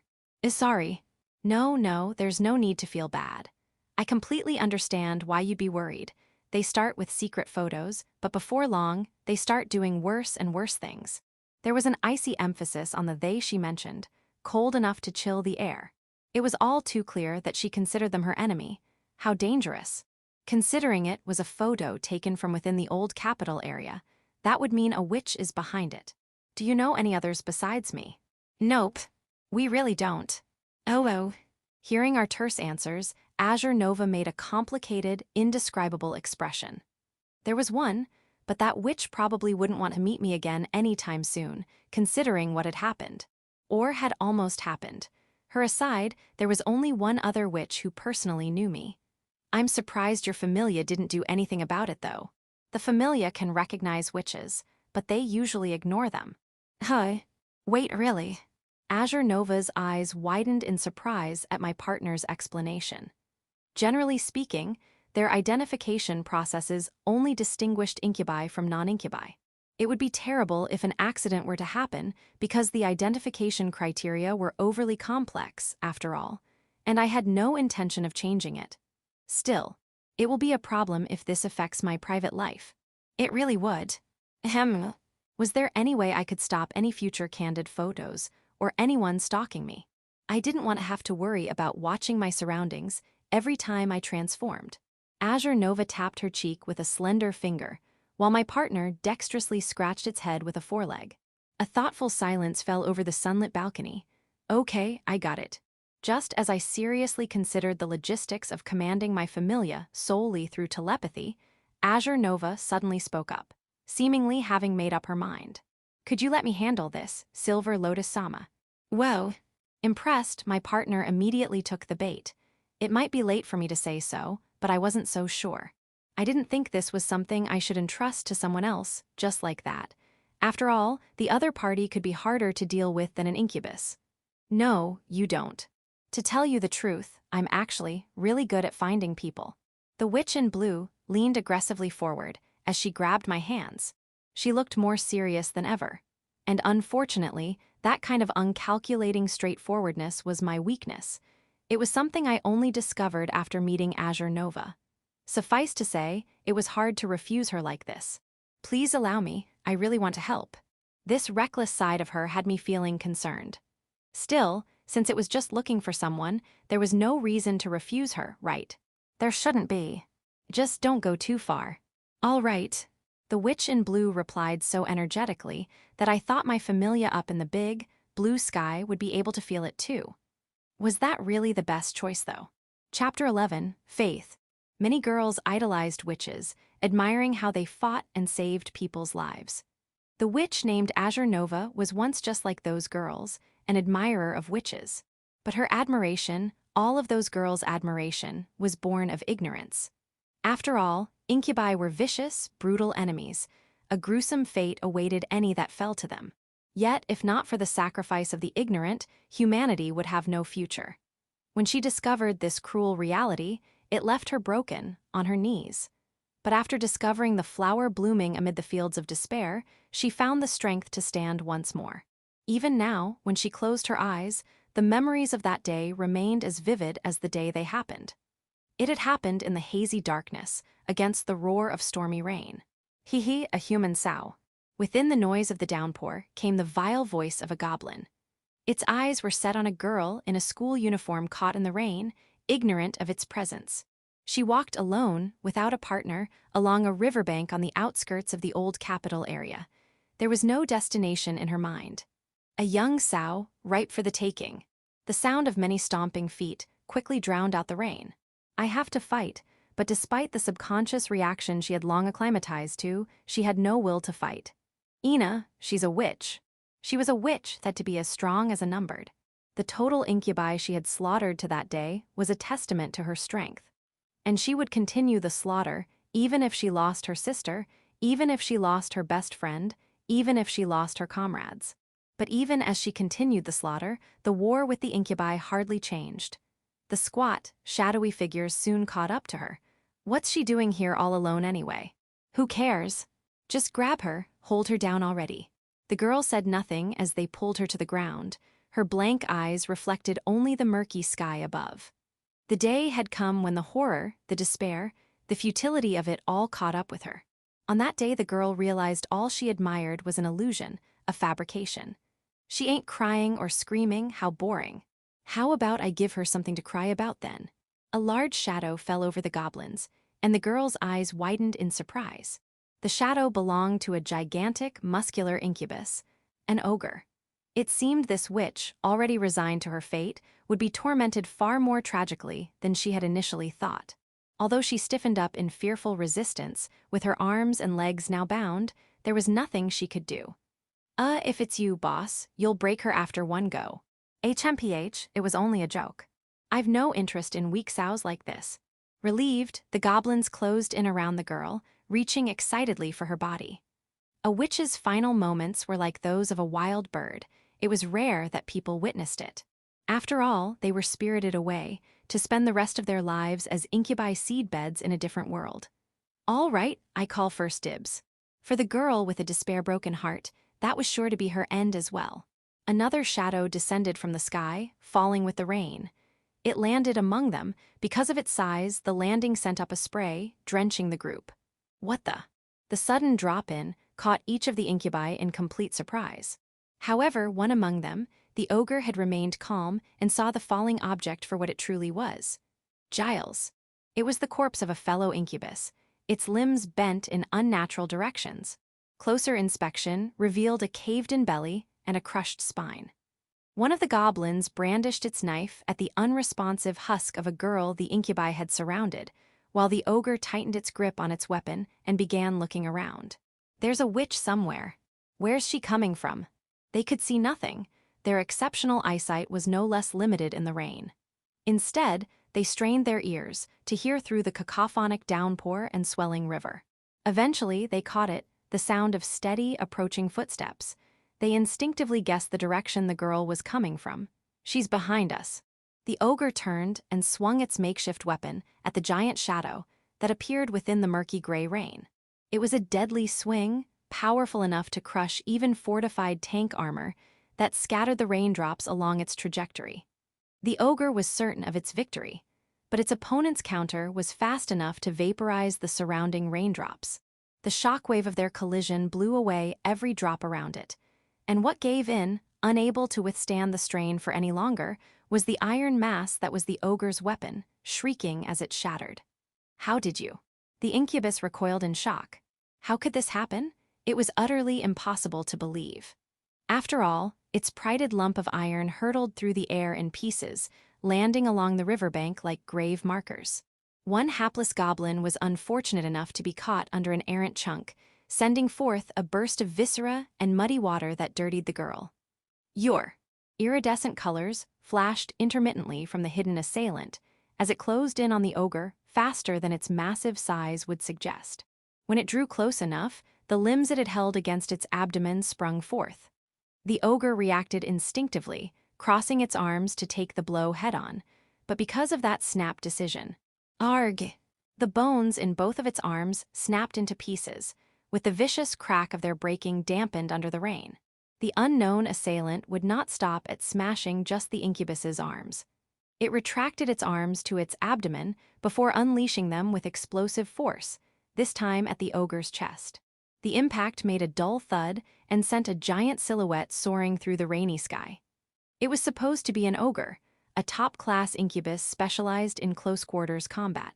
That same incubus mercilessly slammed into the greenery along the riverbank. It did not stir. It had fallen silent. Monster! Run away. The goblins, terrified beyond belief, turned and fled. Crystal-like eyes watched their retreat, but their owner made no move to pursue.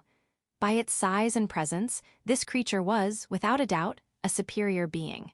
Its appearance overwhelmed the girl. Its shimmering antennae and glimmering chitin mesmerized her. G-ya-h. The agonized screams of dying creatures, followed by the sickening crunch of flesh and bone, suddenly echoed along the riverbank. The girl raised her head to find the goblins that fled were now being devoured by a group of human-sized cave crickets they had run straight into.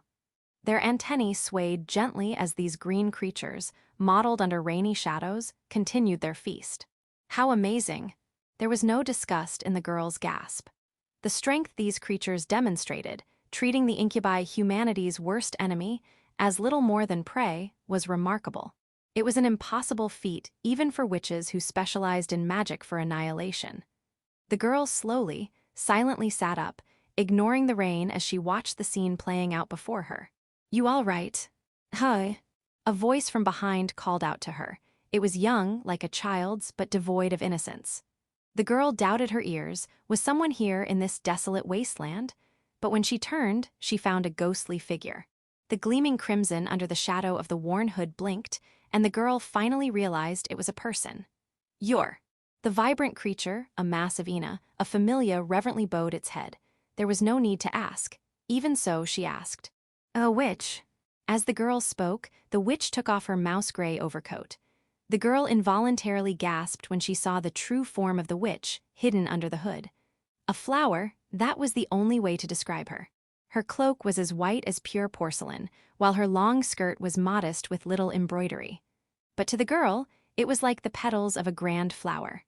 The tall, sturdy boots underneath were the stems, while the sheath that held a kukri was a young leaf. "Put this on." Thank you." The witch practically threw her coat over the girl, who was frozen in a trance, and instantly became drenched in the rain. No, rather, it was more like she exuded a quiet, determined vitality as she absorbed water. A small jumping spider peeked out from the curtain of silver hair over the witch's neck. Sensing Ina, the girl instinctively knew that creature to be the witch's partner. Ogre reinforcements, 5 of them. They went ahead and prepared a feast. Their conversation was so casual it sounded more like small talk. On the other hand, the girl unconsciously stiffened up, pulling the coat she had been given closer to her body. Facing one ogre was one thing, but 5, that was certain death, even for high-ranking witches. Under normal circumstances, this should be the time to flee. As strong as her familia might be, in the end, there was greater strength in numbers. In other words, there was no chance this witch would win. "What would you like to do?" "We're taking them out." The witch answered her partner's question like it was the most natural thing to do. The girl, unable to believe what she heard, raised her head in shock. Staring back at her, from under a nest of silver hair, was a face free of anxiety and pessimism, beautiful as a honed blade. "Are you sure?" "Of course." Despite the gentle tranquility quality of her voice, she was not drowned out by the rain. As though to answer her resolve, the river began to froth and churn. A moment later, iridescent familia leaped out of the muddy waters. 4 in total had emerged. They landed on the riverbank in formation around their master, royal guards protecting their king. And the petite witch did not react in the least. She seemed completely at ease. But why? The girl could not understand. The Ina coming off the witch was so faint, hardly enough to summon any more familia. And yet she showed not even the faintest hint of fear. Why? All she had were those 5 familia, hardly enough to stop a reinforcement of ogres. Why? How can you still fight? Nearby, the cave crickets, having polished off the goblins, leaped away, disappearing into the murky rain. Crimson eyes watched their departure, seemingly able to follow them through the darkness. Then, like she considered it the most basic question in the world, the witch answered. "Because incubi remain. But no matter how many you kill, what if there's no end to them? Even if she eliminated the incubi that appeared before her, others would take their place. And they would bring even more incubi with them. And they would continue to come, up until they finally overwhelmed the witch and brought her to a horrific end. That's no reason to give up." But the witch rejected that pessimistic supposition of the future. The sharp rebuke was too much for the girl, and she forced out the feelings that had coagulated within her heart. "Why not? I think it's a good enough reason." Her anguished cry quickly faded into the ceaseless rain's pitter-patter. And the witch, whose eyes had always been on the road ahead, turned back to face the girl. Within those crimson pools devoid of doubt and hesitation, a complex shade arose. After a pause, the witch spoke. "You're a witch." "Yes, I am."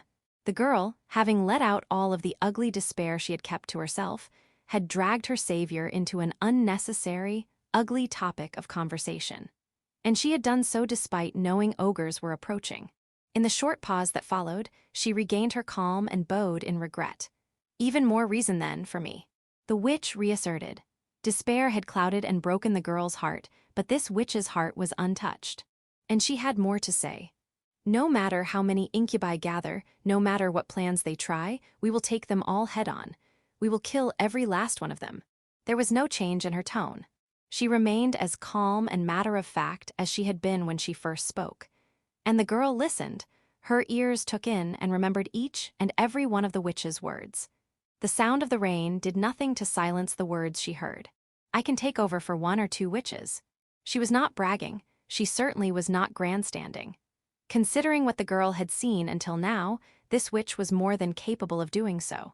And having asserted so, this petite witch crouched down to the girl's eye level. For some reason, she seemed nervous but resolved. "You did great, working so hard for so long." As she reached out to gently caress the girl's head, her hand moved carefully like she was handling something fragile. It was a little wet, but there was a comforting warmth in that hand and in the soft, faint smile that tugged at the witch's lips.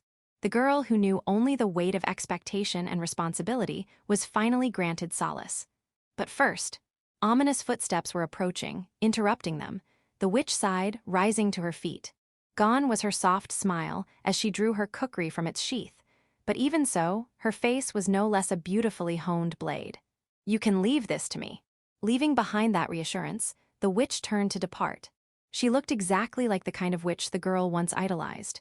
Section, "Good evening, Alice Doll." A voice like a tolling bell politely greeted the girl from above. Despite looking like she was dressed up for a ball, the sword she brandished in her hand, as long as she was tall, identified her as a witch.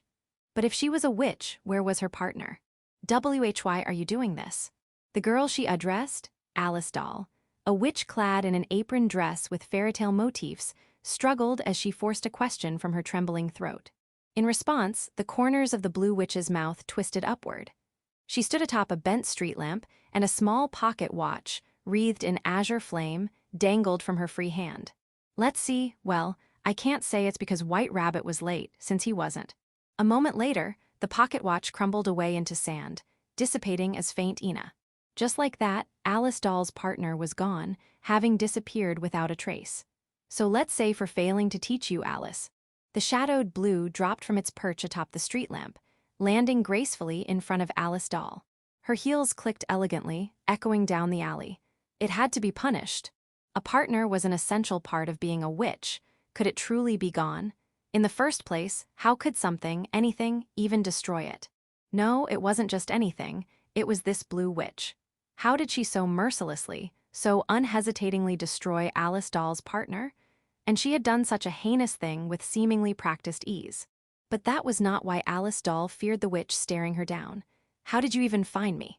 Alice Doll's preferred method of attack was through magical bombardment, but that was not her signature power. She could jump into a pocket dimension at will, hiding away in a wonderland of her own making. In other words, numbered witch Alice Doll's signature power was to become utterly undetectable by humans and incubi. But it wasn't working now. "I mean, I just looked for you." "You just looked for me." As though to answer, the blue witch pointed at herself, at her azure eyes. Within her narrowed pupils was a deep darkness that seemed to suck in all it beheld. "I can see everything with your Ina in it." Each witch's internal Ina was different, varying in characteristics and amount. For example, Alice Doll's Ina was pointed and somewhat opaque. Barriers and the like did not obstruct her sight either. Her eyes could not only see incubi hiding in wait, but also accurately see where they were most vulnerable. "You can hide away, as deep as you'd like, in your little foxhole, but I will still find you." In the same way, she saw through the pocket dimension to find Alice Doll. "Well, I have to admit, I'm only at about 60% power." "Yeah, I'm not quite there yet," Alice Doll's opponent said, chuckling to herself as the fairytale witch grimaced in horror. She already concluded resisting would be futile, whether she swung her golden mallet or fought back with magic. The difference in power between them was just too great. "But anyway, you know why I'm here, right? Why I came looking for you." While her voice didn't change, her blade, a weapon that effortlessly mowed down incubi, gleamed deadly under the moonlight.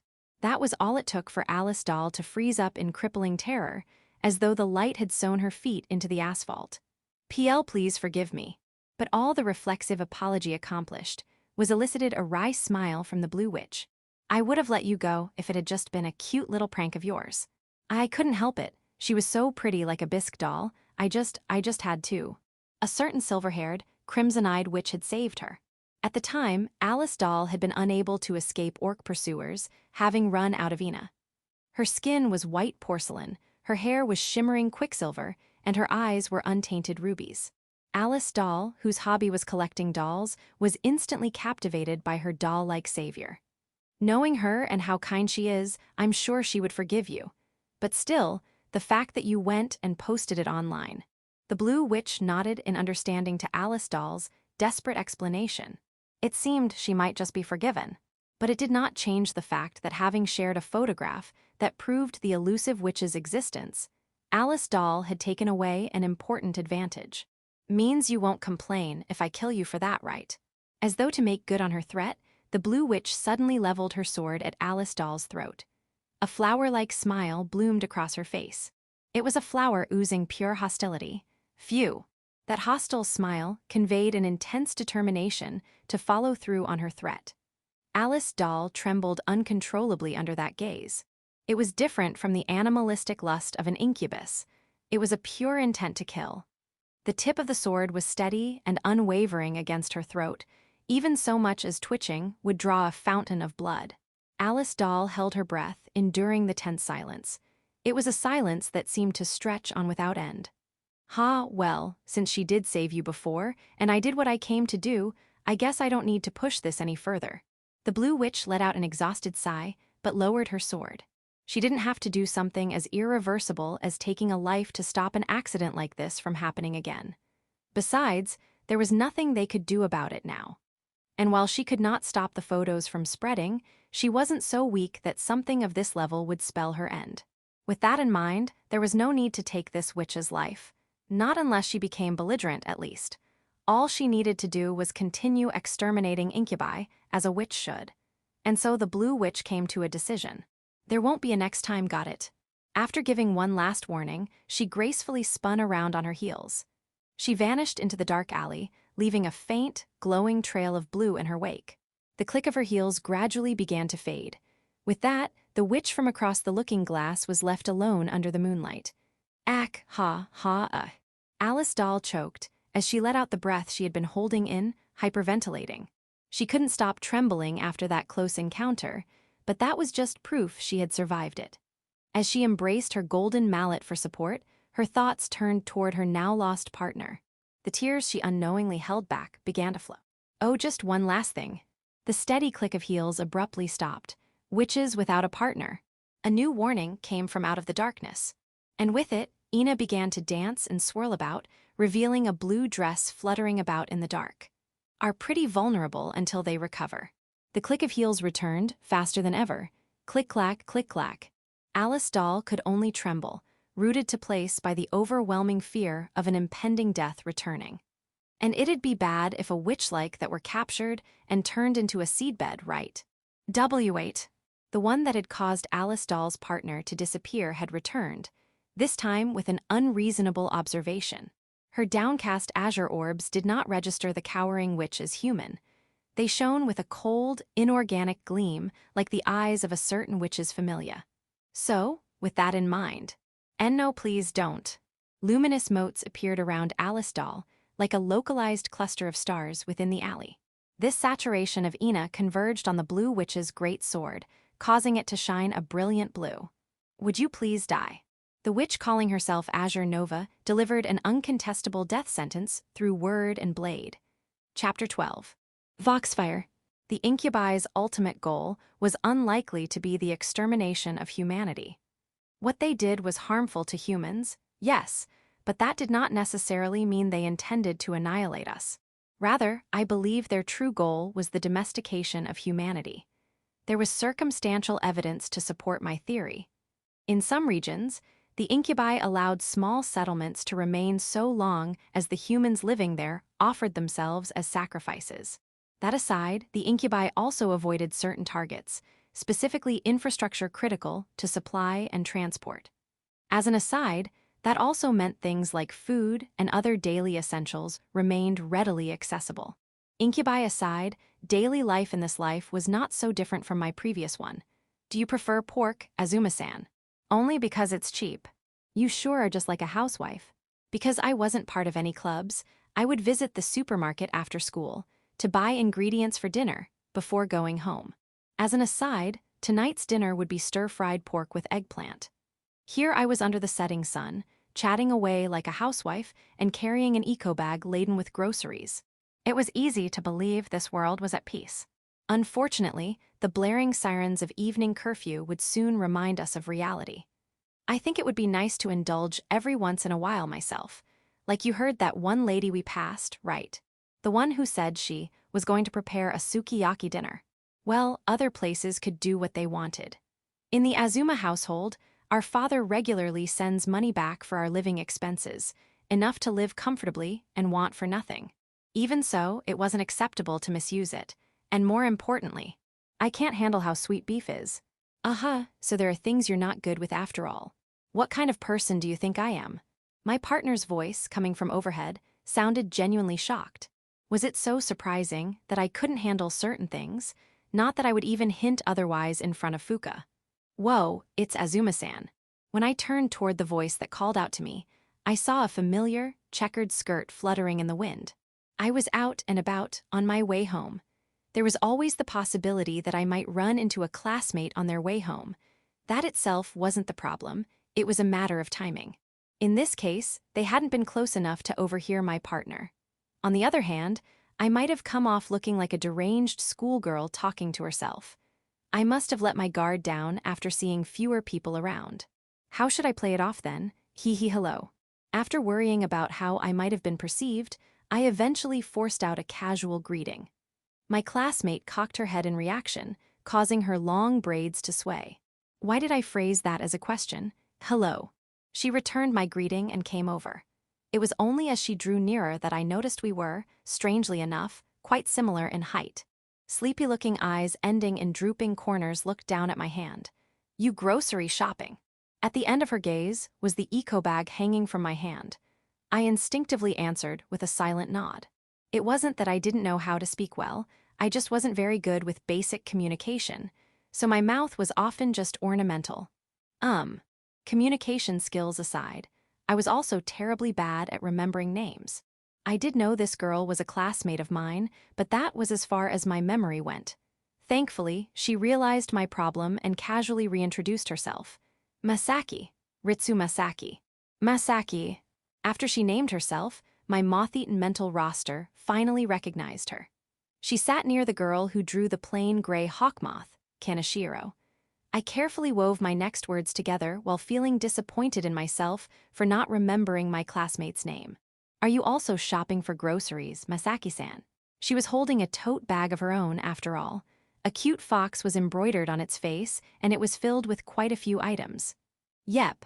What a coincidence, right? It was more unexpected than anything. I wanted to ask her how long she had been following me, but I wasn't sure how best to bring it up. I didn't know you cooked, Azuma-san. Ritsu Masaki breezily changed topics. For a moment, I considered pretending not to understand what she meant, but decided against it. However, it would have been nice if she just said what she was implying. You're surprised. Her braids bounced about as she nodded. I wasn't surprised that she was. I didn't do much besides attend class, so I doubted anyone suspected me of having any feminine charm. 'Cause I've only seen you eat savory bread, you know. The unexpected answer stopped me in my tracks. I always assumed no one noticed when I disappeared during lunch break, not that it would make a difference if anyone did. It's convenient. What the heck, you're a growing girl, you know, you gotta eat proper food. Saying so, she dug through her tote bag and took out, wait, is that an arazushi? Here, have some of this. My classmate smiled softly as she pressed a small package, bearing a half-off sticker, into my hands. Thank you. No need. Seeing her nod in satisfaction brought me back to my senses. Why did I accept it like it was normal?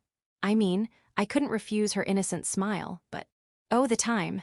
My wristwatch came into view as I accepted the inarazushi pack. After seeing the time on the face of my well-worn men's watch, she stepped away. Sorry, but I gotta go. Oh, okay. Before I could return the inarazushi, her braid was already swinging back around.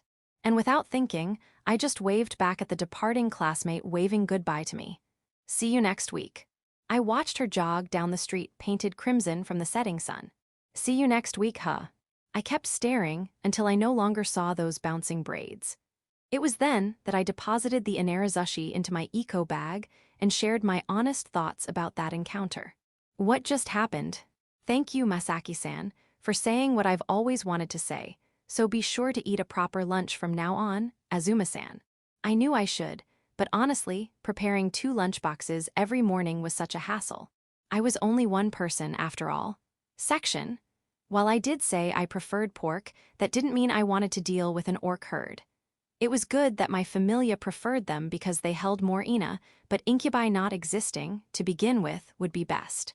I was lost in such thoughts while facing Incubi in the old capital area that night. Aye! A scream echoed overhead, only to abruptly end in a dull thud. I looked up to see a silenced orc corpse impaled against the outer wall of a ruined office building. It should have been quite heavy, but for my heavyweight familia, sporting a horn as long as its entire body, it was no burden. In any case, that was the second. Donato. Don't get distracted. It's coming right for us.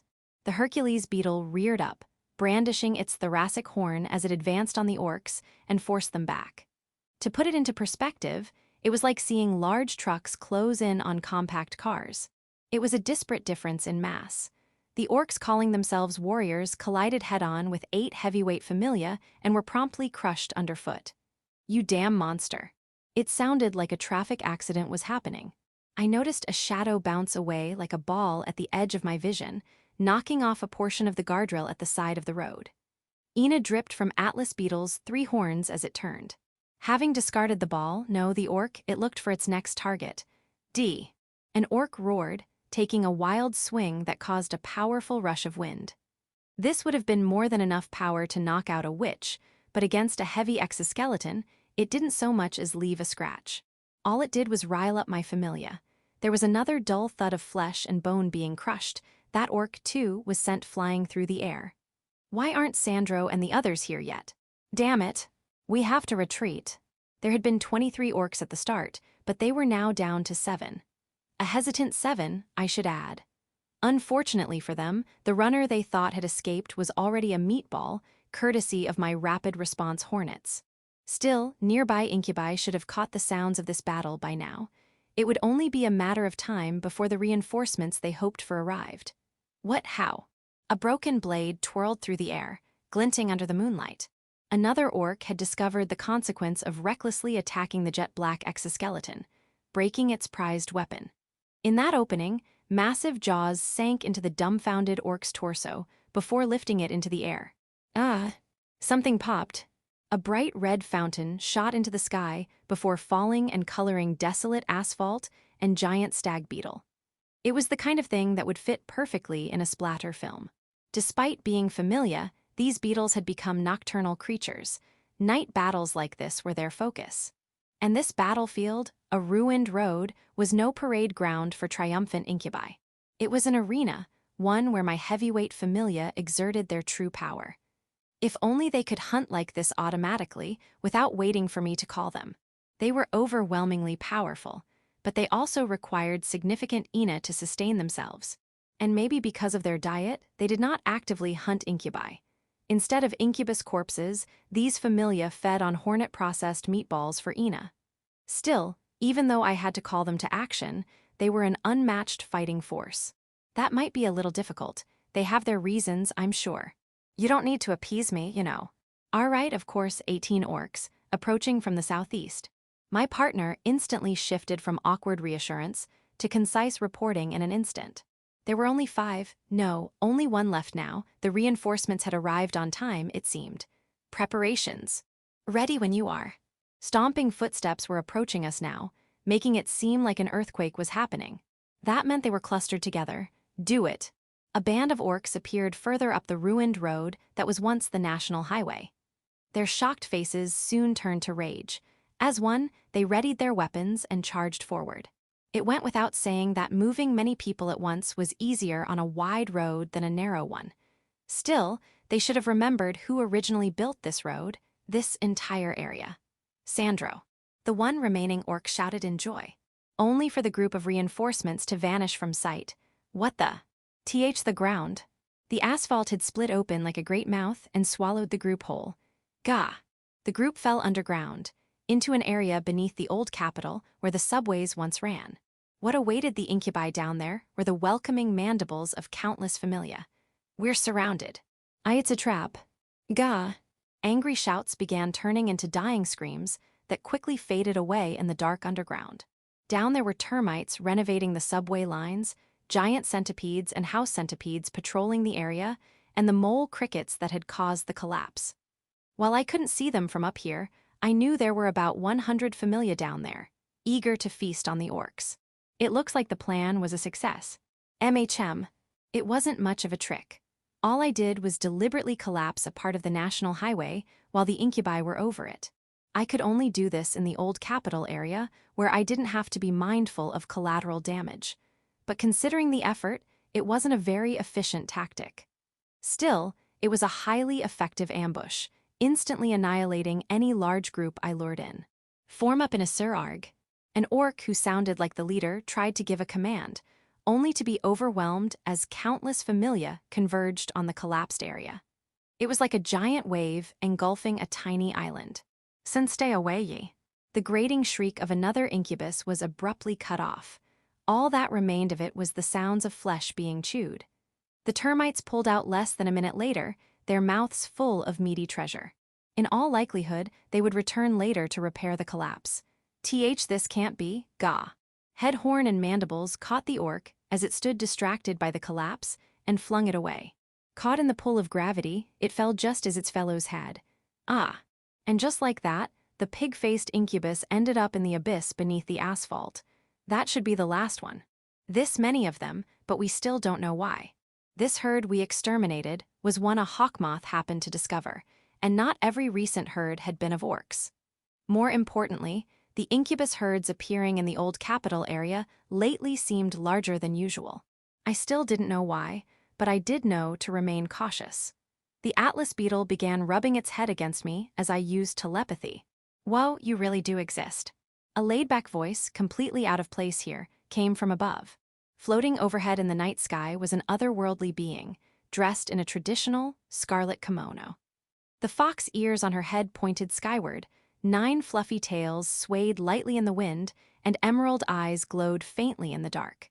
But she was no Ayakashi. This was a witch. A witch had come to a place like this. Whoa, that's one huge beetle, how cool. It truly is a fine familia indeed.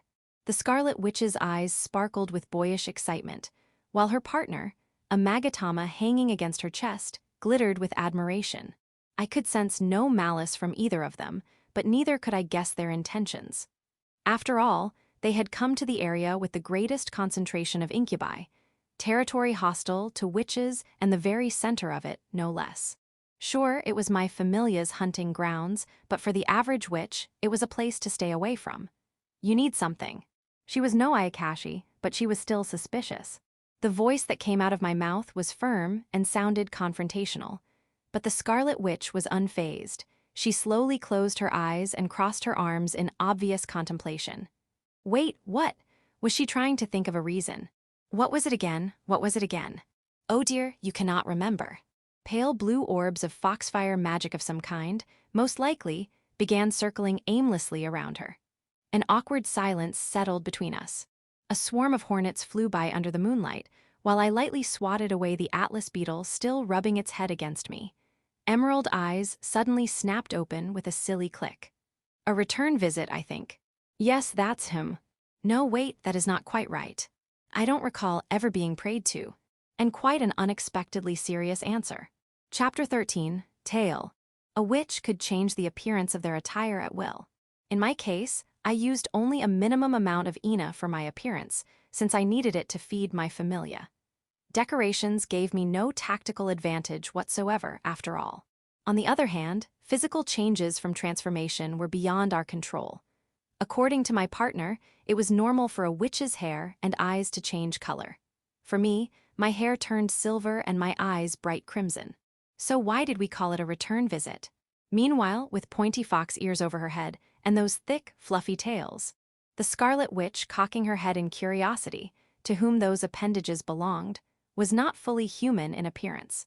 Because that is what you do when you want to thank the gods for granting your wish. Think of it as returning your gratitude. So we can consider the Tsuchinoko a deity. Did you hear even a word I said, Benayam? Up in the night sky, the Scarlet Witch and her partner continued their peculiar conversation. Her partner didn't seem to be pretending, but if this kind of thing was normal for them, I could only imagine the hardship it must have suffered until now. I absent-mindedly patted the glossy head of the Atlas beetle as I thought things over. So her name is Benayam. It was hard to believe we were in the middle of the old capital area, given how casual and peaceful the atmosphere had become, but I quietly reaffirmed the name I had overheard in the midst of it. It sounded like the name of a snack fuka liked in particular. Yep, that's me. Her fox ears perked up, having heard my whisper, and the scarlet witch Benayam descended from the night sky to the ground. The wooden clogs on her feet clacked noticeably against the cracked asphalt. The way her scarlet kimono fluttered as she landed stirred a certain thought. Cherries. Ooh, good eye. I thought strawberries myself. What are you girls thinking? In this world, fruits were luxury items, out of the reach of most people. They were treats that Fuka would not be able to enjoy until I exterminated every last Incubi. But now was not the time to think about that. I returned my gaze from the far future to the Scarlet Witch before me. My first order of business was finding out why she was looking for me. So did you need something from me?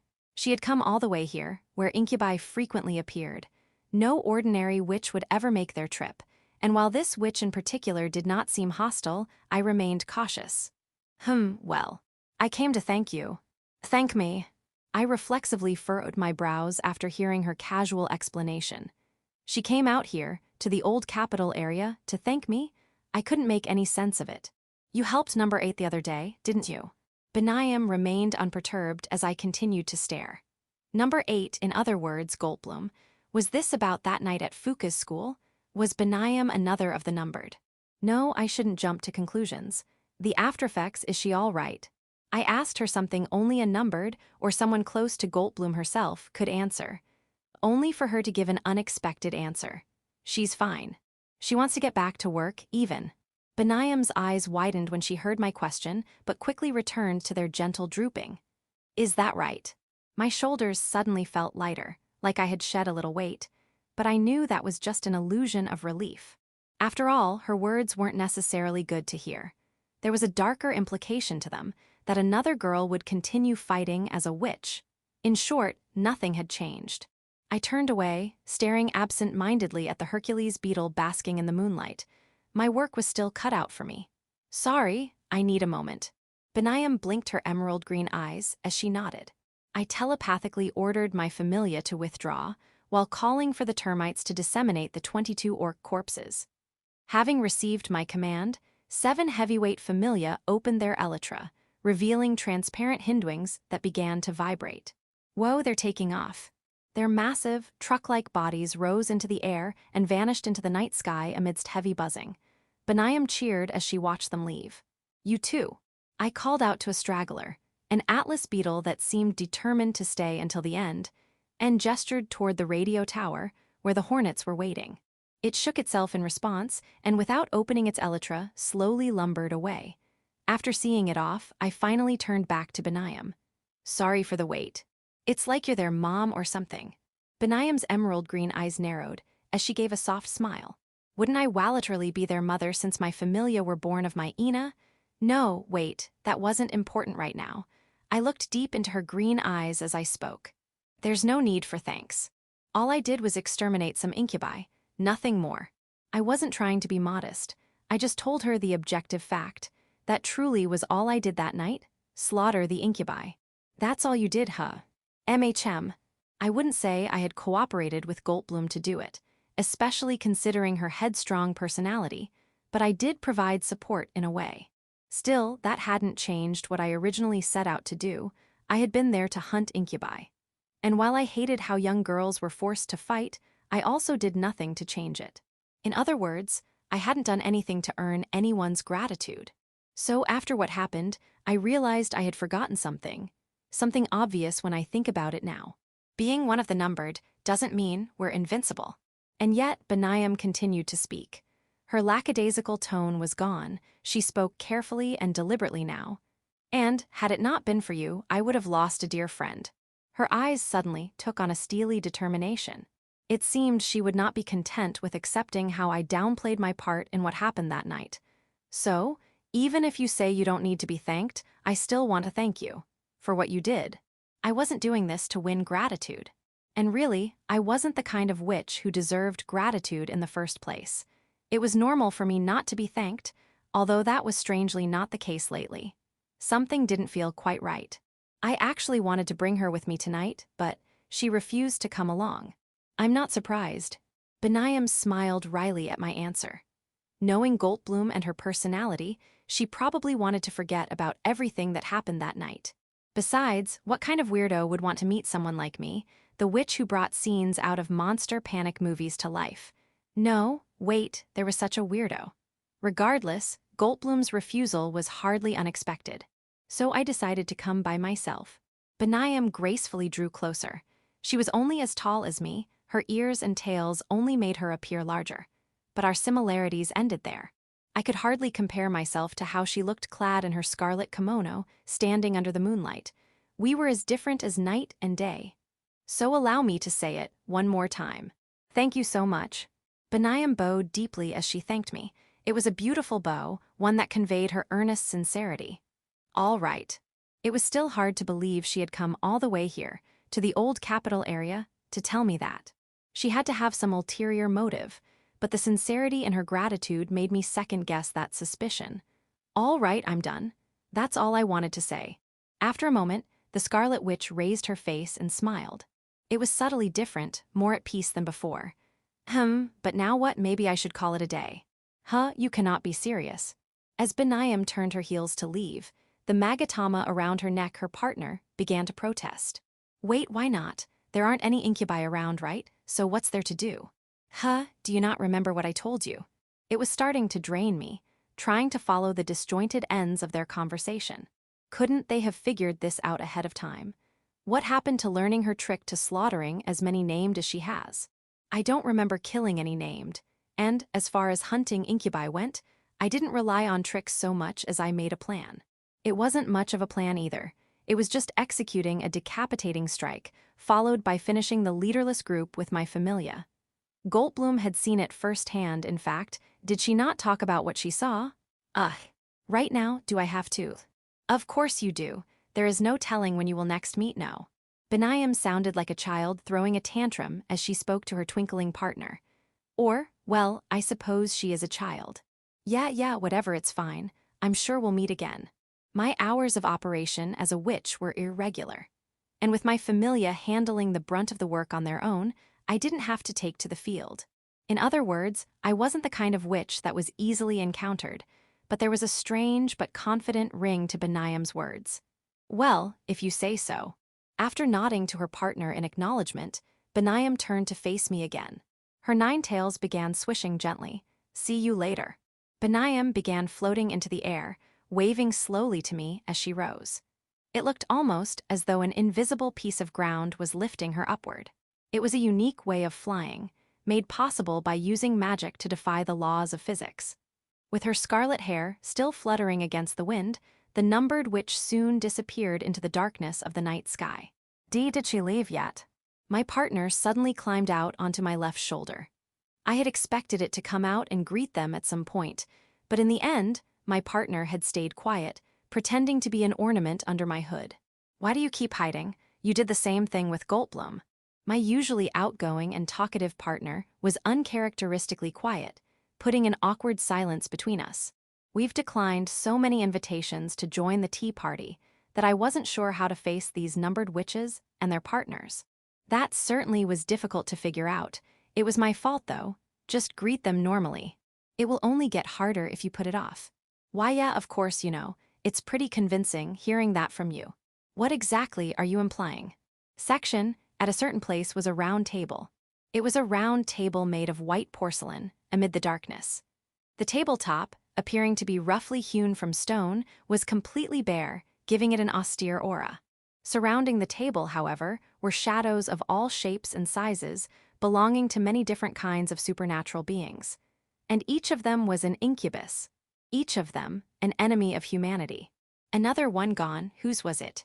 A small, stout incubus furrowed its brows as it sighed in irritation, but it cut its grievance short, calming itself to listen to the report. Now that it had taken a leadership role among its numerous comrades, it could no longer act on emotion alone, as it once did when it was just a hunter of humans.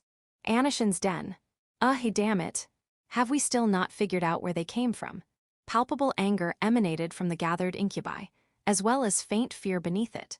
A different kind of life form had appeared in this world ruled by the incubi. Specifically, it was a witch's familia, functioning for far longer than the incubi expected it to, and the threat they posed was immeasurable. There are 72 of them now, no thanks to you lot. In response to the scornful rebuke, the goblin chieftain that had suffered the most losses, Grigori, clenched its fist in rage. Along that arm were the necklaces of its fallen brethren, wrapping together to form a makeshift sleeve. What did you say? But rather than Grigori, it was the burly, sullen-faced orc beside it that reacted. For the leader who had lost many skilled warriors after investigating the nests, that rebuke was an insult it would not leave uncontested. The follower standing behind it wore a murderous expression as well. Cut it out, Sanchez. Seeing its companion lose its temper, Grigori regained its composure and admonished the orc leader. Tensions were high among the incubi. It wasn't only the stagnating war front that caused tempers to flare. They also had the mysterious familia's counter-invasion to contend with now. The goblin chieftain knew all too well that the incubi could ill afford to remain ununited. But, seeing as it was the one who had suffered the most that stopped it, Sanchez had nowhere to direct its anger. You lot blundered this much against mere insects. Did you think you wouldn't be held accountable? The speaker, an imp leader, paid no heed to Grigori's consideration and continued to speak condescendingly. It was an incubus that had achieved a steady stream of recent successes. It was vicious to not only humans, but also its fellow incubi. And what are you getting off on? You're all talk imp and we know it. The speaker was a young lycanthrope that had recently united a majority of its kind under its banner. Its fur bristled as it let out a low growl. As a species that grieved the loss of any pack member, the lycanthrope would never tolerate the imp's callous words. Hence, it raged. Newcomers should be seen, not heard. Say that again, coward. But the imp dismissed the provocation with a baleful look, but being treated as an outsider only incensed the lycanthrope. Calm down, Lazarus. Stand down, Syriaco. Grigori moved in to stop the lycanthrope. Some followed suit, some stepped away from the table, and some quietly watched the spectacle. Don't tell me you're fine with this, Grigori. That's... The lycanthrope representative, Lazarus, snarled, even as its fur bristled violently. Your guys are the ones on the front line. Are you not frustrated that this guy, sitting safely in the back, is calling you a coward? Many incubi disdained goblins, seeing them as mere lackeys. However, lycanthropes as a whole treated them differently. They alone knew how to make the most of the goblins' numbers, and the flexibility they demonstrated in doing everything from combat to support to miscellaneous tasks. At least, until a human female was involved. Nothing mattered more to their kind, after all. It went without saying that Lazarus respected the goblins for voluntarily joining the orcs to fend off the invading familia. The imp who had yet to identify itself regarded them with contempt. HMPH, you can't expect anything from newcomers these days. Its goblin-like body floated into the air and began emanating a sinister energy. If two formidable named incubi were to clash, it could mean the end of the round table discussion. What, did I hit a sore spot, coward? Stop. As the two exchanged heated glares, a forged steel blade suddenly came between them. Lazarus, the magic imps can use is powerful. Give them that much credit at least. It was now Sanchez's turn to admonish its comrade.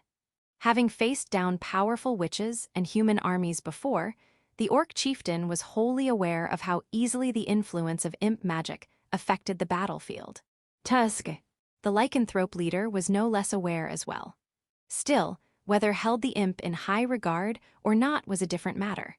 Just as the imp maintained its cold sneer, the fur along Lazarus's body bristled in anticipation. And while I cannot deny your claim, Syriaco, it is no less unpleasant to hear. Having taken the reins of the conversation, Sanchez suddenly pointed his weapon at a shadow floating in the air. The helpless goblin chieftain, too, stared in its direction. Fed up with the conversation going nowhere, the frogman representative began speaking to the merman beside it. "Hey, merman leader." "What?" Fluidly turning to meet the incubus addressing it, this merman appeared different from the one who attended the previous meeting. The color of the scales covering its body and its accessories were not the same. And of course, the frogman representative, despite being able to guess the probable cause, still asked, "I haven't seen you around. Are you new?" "My predecessor will not return." It spoke with the characteristic halting tone of all mermen, so the frogman did not take offense to its brusqueness. Rather, the frogman was more concerned after hearing the merman mention its predecessor.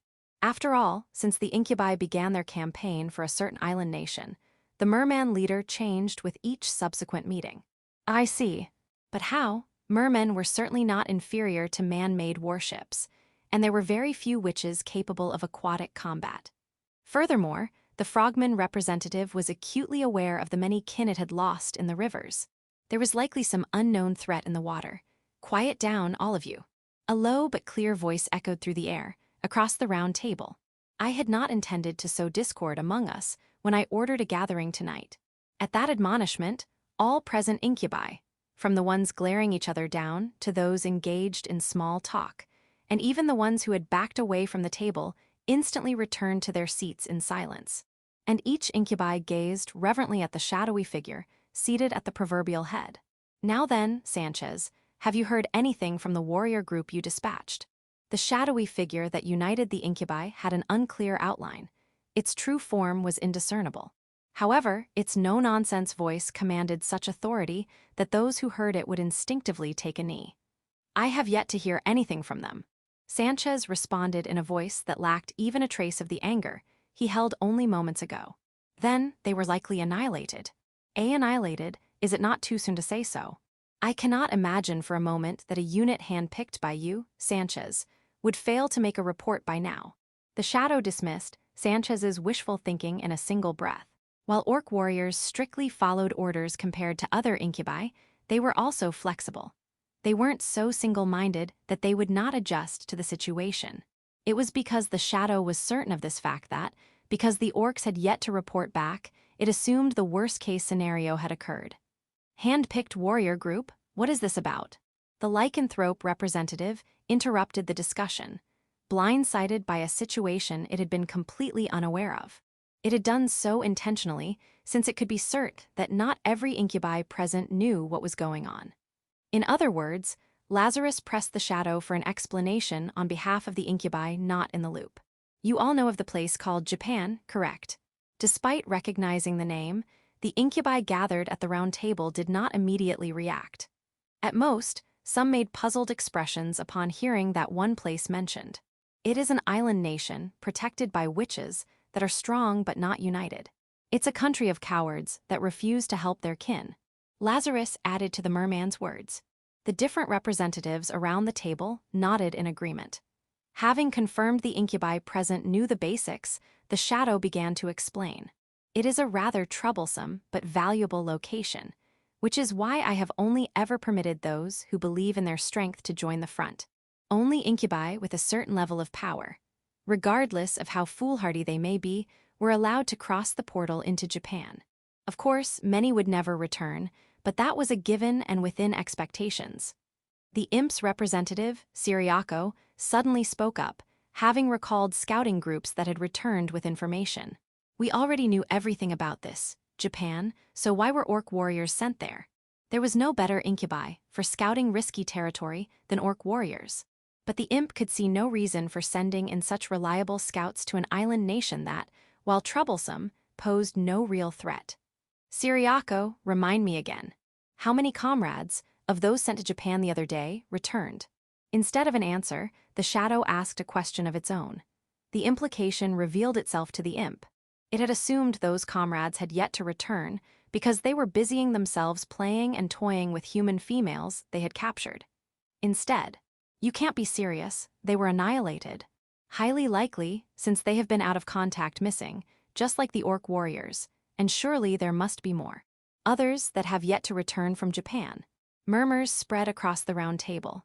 Each conveyed varying levels of disbelief, Many were like the imp representative, seeing no problem with the lack of response. After all, skilled incubi always achieved something, even if they often failed to report it, not that there was any guarantee of it. And now you see how we have been taken advantage of. In losing our skilled comrades, we have lost our eyes, our ears into Japan. That's why you ordered orc warriors to go over. Of course, much of what they knew about Japan was likely outdated. After all, since they had not considered the country a threat, they did not consider outdated information about it a problem. But it was a completely different story if, rather than not having up-to-date information, they had been unknowingly denied such.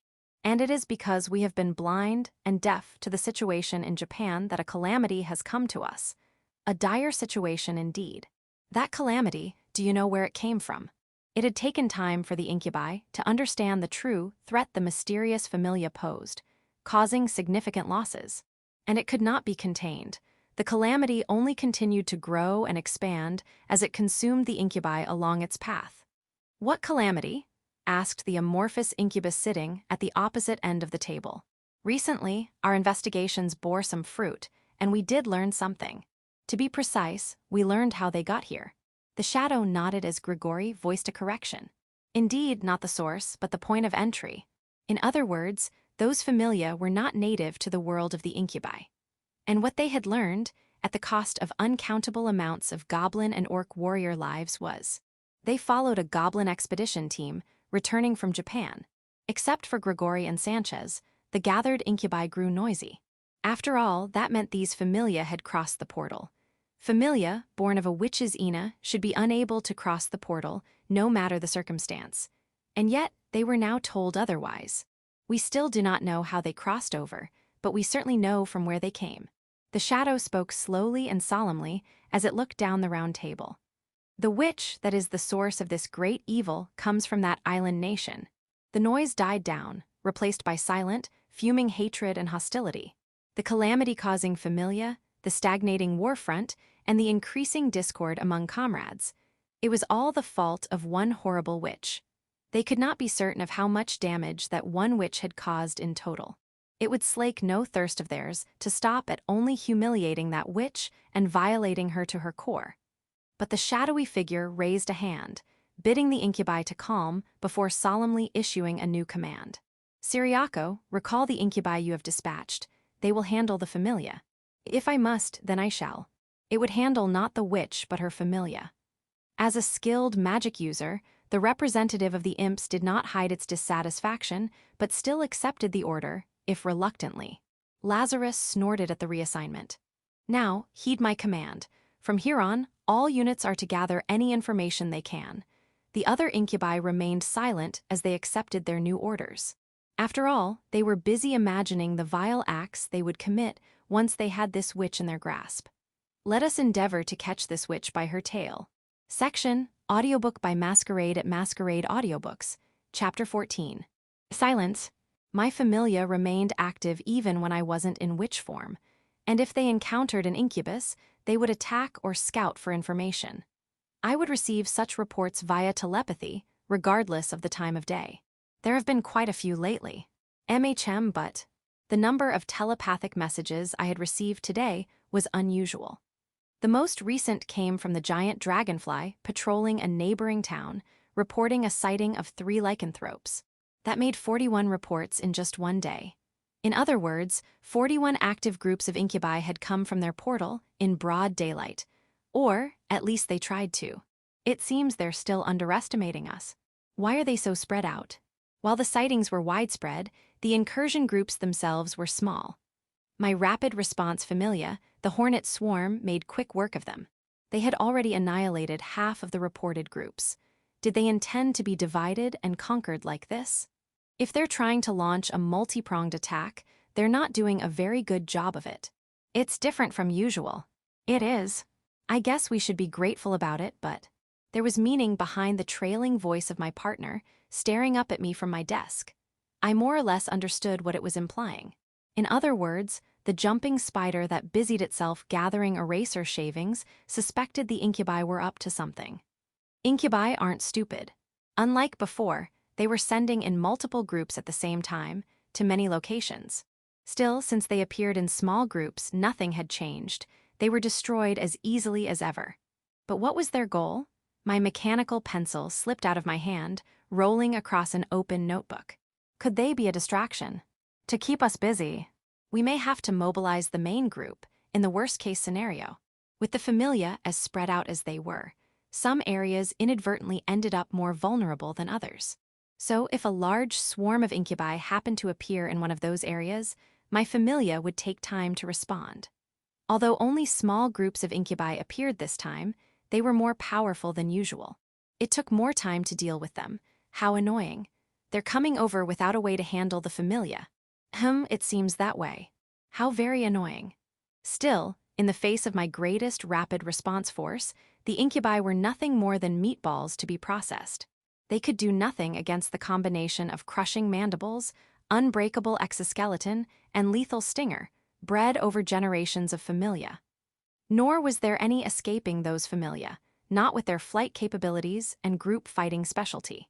Case in point, the 3 newly arrived lycanthropes had been incapacitated by venom and were now being torn to pieces by the aforementioned mandibles.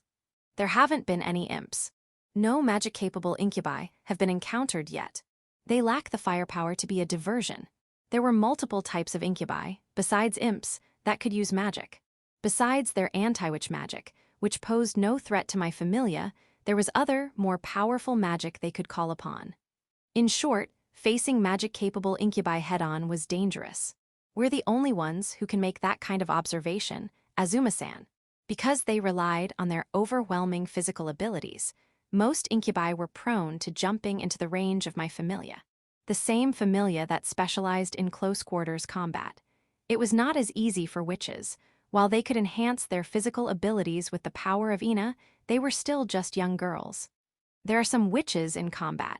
They appear to be struggling. I knew they would. Based on how much time has passed since they started fighting and the ambient Ina, Judging by that metric, witches had engaged in combat at 12 different points.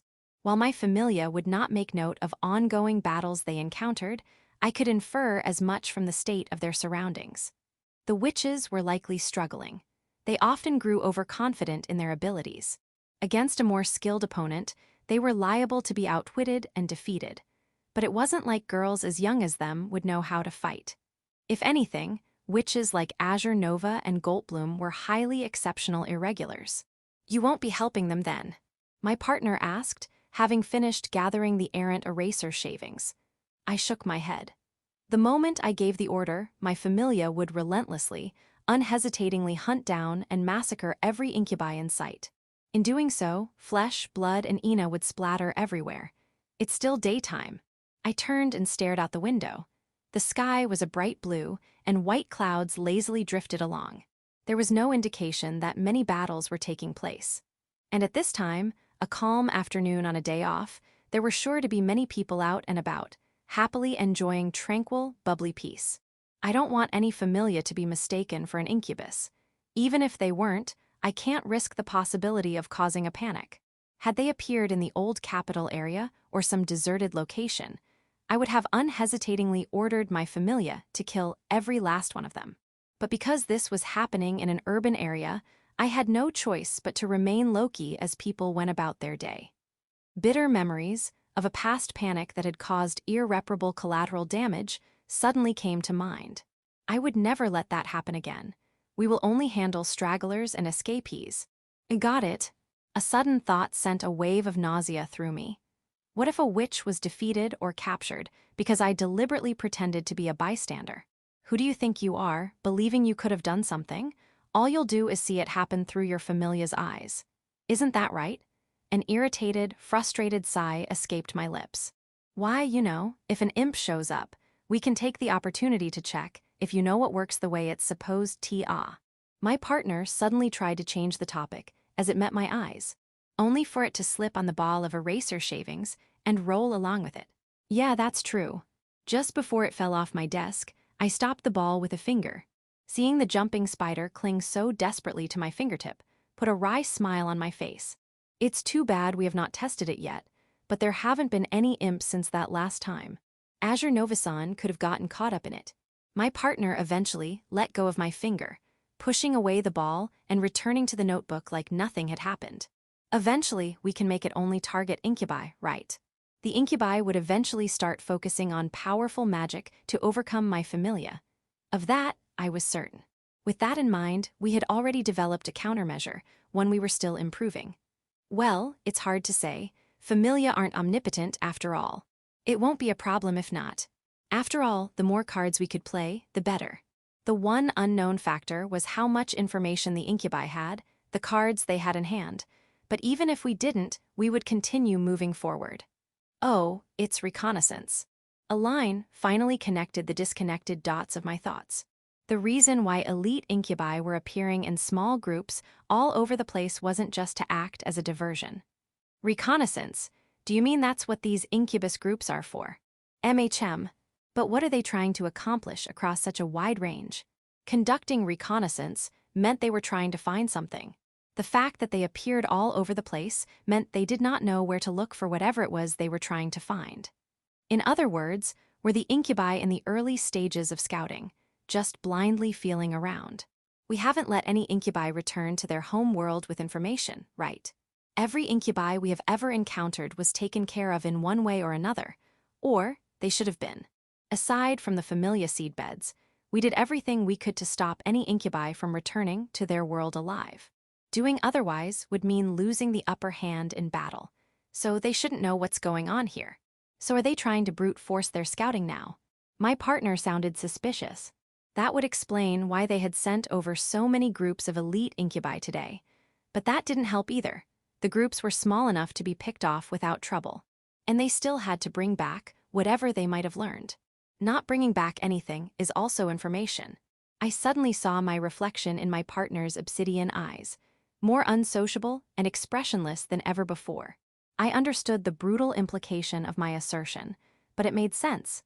You're saying they've already accounted for today's casualties.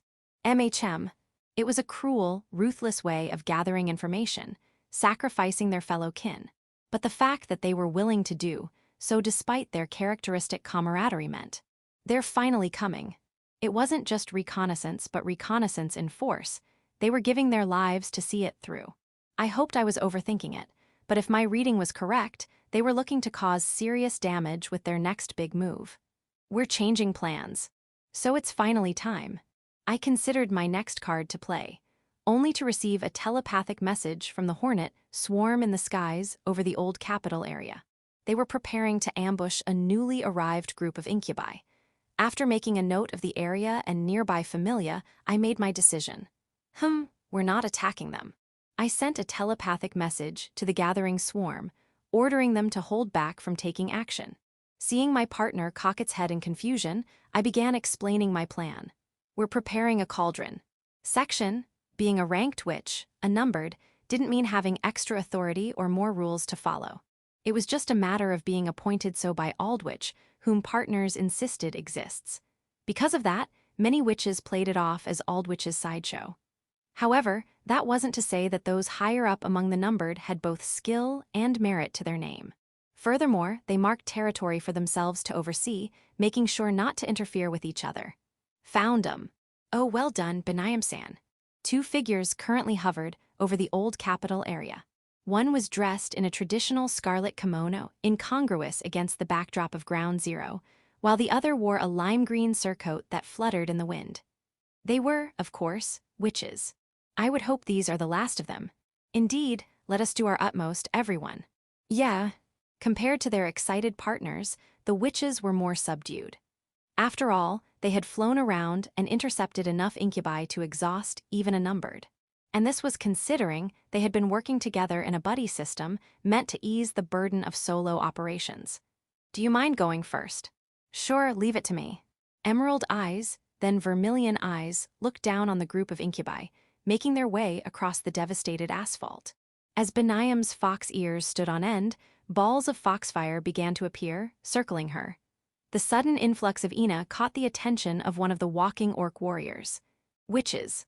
Having spotted enemies, the orc warriors took up their positions. The battle commenced. All right, this might burn. The fox spirit-like girl warned with a giggle. As she did, a ball of foxfire broke free from the orbiting ring and rapidly accelerated toward the Incubus group. It was a preemptive strike without forewarning. Scatter. While the orc warriors boasted resistance to magic, there was no need for them to take a direct hit if they did not need to. And so the 6 orcs leaped away in different directions, displaying agility that belied their appearance. A moment later, the ball made contact. A fiery, blue pillar erupted within a corner of the old capital area. The Azure conflagration gave off no heat, but it did illuminate the ruins in brilliant blue hues. Composed of pure Ina, the great blaze would only affect one thing. No, damn it, I can't put it out. One orc caught blue fire. It tried desperately to extinguish the flames, but to no avail. It was the kind of flame that would continue to burn by using its Incubus victim as fuel. It's just a childish trick. Ignore it and take out that witch. Sir. However, for something as robust as an orc, it was little more than a forgettable itch. It took up the rugged bowgun hanging from its waist and carefully loaded the grenades that were its ammunition. Within the grenade was a certain toxic gas, a special anti-witch venom. Whoa, they're using that already. This is not the time to be impressed. If a witch were to use magic in an area covered in the gas, it would destroy her mind in the worst ways possible. The Magatama partner was extremely cautious, fully aware of the state the substance's victims were left in. After all, Benayam was a witch who focused mostly on magic. It's fine. But the witch in question was as relaxed as ever.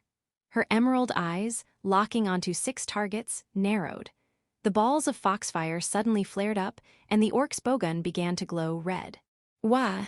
Throw away your bowgun, and find things to throw. The orc warrior unhesitatingly discarded its melted weapon, before grabbing bits of concrete and scrap metal littering the road. As it did, more balls of foxfire descended, engulfing the entire area in azure flame. Here I go. Indeed, let us join the fray. After watching it all happen, the buddy witch waiting in reserve stepped forward, into the open air. While her owl partner took flight off her shoulder, the witch allowed gravity to bring her down toward the road of the old capital area.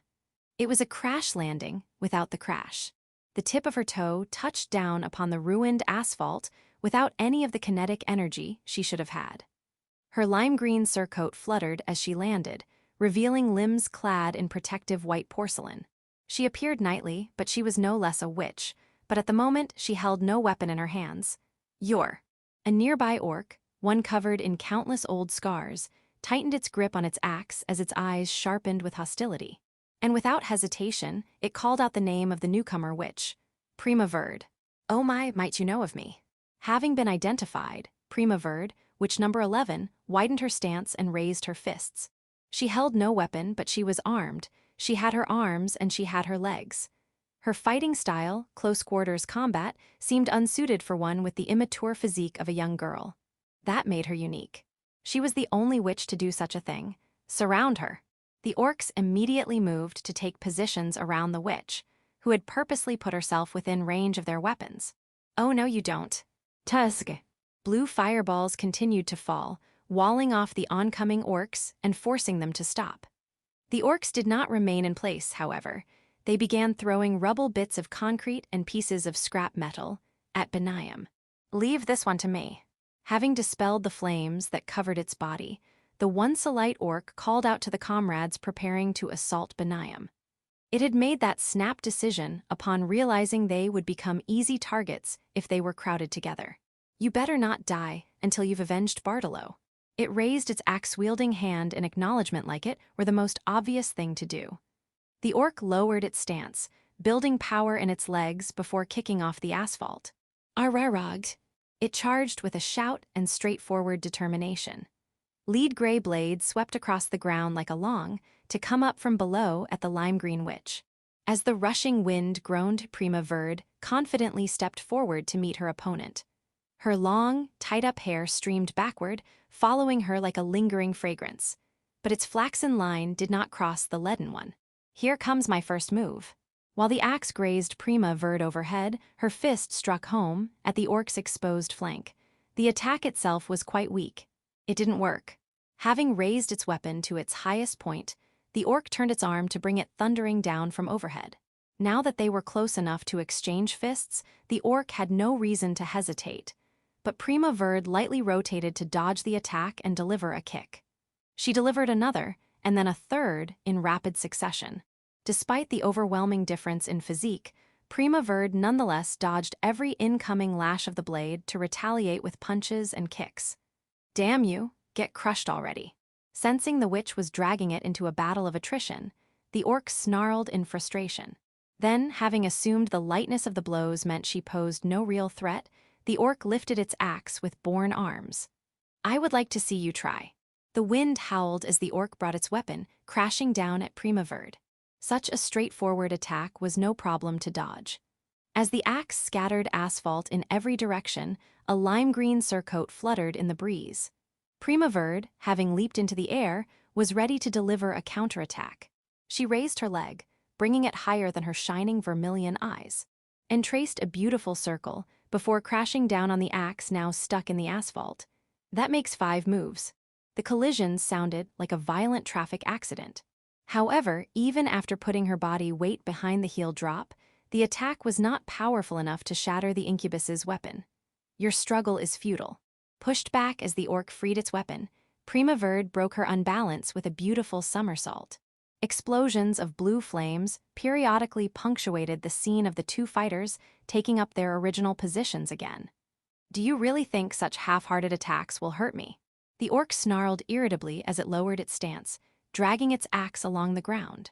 It had been cautious, aware of Prima Verde's reputation, but she had proven insignificant as a threat. The orc began to suspect she was purposely stalling for time. "As I thought, it is not made of iron." But her vermilion eyes paid the orc no heed. Instead, they stared at the rugged weapon.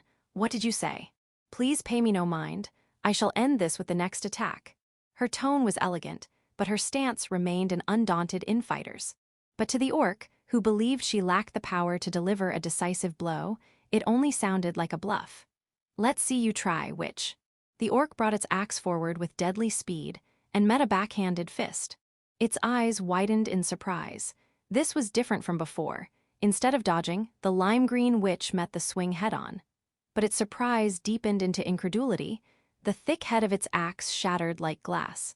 Casting a side glance as the ruined weapon passed her by in empty air, Prima Verde stepped forward to deliver a sharp kick to the orc's knee. Wah! The vicious blow sliced through skin, muscle, and bone. It was no different from cutting tofu. The orc, now unbalanced, turned in time to see the lime-green witch ready with a clenched fist. "Allow me to bid you farewell." The first she unleashed obliterated everything above the orc's jaw. As the shards of the broken axe crumbled like sand, the orc's massive body, now lacking a head, collapsed. Almiro, another orc carrying a smoldering corpse as a shield against the blue flames, could only grimace as it watched its comrade fall. "They sure are tough." All the while, the ceaseless flow of mystical blue fire continued. Any ordinary witch would have fainted from the amount of Ina required to sustain the magic, but Benaim remained afloat and unaffected. Hers was the type of talent that cared not a whit for the concept of inefficiency. With Scarlet before them and Lime-Green fast approaching from behind, the lead orc made a snap decision. "Pietro, you are to run to the underground passage we found." It ordered the youngest orc in the group in a commanding tone that would listen to no argument. An anguished expression came over its face as it let go of the corpse it carried to take up a traffic post that had fallen to the roadside. "Make the chief knows what happened." Arge understood. 2 orcs shifted their position to protect their young comrade and allowed it to flee. The unit had been ordered to return with as much information as possible. After all, their ultimate goal was to take down the detestable witch that had slaughtered so many of their comrades. Stop right there. Left uneasy by the lack of desperation in the exchange she witnessed, Prima Verde rushed forward to stop them. "You're not getting past me." A one-eyed orc stepped into her path. Half his body was wreathed in blue flames, but he still swung his club with confidence. But the witch's straight punch was faster, tearing apart the Incubus's fingers. Centrifugal force took the now-freed club in a completely different direction. And without missing a beat, a heel drop of white porcelain caved in the one-eyed orc's head. "Benaim-san. Let's turn up the heat." "Understood." Fox ears perked in response to the buddy calling their owner's name. The ring of foxfire began to gather, coming together at the tip of a finger peeking out of a scarlet sleeve. Meanwhile, the orc with the traffic post drew back its arm, preparing to throw. "Take this, witch!" The incubus roared, launching its makeshift javelin, as a flash of light pierced its chest. No matter how tough an incubus was, they still died if they were killed. Even so, it had accomplished one last act. The javelin would not stop. Ha! A light green shadow gave chase.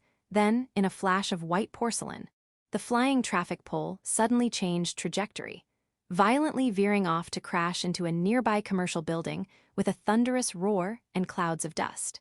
Prima Verde continued cautiously surveilling her surroundings as she gracefully landed. "Thanks." Of course. After returning Benayam's wave, the lime green witch turned toward the entrance of the subway station, at the end of the orc corpse-strewn path. "We're going after them, Benayam-san." "Wait, stop." Benayam landed beside her buddy, putting out a hand to stop the lime green witch from dashing off. Vermilion eyes stared at her with naked suspicion. "Stop." "Why?"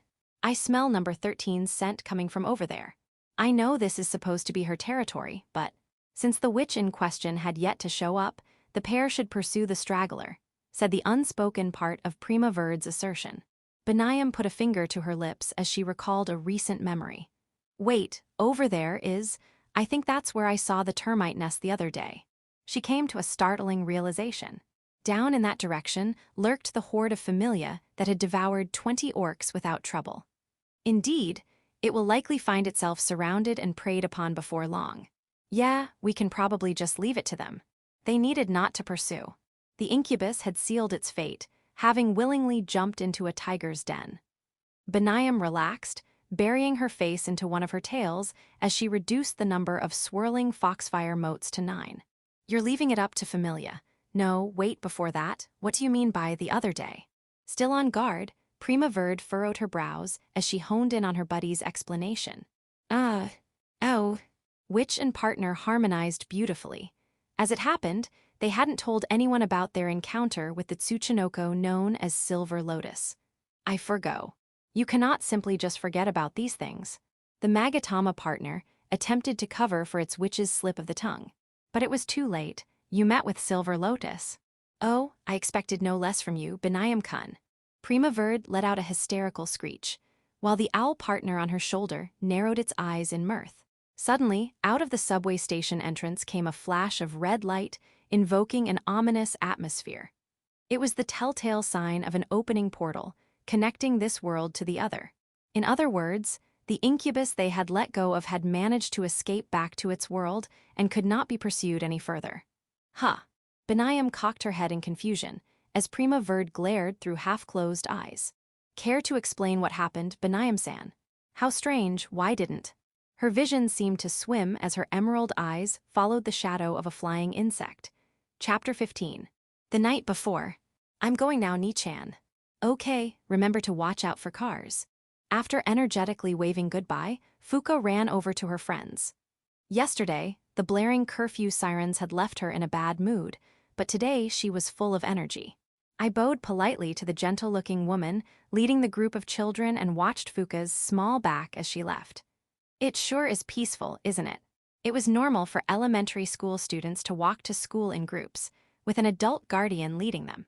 Nowadays, high school students are encouraged to commute to school in groups, though not necessarily with an accompanying parent or guardian. And it was all because of the insufferable creatures known as the Incubi. Fuka's smile was dazzlingly bright as she happily chatted with her friends. I would not allow anything to even think of threatening that peaceful, happy scene. I vowed to myself once again that I would absolutely, certainly kill every last incubus. Did you guys see this video on your timeline yesterday? Huh, what videos? What are you talking about all of a sudden? After seeing Fuka off, I turned to leave for school as well, only to encounter a trio of boys. As it turned out, students with no club activities tended to share similar commutes. In my case, I always found myself behind that same group, at this same place. Oh wait, I think I know what you're talking about. You don't mean the video with the witch fighting in the city, do you? Yeah, that one.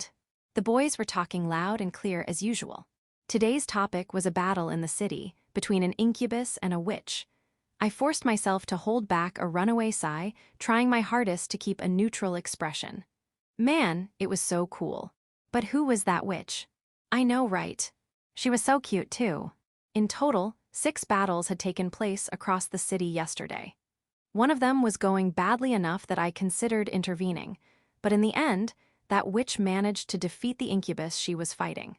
I saw the entire story play out on TV this morning, incidentally. I couldn't help but disdain the reporters for it. How nice it must be that they could sit back and leisurely record it all. We could ask Tanaka and see if he knows. You sure are trusted, Tanaka-kun. While they didn't necessarily become fans, many boys were interested in how witches looked. So it came as no surprise that the trio in front of me were getting excited over witches. That didn't make the atmosphere hanging over the city today any less uneasy, however. It wasn't just us, either. Some neighboring areas, more worried than ours, were even enforcing a mandatory curfew. I'm getting worried about how safe we truly are. I overheard an anxious conversation between housewives who seemed to have returned from seeing their children off to school. Their concern was reasonable. While I had made sure to eradicate every last incubi within the vicinity of the area, the general public certainly wasn't aware of it. Still, despite her apparent anxiety, the woman who spoke didn't seem serious. It was more like she was making small talk. Oh hey, I remember seeing this tank on the highway yesterday. Here, look. That's a Type 16 MCV, right? Meanwhile, 2 university students, a man and a woman apparently waiting for a bus, seemed to be looking at photos of National Defense Force vehicles on their phones. I wasn't surprised the National Defense Force had gotten involved in yesterday's battles. They were likely why some areas, despite showing signs of battle with incubi, lacked residual ENA. Hey, that's dangerous. I walked past a man wearing a business suit whose eyes were glued to his cell phone. He was so engrossed that he didn't notice something had brushed his shoulder. Meanwhile, on his screen was a young girl dressed in a pale pink outfit and fighting desperately.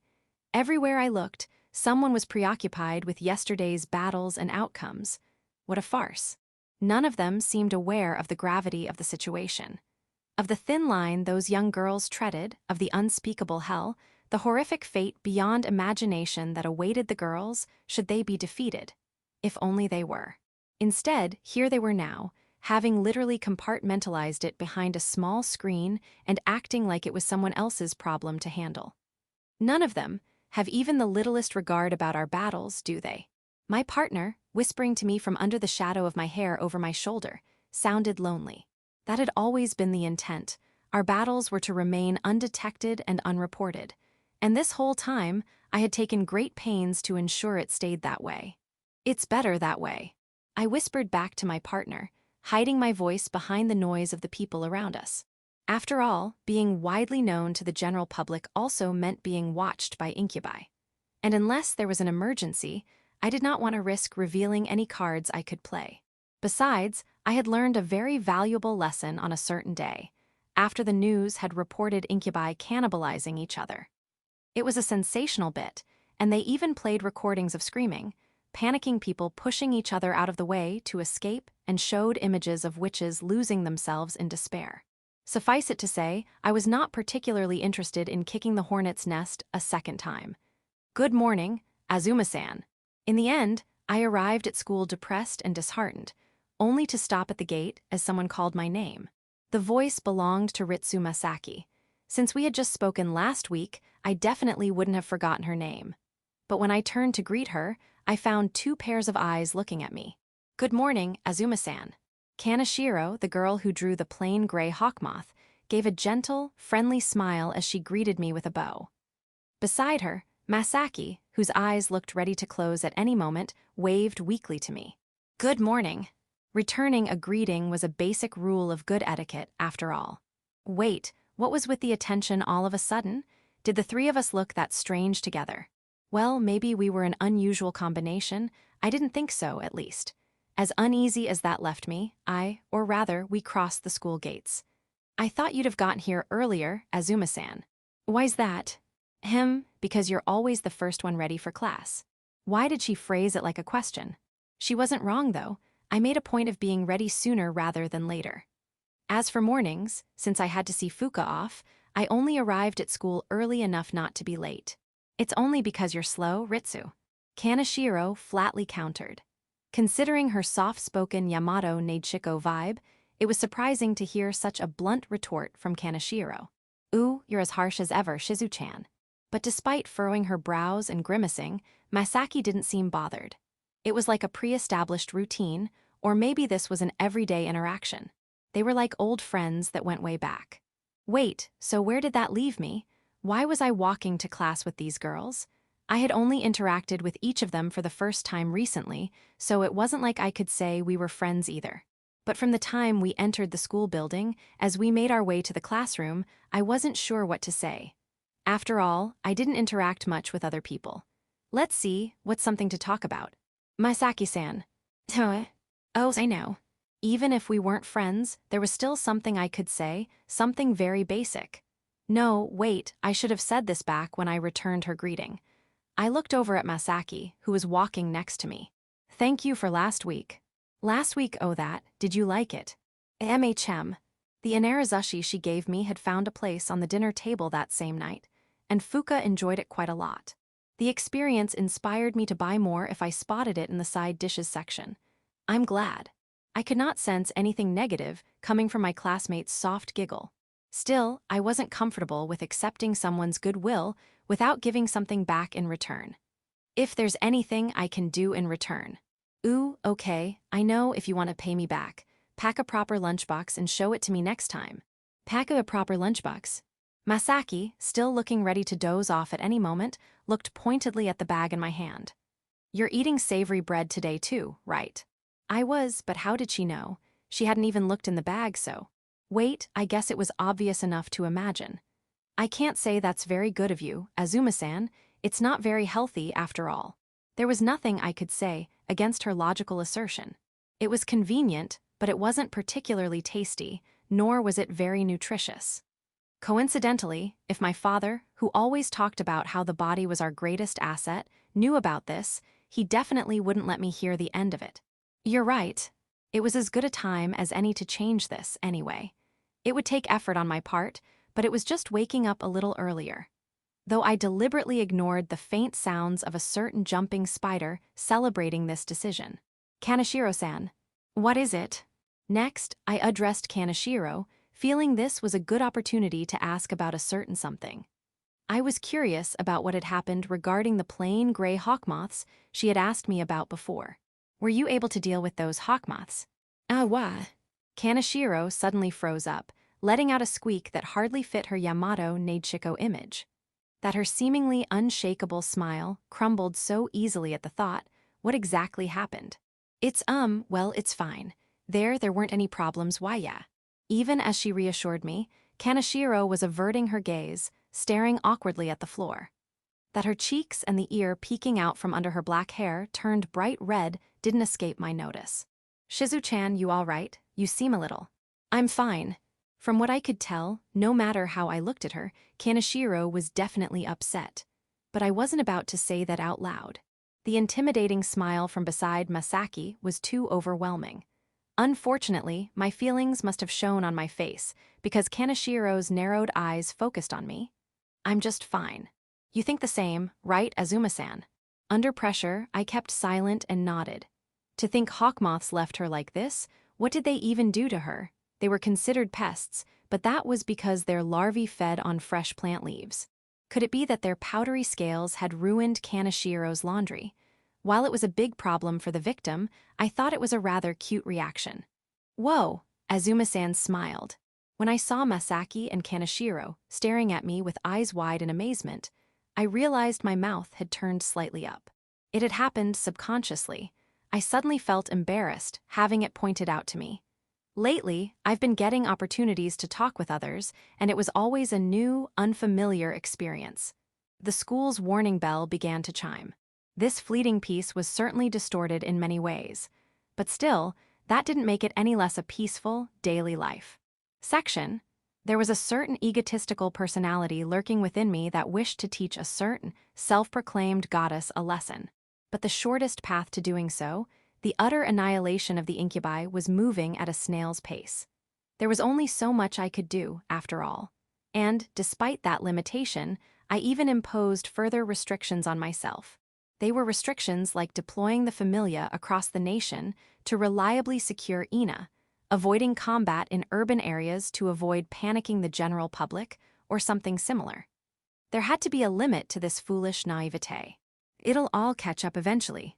Is something wrong? It's nothing. As always, waiting around caused me to waste effort by thinking about unnecessary things. Come on, stay focused me.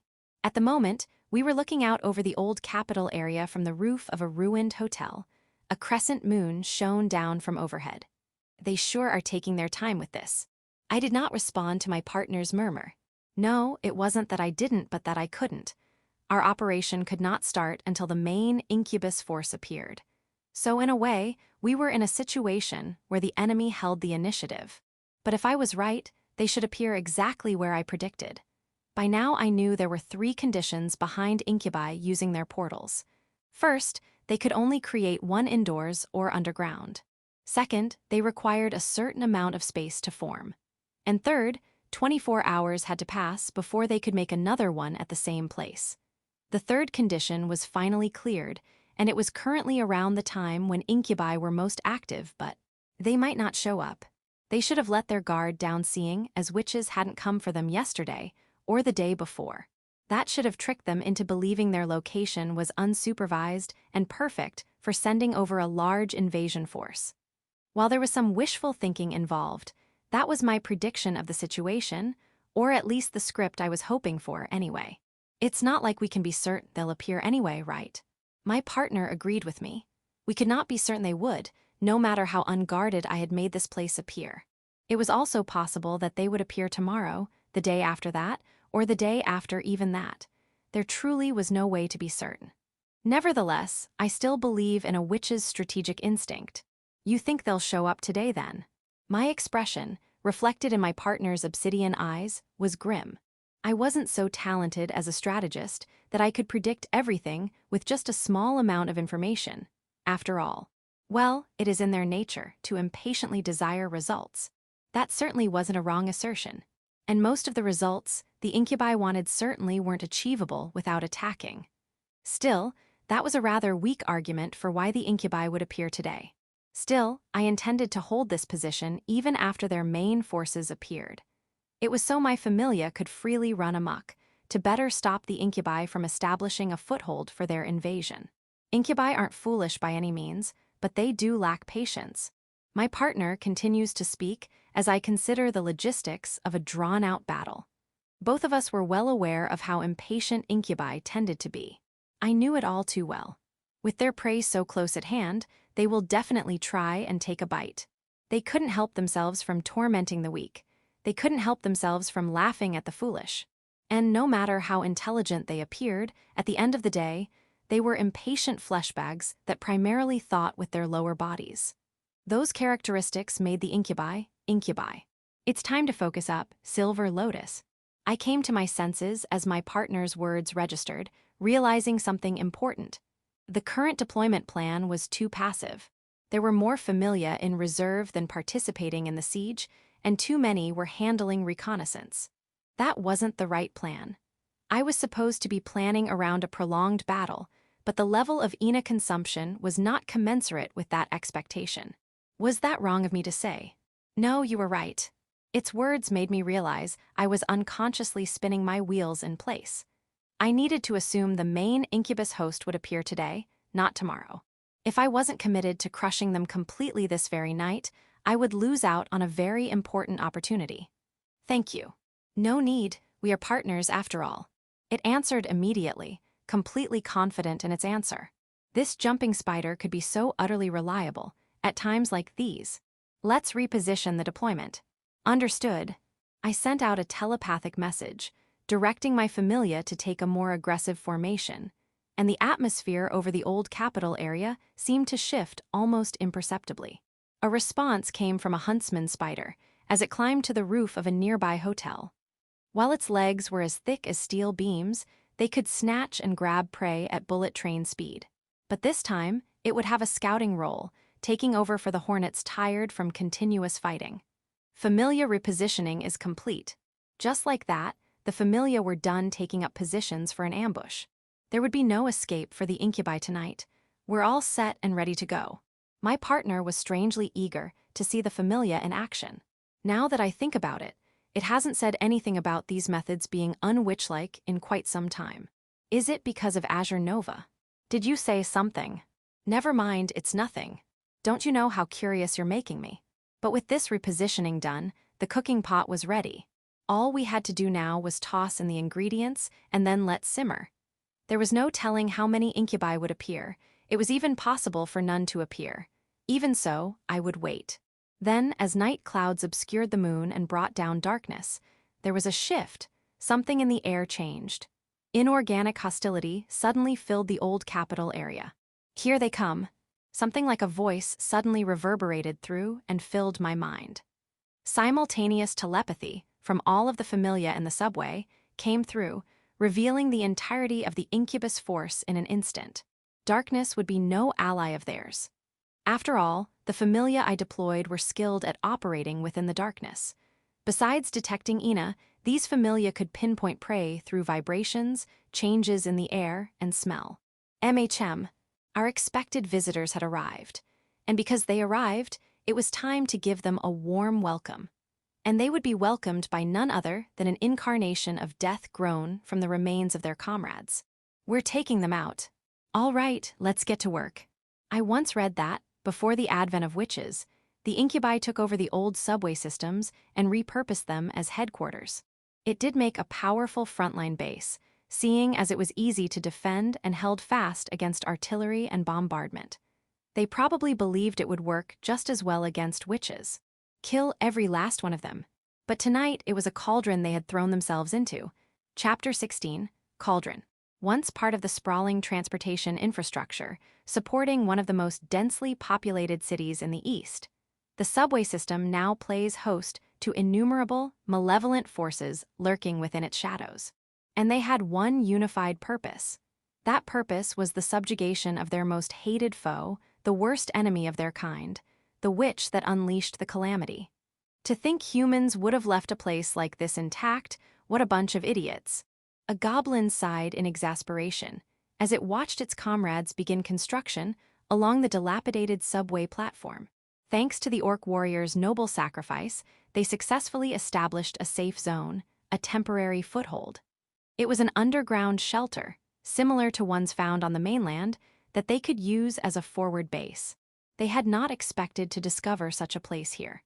Comrade Grigori said this is laying the groundwork for the things to come, but that doesn't make the work any less tedious. There are witches and other humans above ground. Just be patient and wait. Despite admonishing its fellows, the goblin was no less eager to go on a hunt with them. However, the fact remained that hardly any of their small, elite scout units, which included orc warriors among them, had returned. How long do we still have? We just need to keep working until we get this base up and running. This underground structure could not only withstand attacks from the surface, but also boasted complex routes that made pursuits difficult. It would make for an excellent base. While they initially expected the place to be unstable and on the verge of collapse, many reconnaissance teams eventually confirmed the site was quite safe. Based on that evaluation, an expeditionary group was immediately dispatched. Right now, their goal was to secure and establish a foothold before witches and a human army could respond. Then, when the dawn arrived and the portal became available, they could begin another lunatic frenzy, the disaster that ravaged the mainland. I can't imagine ever losing with such a distinguished lineup. It was such that many incubi saw it as excessive. On the other hand, the expeditionary group, having brought over many renowned incubi from the mainland, intended to overwhelm a certain witch. Don't you go underestimating the witch that slaughtered so many of our comrades. If you say so. The comrade lightly waved it away before languidly returning to its task. No matter how much they prepared, no matter what countermeasures they set, no matter if their expeditionary group numbered 1,000 incubi strong, so long as there was a risk of total annihilation, they had to act with caution. Igor. A massive orc called the goblin's name in a tone low enough to get the goblin's teeth chattering. Despite their differing status, the two treated each other as equals. We're sending out a few scouts to get a feel for the surrounding area. Will that be a problem? We should be fine. I'll leave the details to you. As the leader of this expeditionary group, Igor nodded in assent, causing its necklace to jangle lightly. While there were no signs of witch or familiar presence, the surrounding environment remained unknown to their group. Learning everything they could about the local area was just as important as establishing their base. Is that so? I'll be picking a few warriors to send out then. There was no miscommunication between the two. Their process ran smoothly and efficiently. Before long, the chosen members of the reconnaissance team were packed up and assembled. Upon command, they moved as one. The group, heavily armored orc warriors and lightly armored lycanthropes, descended to rusted tracks, ready for battle as they began walking. These subway tunnels, having lost the light of civilization, had become a road for monsters of the dark, where countless humans once traversed now walked incubi. Did we really need to take this much? A black-furred lycanthrope asked as it lightly stepped over a mound of earth left by a crumbling wall. To this incubus hailing from the mainland, the amount of equipment the orc lugged around seemed unnecessary. Those damn bugs are tougher than witches. Trust me, we'll need everything we've brought to keep them away from us. The orc motioned to the shield on its back as it reassured its comrade. Other orcs in the group checked on the bowguns they had hanging from their waists. They had equipped themselves with gear they knew would prove most useful, having learned from fighting the familia in their homeworld. We didn't need all this for mere familia back on the mainland. A lycanthrope wearing a strangely patterned robe remarked. Having only fang and claw will not be enough for these familia. Best case scenario, you take each other out. A spellcaster, one of the more knowledgeable incubus within the group, retorted with a grim expression. It knew from its experience back on its homeworld that there was no way of defeating the monsters, not without great sacrifice. It hadn't mattered whether they fielded skilled combatants or deployed powerful spells. Stop. The black-furred lycanthrope, boasting superior senses among the group, ordered a halt. They had arrived at a boundary of sorts, where man-made concrete gave way to dark, earthy soil, practically a cave. It's them. Each of them instinctively brandished their weapons, even as they were ordered to stop.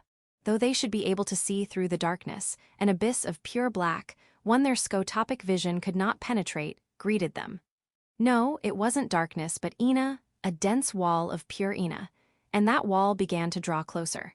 Bows at the ready. Sir. With a single command, the unit fell into position, forming up in 2 rows and taking up the bowguns that hung from their waists. This was supposed to be a safe zone, temporary or otherwise. Thankfully, in expectation of the worst, the orc warriors were well equipped for hostile contact. Kalias returned to base. Without turning around, the spellcaster-like lycanthrope gave an order to its messenger brethren. Its expression was tense. From a side of the abyss came the sound of countless, chittering footsteps, forcing the group to grimly acknowledge the sheer numbers approaching them. Don't you dare die before I make it back.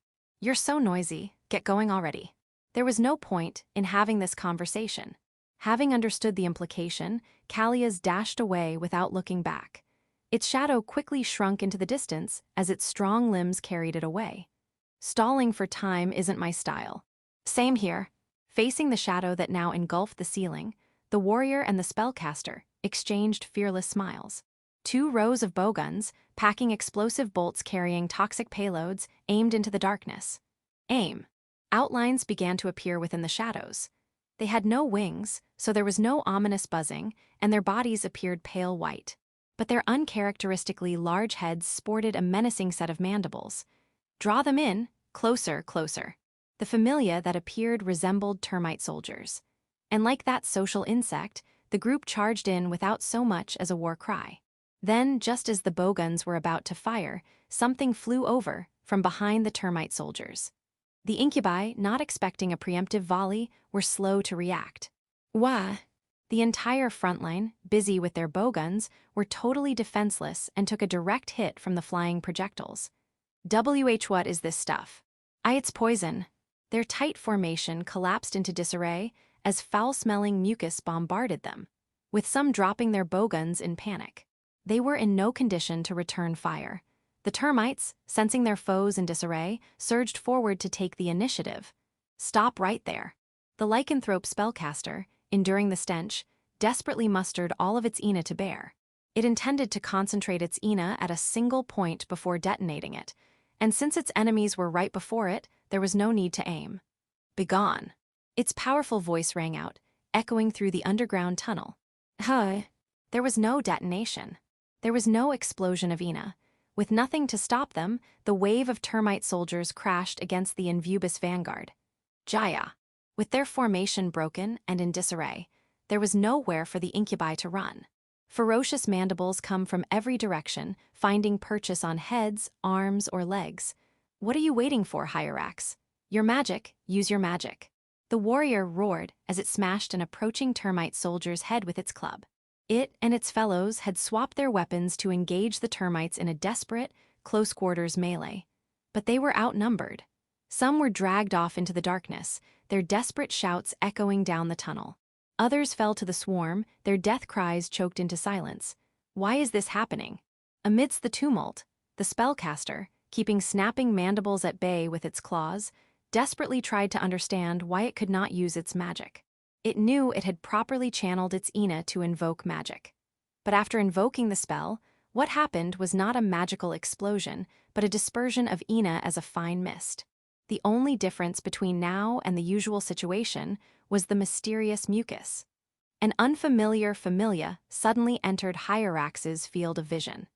Compared to the termite soldiers with their enlarged heads, this one had a smaller head that boasted a prominent horn. Some species of termites, among the Nasutiderms genus under the Termitidae family, were capable of spraying noxious fluids against their predators. The horn atop the head of this familia, resembling that species, functioned as the firing mechanism. Unlike its real-life equivalent, however, what it fired wasn't a terpene mixture. It can't be. This stuff is inhibiting Ina manipulation. Just as Hyrax arrived at the solution, a large pair of mandibles caught it from behind. It did not stop there. The mandibles lifted the lycanthrope high into the air, and without delay brought it back down, slamming it into the tracks. Gra, damn why ga. Again and again, its captor lifted the Incubus into the air and smashed it against the tracks. Skin tore and bones shattered, until finally the lycanthrope's life came to an end. Finished, the familia unceremoniously carried its prize into the dark. Enemy attack. It's an enemy attack. They're here. Gyua. Callias, having run through the darkness like the wind itself, arrived at what should have been the temporary safe zone, only to grimace as the din of battle in the underground tunnel registered in its ears. It seemed the scouting party it left behind wasn't the only group under attack. Their headquarters were a safe zone no more. Chaos and terror now reigned in this underground tunnel. Hey, what unit do you belong to? A group of orcs suddenly appeared from the direction Callias was headed, with the warrior at its head asking a question. It was fully equipped for battle, armed with a shield and bowgun. Its menacing gaze turned every which way, scanning for enemies. They made hostile contact with familia. What's going on here? We were guarding the entrance. How are we supposed to know what happened here? As it took cover under the orc's shield, Callias realized what must have happened. These would-be sentries, so wound up by the expectation of an enemy appearing, had missed the appearance of their enemies. But Callias was only a messenger. He could not make an observation based on pure conjecture. I'll run a message. You guys. A clump of soil suddenly shot into the air, freed from a collapsed wall. Each of the sentries' bowguns immediately aimed at the newly formed hole. Then, out of the virgin soil peeked a pair of delicate antennae and well-developed forelegs. It's a damn bug. As though the voice were a signal, holes, and more holes appeared all over the earthen floor and ceiling. Red-brown cave crickets came pouring out of them. This group, too, found themselves engaged in combat. Push them back. Sir. The warriors responded in enthusiastic unison. An orc fired without hesitation, launching its bowgun's payload. One of the termites responded instantly, firing a glob of mucus from the tip of its horn. The two projectiles crashed into one another and fell to the ground. Damn it. That's an awful smell. Do not falter, reload now. Some globs hit the orc's shield. The rank odor caught many of the orcs off guard, with most of them barely able to hold strong. How weak. The orc warriors quickly began reloading their bowguns as they silently scoffed at the termites now riddled with arrows. Aim. Eat this, you do. What is that thing? A tall and hulking, jet-black shadow had suddenly appeared behind the termite, firing its mucus. A wave of tension rolled across the orc unit as they faced off against a familia as large as an ogre. Of course, they knew better than to engage an opponent that was so much greater in size. After all, mass was a deadly weapon, even if used in a basic charge. Prepare the sound of an explosion ripped through the tunnel, while its aftershock rippled across the narrow space. It mercilessly shattered the orc's shield, while also sending the comrades in its unit every which way. Damn it! The jet-black shadow, having broken the orc's formation, now stood before them. Having fallen over, Callias desperately scrabbled away, cursing the familia all the while. It seemed the only reason why the charge had missed was the luck of having the greatest initial speed among lycanthrope-type incubi. But even as the lycanthrope crawled, the antennae sprouting from the shiny, jet-black familia wiggled about before the insect glared down at the fallen incubus. You monster! A nearby orc brandished its weapon and charged. A moment later, its head was gone, leaving behind a fountain of blood coming out of the stump on its neck. A smaller house centipede darted past the menacing giant centipede that took the orc's attention. Its aim was a vulnerable incubus. Stop, no. Stay away, I'm not foe. It injected an orc, crippled by a broken knee, with a neurotoxin before dragging it away into a nearby hole. Inorganic murderous intent oozed from the giant centipede in waves, as though daring any incubus still willing to fight to come forward. As this was happening, cave crickets, having finished digging, began feeding on nearby corpses to replenish their energy. This can't be happening. The lycanthrope messenger broke away, desperate to escape beyond the reach of the familia devouring its incubi brethren like prey. Without looking back even once, the lycanthrope fled deeper into a subway tunnel. It was not without a pursuer, a roach-like familia currently gnawing on bits of flesh. Despite the inky darkness, this familia's long antennae and body hairs pinpointed the location of objects through reading vibrations in the air. A giant shadow raced down the tracks. Stay away. The black-furred lycanthrope could not escape its approaching, looming death. A moment later, the jet-black shadow, moving as fast as a bullet train, trampled the incubus to death underfoot. They're everywhere. There's too many of them. While the scouting teams disappeared into the darkness of the subway tunnels, a similar feeling encroached on the makeshift base of Incubus operations. The presence of dense, muddy Ina had filled that underground space. It wasn't just Ina, but an unending swarm of familia. By now, the swarm had destroyed the orc's chain of command, reducing the expeditionary group to little more than a disorganized rabble. You damn bugs! A small green figure gripping a slingshot was lifted into the air. Any resistance it might have mounted was meaningless with this many familia around. And so the termite soldier holding the goblin was free to swing its catch around, to slam it repeatedly into the ground. Meanwhile, the house centipede, having injected neurotoxin into another victim, dragged its prey into a side hole. Above us, a long shadow stretched out from the darkness of the ceiling, grabbing the lycanthrope that had cried out. The sickening crunch of its massive mandibles crushing the hapless incubus's skull seemed to suggest it did not need neurotoxins. In the end, the train-car-sized giant centipede consumed up to the lycanthrope's torso, leaving behind dismembered limbs. None of it would go to waste. Cockroaches scurried about, devouring every last bit of flesh and blood. This was no battle, this was predation. A chorus of chewing and anguished screams punctuated the air, even as the smell of blood filled the darkness. In the end, it took incubus flesh and blood to complete their base. Why, how did this happen? Amidst the horrifying, eye-averting calamity going on, one goblin Igor had made it to the stairs leading to the surface. But it was not safe. Even now, a mass of murderous intent, one that would not allow even a single incubus to escape, doggedly pursued the goblin. Fear colored its face, as the blood of its comrades now did. I must escape. I must escape and open a portal somewhere, away from here, and bring back all that I've learned. I swear, I'll come back and I'll kill you. Igor lobbed a grenade, filled with crippling, debilitating gas down the stairs, and took off running. It forced itself to not hear the dreaded skittering of pursuing familia, even as it climbed the stairs. Eventually, the smell of blood grew faint, fading as the dry scent of a concrete jungle chased it away. I must inform Comrade Grigori. Seeing the night sky come into view, a glimmer of hope lit Igor's heart. But it forgot where it was now, the kill zone that had yet to allow any to escape it. A shadowy figure appeared ahead of the station entrance. It was a small and delicate shadow, clad in an eerie but faint aura of Ina.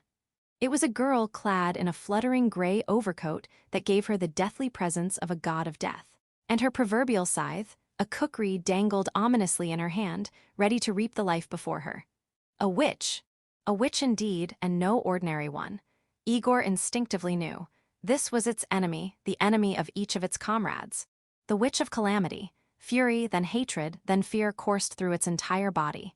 It was you. Facing its mortal enemy, Igor reflexively sprung into action. It put all of its strength into a reckless charge, far more power than its fellow goblins could have mustered. All it had to do was put its knife right into her thr. At. The moment it stepped beyond the roof of the station entrance, something slammed its body into the cracked tile floor. Something had sealed the goblin's every move. All it could do was look around.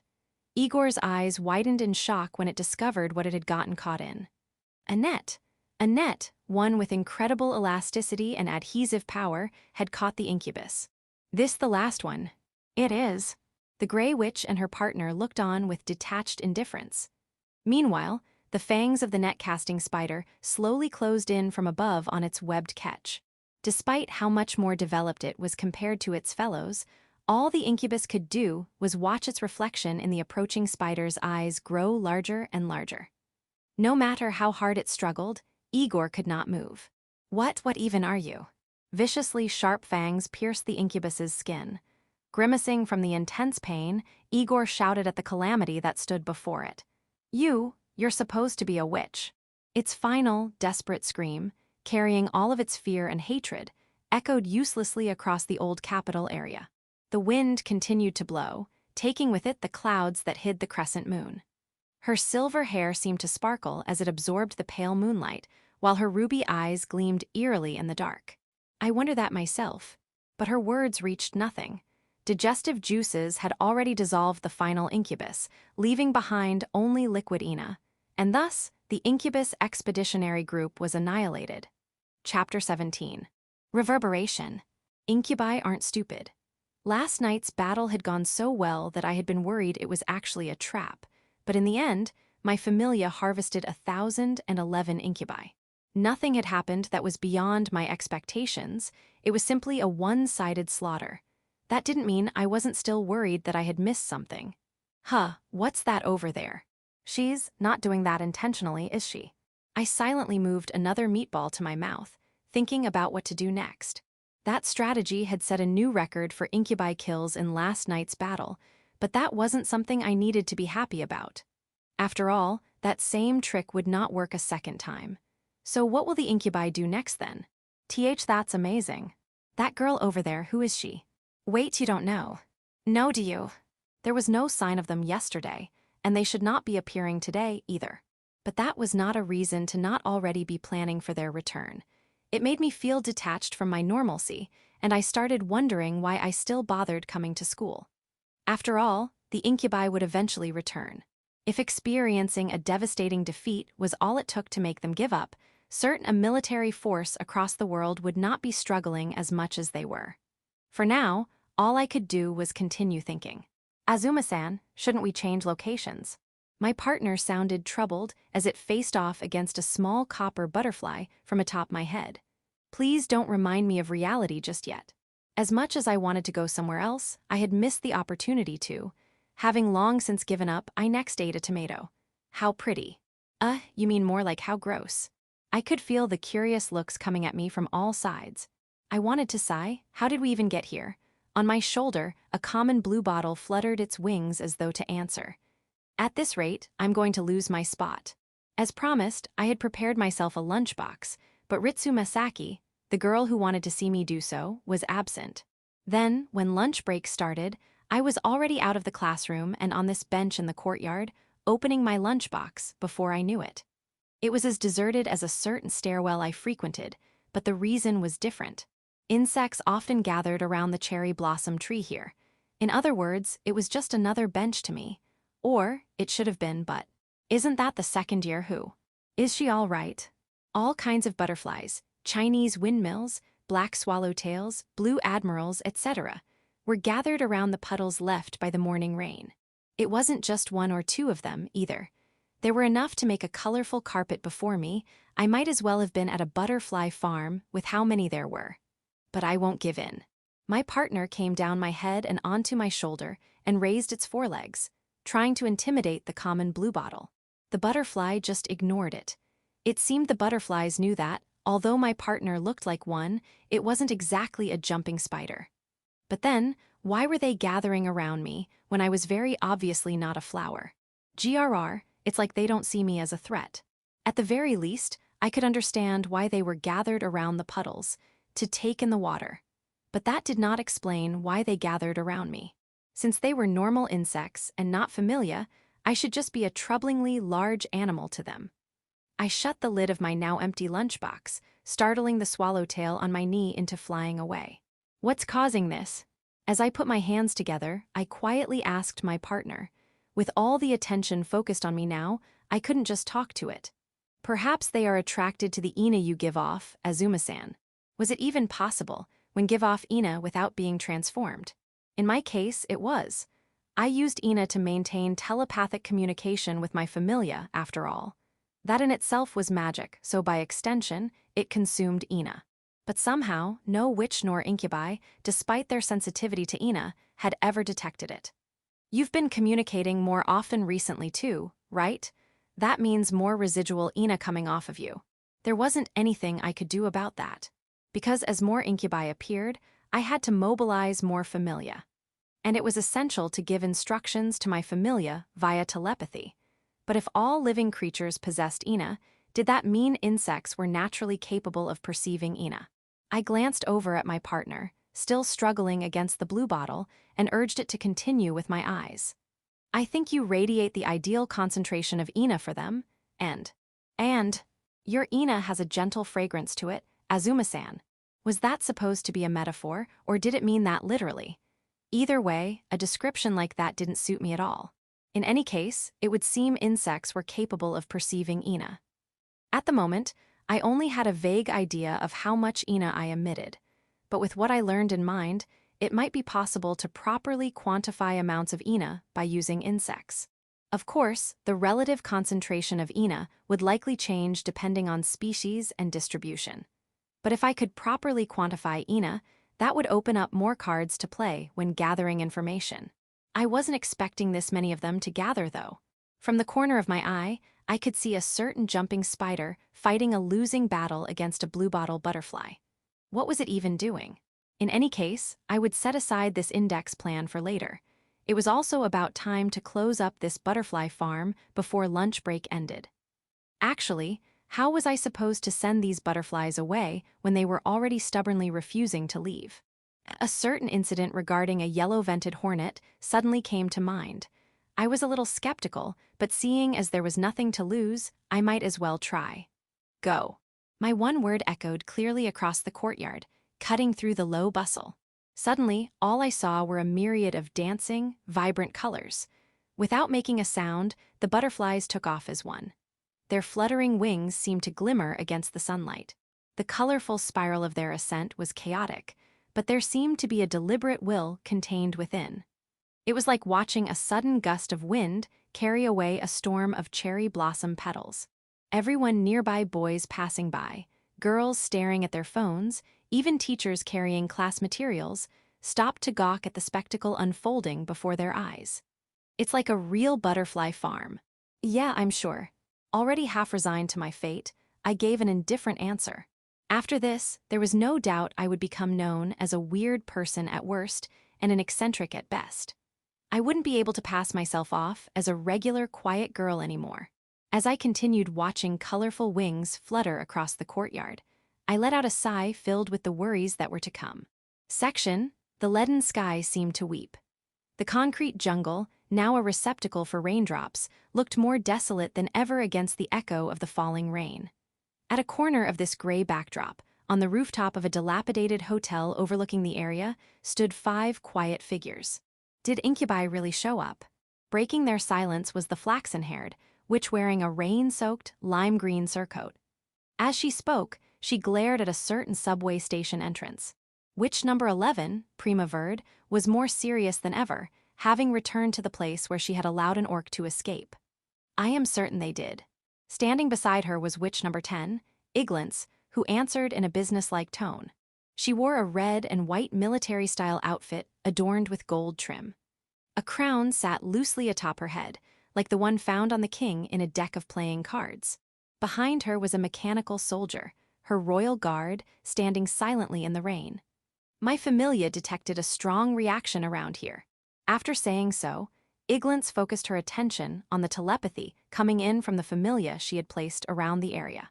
She was carefully filtering a vast amount of low-quality information to find what mattered. Well, I don't sense anything at all. Dahlia Noir looked out over the area, once more, as rainwater dripped from the edges of her pointy hat. She, witch number 6, looked more witch-like than the others as she sat motionless, observing the world through her spyglass. Indeed, I, for one, find it quite astonishing that some 800 incubi could just disappear overnight. The owl partner perched on Prima Verde's shoulder cheerfully spoke up over the din of the rain. It was because there were supposed to be so many incubi that the numbered of the tea party had gathered for something other than a meeting. It's like there was never anything here to begin with. Exactly. In response to Dahlia Noir's assertion, Iglance gave a slight nod. Last night, they had sensed over 800 incubi appearing here, at the center of the old capital area. While the incubi had been stealthy about it, number 10 had detected them nonetheless, and so the numbered the usual 5, at least, had gathered to annihilate them. But somehow, all of those incubi were gone, and without ever being seen, let alone fought. Maib they Ryan Oye. For some reason, muffled laughter came out of Dahlia Noir's spyglass when it should have been an inanimate object. The whimsical, shady-sounding voice belonged to the Black Witch's partner, of course. But who would they run away from? Why didn't they run from the big scary Newbird? But how would they know to run? They were hiding out within the subway, so they couldn't have known that witches were coming. Or perhaps they had discovered Iglance's familia. That was unlikely, given how easily it could hide itself thanks to its small size. And even in the 1 in 10,000's chance it was discovered, it could hardly be traced back to the numbered. There was definitely a battle here, though. How are you holding up, Benayam? I mean, it smells pretty bad, but I guess I'll be fine. Under her elegant, scarlet parasol, which number 9 held a sleeve over her wrinkled nose, while her usually perky fox ears had flattened themselves against her head. There was a certain sourness emanating from the concrete jungle below. It came from the ambient ina in the air, the chaotic amalgamation formed from the residual ina left behind by slaughtered incubi. It was the stench of battle. It can only be her, right? A concise assertion cut through the various ideas. It came from a certain witch of white and gold, standing with her arms crossed under a great shield, sheltering her from the rain. Do you mean number 13? Iglance asked in return, sounding uninterested. Witch number 8, Goldblum, gave a deliberate nod. They were in 13's territory, after all, an area where no other witch was active. So by process of elimination, it could only be her. But how was that possible? The terrain was bad enough. How did she annihilate every incubi literally overnight? It was unbelievable, even for a numbered. Say it was number 13 then. How could she have taken out that many of them? Well, it was probably her familia. The answer to the lime green knight, posing her doubts with a hand to her chin, came from the fox spirit-like girl next to her. The 5 girls fell silent as they looked out over the gray world, with the sound of rain filling the emptiness. After a short pause, Iglance, having put her thoughts together, broke the silence. Her familia, you say? Putting aside their expectation of exclusively using familia as support. The fact remained that summoning even one familia capable of solo combat would require an extraordinary amount of ina. Furthermore, none of them could find even a hint of the residual ina associated with such a summoning. Still, it wasn't unreasonable that they suspected a powerful familia was in play. I know it's hard to believe, but she really only uses familia. Goldblum knew that all too well. I mentioned it yesterday, you know. She had these like giant beetles that were so cool. But compared to the White Witch's complicated look, Benayam's eyes sparkled like an excited child's. It seemed whether the target incubi were named or not, they were all trampled and overrun just the same by the many familia belonging to Silver Lotus. Now that the two of us have seen the results, we should probably reassess our evaluation of her. Nais, besios na why she sayandu. De Hilla Noir stopped looking through her spyglass as she nodded at her partner's words. Until now, they, the numbered, had measured 13's capabilities based on what they took to be common sense. But now they were realizing that common sense did not apply to their absentee numbered. After all, their assumptions meant nothing in the face of this one fact, that Silver Lotus had somehow annihilated the incubi here. That is certainly true. It took having both of you see for yourselves, huh? The numbered would get nowhere if they only ever stuck to their common sense. It would be far more productive to change their thinking than to keep doubting the same thing, even if they couldn't wholeheartedly believe it. After all, something of that nature stood before their very eyes. What could possibly explain how outrageous this all was, that one witch could kill every last incubi that had appeared inside the subway station in a single night? What I still can't believe is that she did this all overnight. Since the familia belonging to Silver Lotus Dono are specialized in close-quarters combat, it should be possible, since it would all have happened within a tight, confined space. And from what Benayam and I have each seen, they are indeed vast in number. If the incubi lacked an escape route, they certainly would have been slaughtered. Oh, perhaps like a steamrealer. The partners continued to banter, though they took no part in deciding what the witches would do. They did so vocally, as telepathy could only communicate basic ideas. But in that way, they could exchange what they knew and what they thought, and they continued doing so despite the ongoing downpour. The question is, how is she able to maintain so many familia at once? Once a summoned familia ran out of Ina, it would just disappear. But going by the lack of fluctuating Ina, nothing had been summoned or dismissed. In other words, those familia still existed. Perhaps if it were a small unit of familia, it would be possible to keep them supplied with Ina, but the number of familia Silver Lotus controlled was not small by any metric. What a mystery this is turning out to be. Indeed, perhaps the best and simplest solution would be to ask the WH herself. Oh yes, let's just go ask her, why don't we? Iglance immediately retorted. It certainly would be the most reliable method, but as far as achieving it, to even detect Silver Lotus's faint Ina would be a formidable challenge. Then again, most witches weren't suited for finding people in the first place. It was the Black Witch who responded. She tilted her pointed hat to return a raised eyebrow. You surely don't mean by inviting her to join the tea party, do you? I doubt she'll respond either way. Goldblum flatly denied it. Having spoken to the witch and experienced her personality firsthand, she was certain Silver Lotus would always choose to hunt incubi over meeting their group. And even if she wasn't, the witch in question had never once accepted an invitation before. That certainly wouldn't change now. Well, if she won't come, then we'll just have to get her ourselves. Number 9. Ahem. A pair of fox ears perked up as raindrops fell from the scarlet parasol. Most witches weren't suited for finding people, but there were exceptions. Among those exceptions, Benayam had already found Silver Lotus through the latter's familia once before, despite having little information to go on. Would you please find her again? However, the numbered were nothing if not individualistic.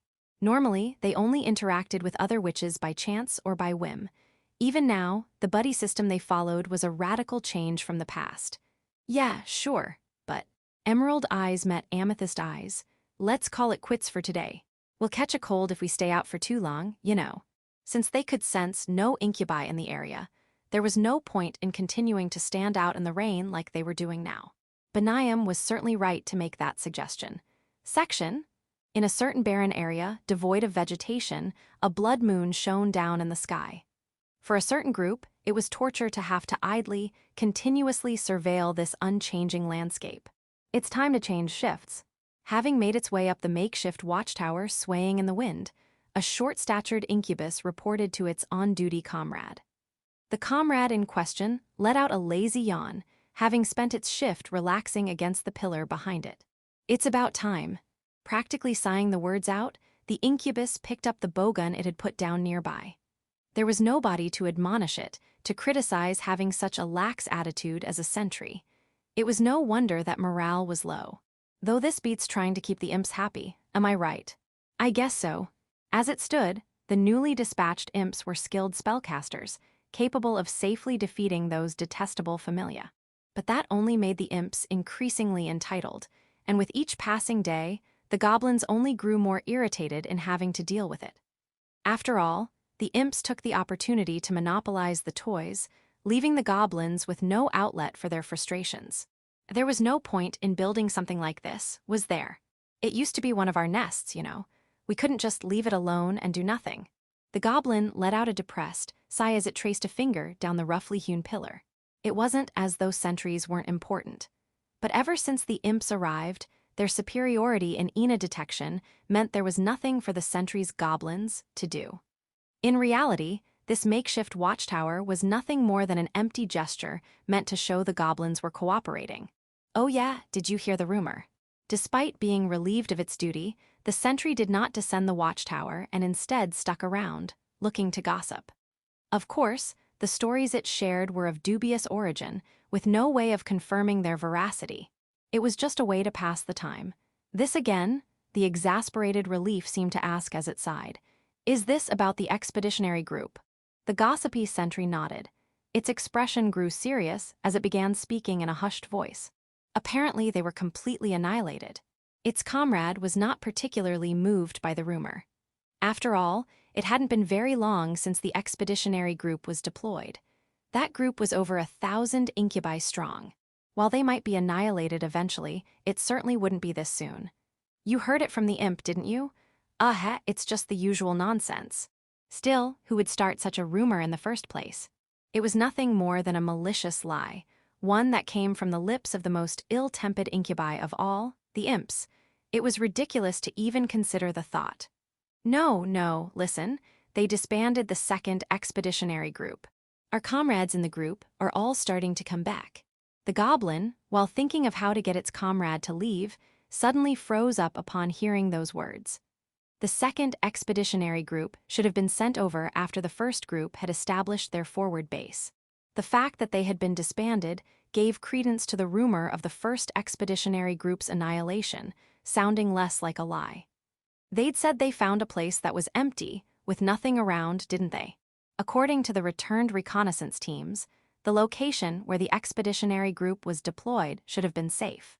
The plan had been for them to establish a foothold while the witches were tired out from having to deal with random scout incursions across the country.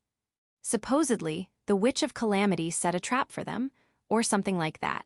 That epithet belonged to the witch, who exclusively used familia to thoroughly, methodically destroy their fellow incubi. If she were involved, it was likely the reconnaissance teams hadn't actually escaped, but were instead deliberately allowed to. Such a plan was possible, coming from the witch whose familia had invaded the Incubus homeworld and slew countless comrades. I don't want to consider the possibility, but since no information ever came down from above, the goblins could only ever speculate the truth while listening to rumors. That speculation left an unease in the air of the watchtower, dragging down the atmosphere. All they wanted was to be free of those detestable familia, but to do that, they first had to defeat the witch behind it all. And the future where that happened was further away than ever. What's going to happen now?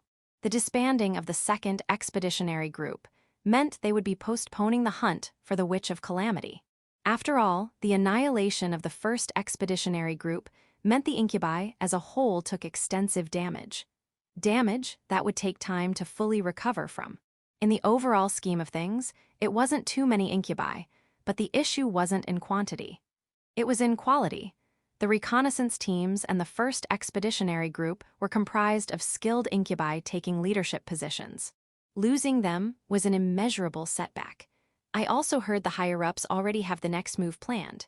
As though to dispel the tense atmosphere, the gossipy sentry spoke louder. Of course, they all knew the incubi representatives were meeting every day to discuss their plans. The next move. Since it had been some time since it had heard less than negative rumors, the goblin remained skeptical of the story. But its gossipy comrade was nonplussed under the suspicious glare. They plan on letting all of us have a turn with that witch. Suddenly, the goblin's mouth, amid a lewd sneer, stopped.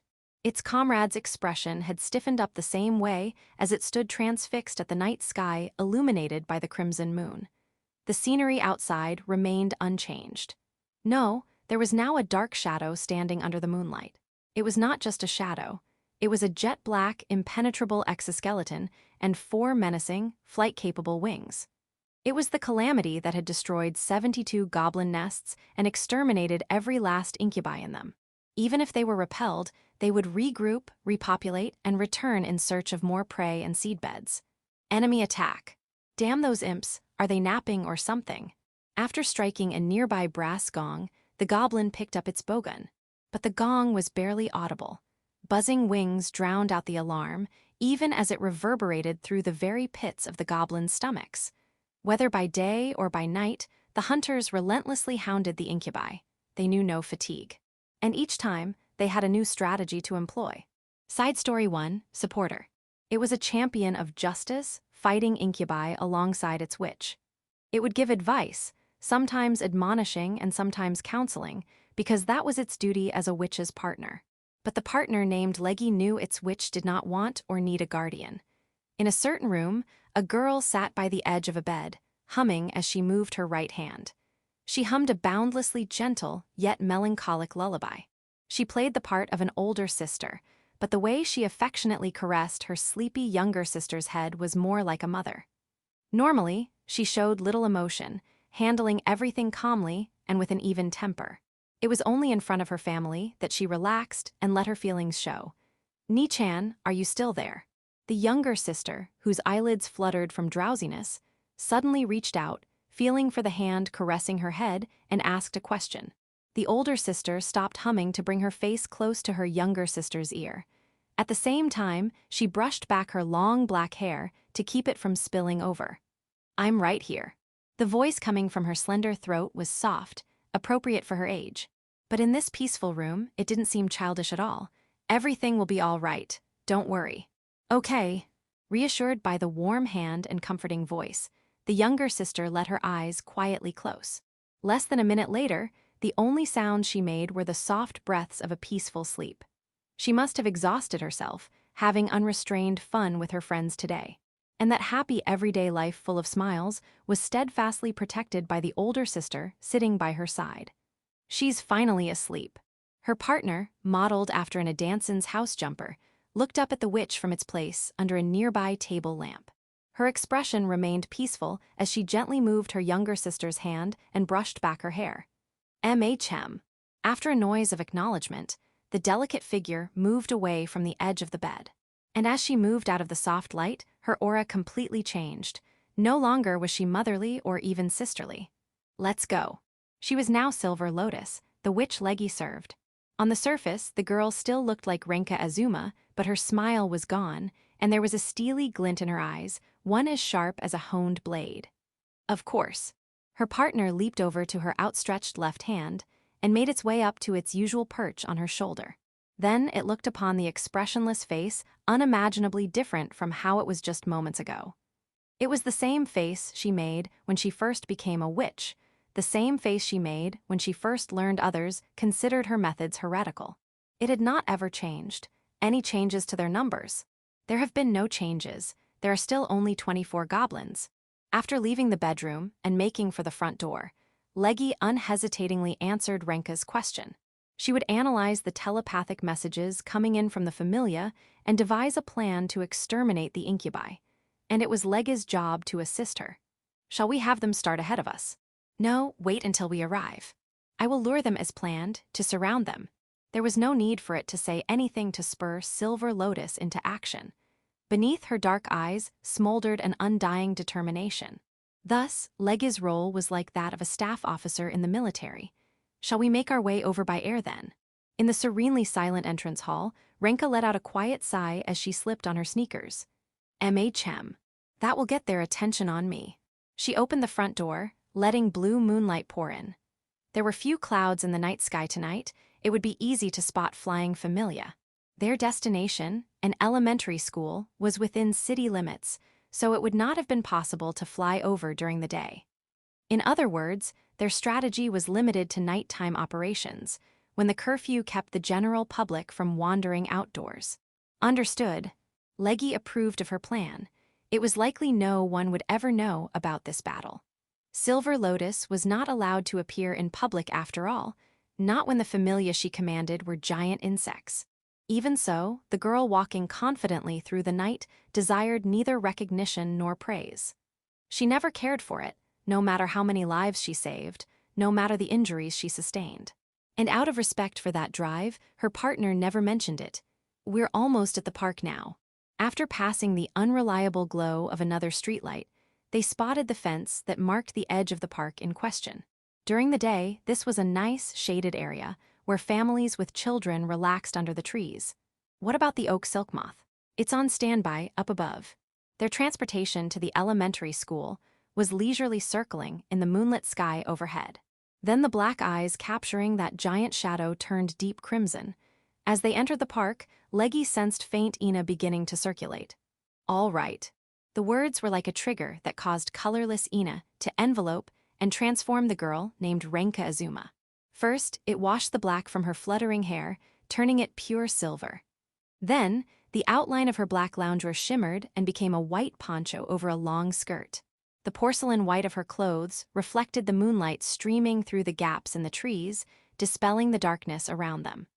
Her transformation was as dazzling as an opening flower, though the appearance of a hooded, mouse-gray overcoat quickly put a damper on the scene. Most witches donned glamorous costumes and reveled in their appearance, but she was different. Her outfit, sporting few adornments, could hardly be called decorative, while her plain overcoat muted everything else that might have drawn her unnecessary attention. Sturdy, utilitarian long boots covered her feet, while a plain, rugged kukri hung from a sheath on her waist. She had cut away all excess to focus solely on exterminating the Incubi. And for that, Leggy truly respected Silver Lotus. Also, it's not an oak silk moth, but a mirador. Right. If only she would remember the names of her familia. Side story 2. Fascination. The girl with the doll collecting hobby was intensely attracted to the beautiful beings known as witches. She eagerly collected every photo she could of them, and when she became a witch herself, she would go out into dangerous areas to take pictures for herself. It was easy enough, seeing as her signature power allowed her to disappear from existence. It was easy enough that the numbered witch, Alice Doll, inadvertently grew careless, and just one little mistake caused fatal consequences. Incubi, as cunning and ruthless as they were, knew all too well how to corner careless witches like her. In this case, the Incubi baited her into attacking, exhausting her Ina, and rendering her incapable of using her signature power. The orcs, certain of their victory having sprung their trap, made ready to tear away every last shred of Alice Doll's dignity, or they should have. I don't think they need to be more scared than they already are. Within the darkness, a certain voice spoke. There was a characteristic ring to it, one that could not have come from physical vocal cords, a characteristic that identified it as a witch's partner. Azure Nova may be a special case, but shouldn't it be obvious that our familia are the good guys? I guess. The voice that answered the partner sounded childish, but somehow devoid of innocence. As Alice Doll's consciousness gradually returned, she became better aware of the sounds around her. There was a liquid splashing against her ear and beyond that was the sound of something being torn apart. Still, it's always disappointing when they just faint on us. It's inevitable, I'm used to it. Why yeah, you're right, but still.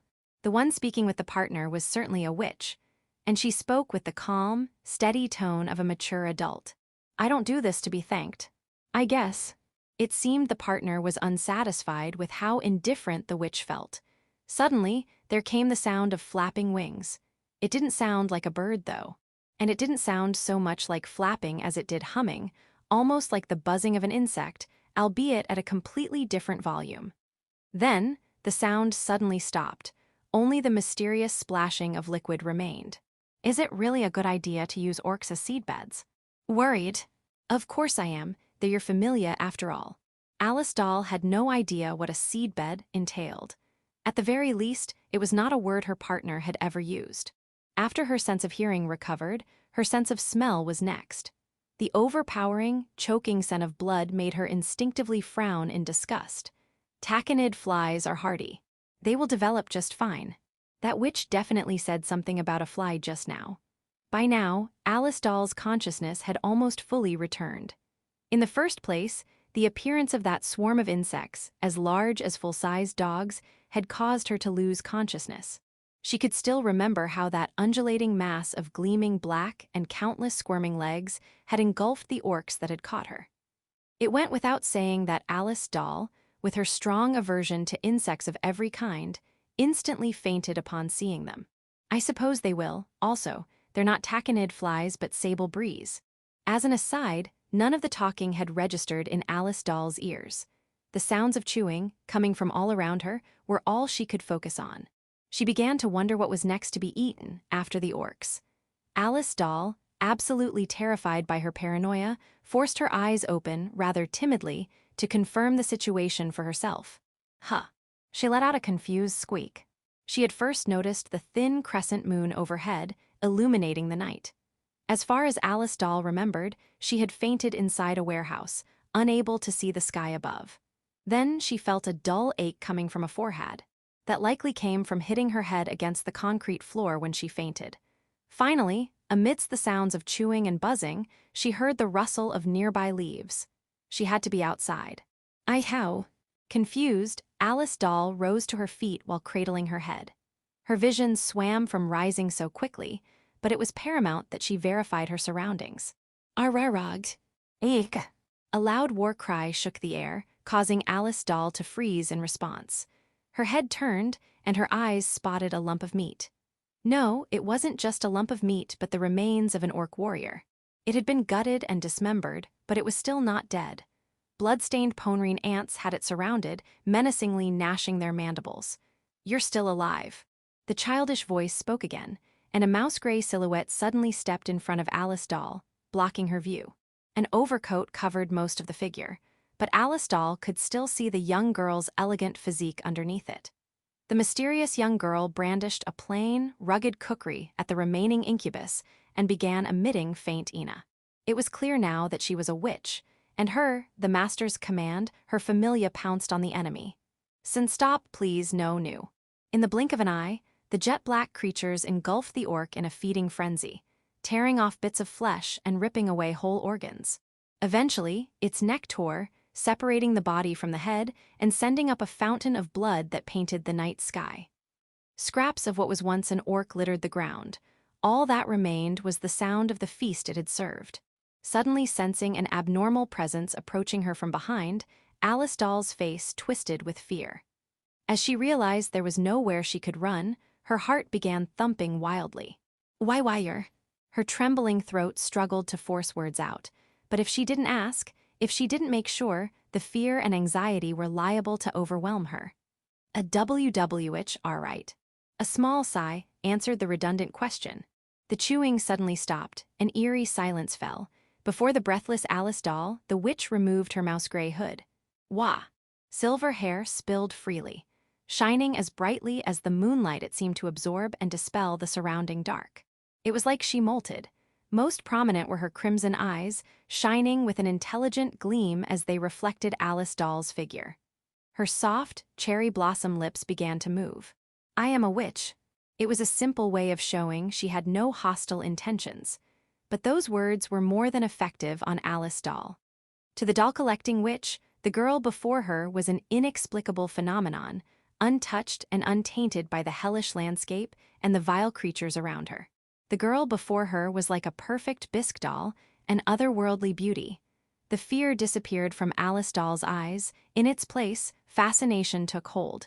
"What's your name?" Alice Doll asked in a feverish haze. The witch commanding heretical powers paused, blinking in surprise at the unexpected response, before answering calmly. "Silver Lotus." Most who encountered her wanted nothing to do with her. After all, the way she commanded her insect familia to slaughter the incubi wholesale invoked a primal fear in them. But as was the case for everything, there were exceptions. It was said that as a swamp grew deeper with sludge, so too did the lotus bloom more beautifully. Then, what of the flower that bloomed amidst this cesspool? Its beauty would certainly captivate those who beheld her. As Alice Doll certainly did. Afterward. It is nice to meet you. I am Bashoka Bashizoku. Since my pen name is quite long, feel free to shorten it and call me Baba for short.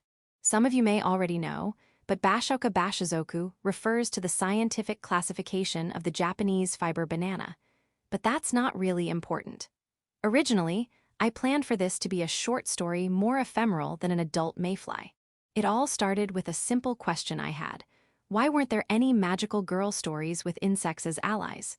Generally, insects are always on the villain's side, meant to show off the main characters before disappearing. Of course, sanitary types are always considered villains, and that's pretty sad. I always thought they could be pretty cute, so, feeling frustrated and indignant, I started writing. I struggled at first, having to do things like avoid making insects that turned into humans, having them fight with mandibles and stingers instead of with magic, and finding out which spiders would work best like jumping spiders, all the while recklessly playing favorites and including what I liked. The result was the beginning of Predator-type magical girl. I will continue writing this web novel. Lastly, I would like to express my heartfelt gratitude. Thank you all so much for reading. I hope we can meet again somewhere. Bashoka Bashizoku. End of Volume 1.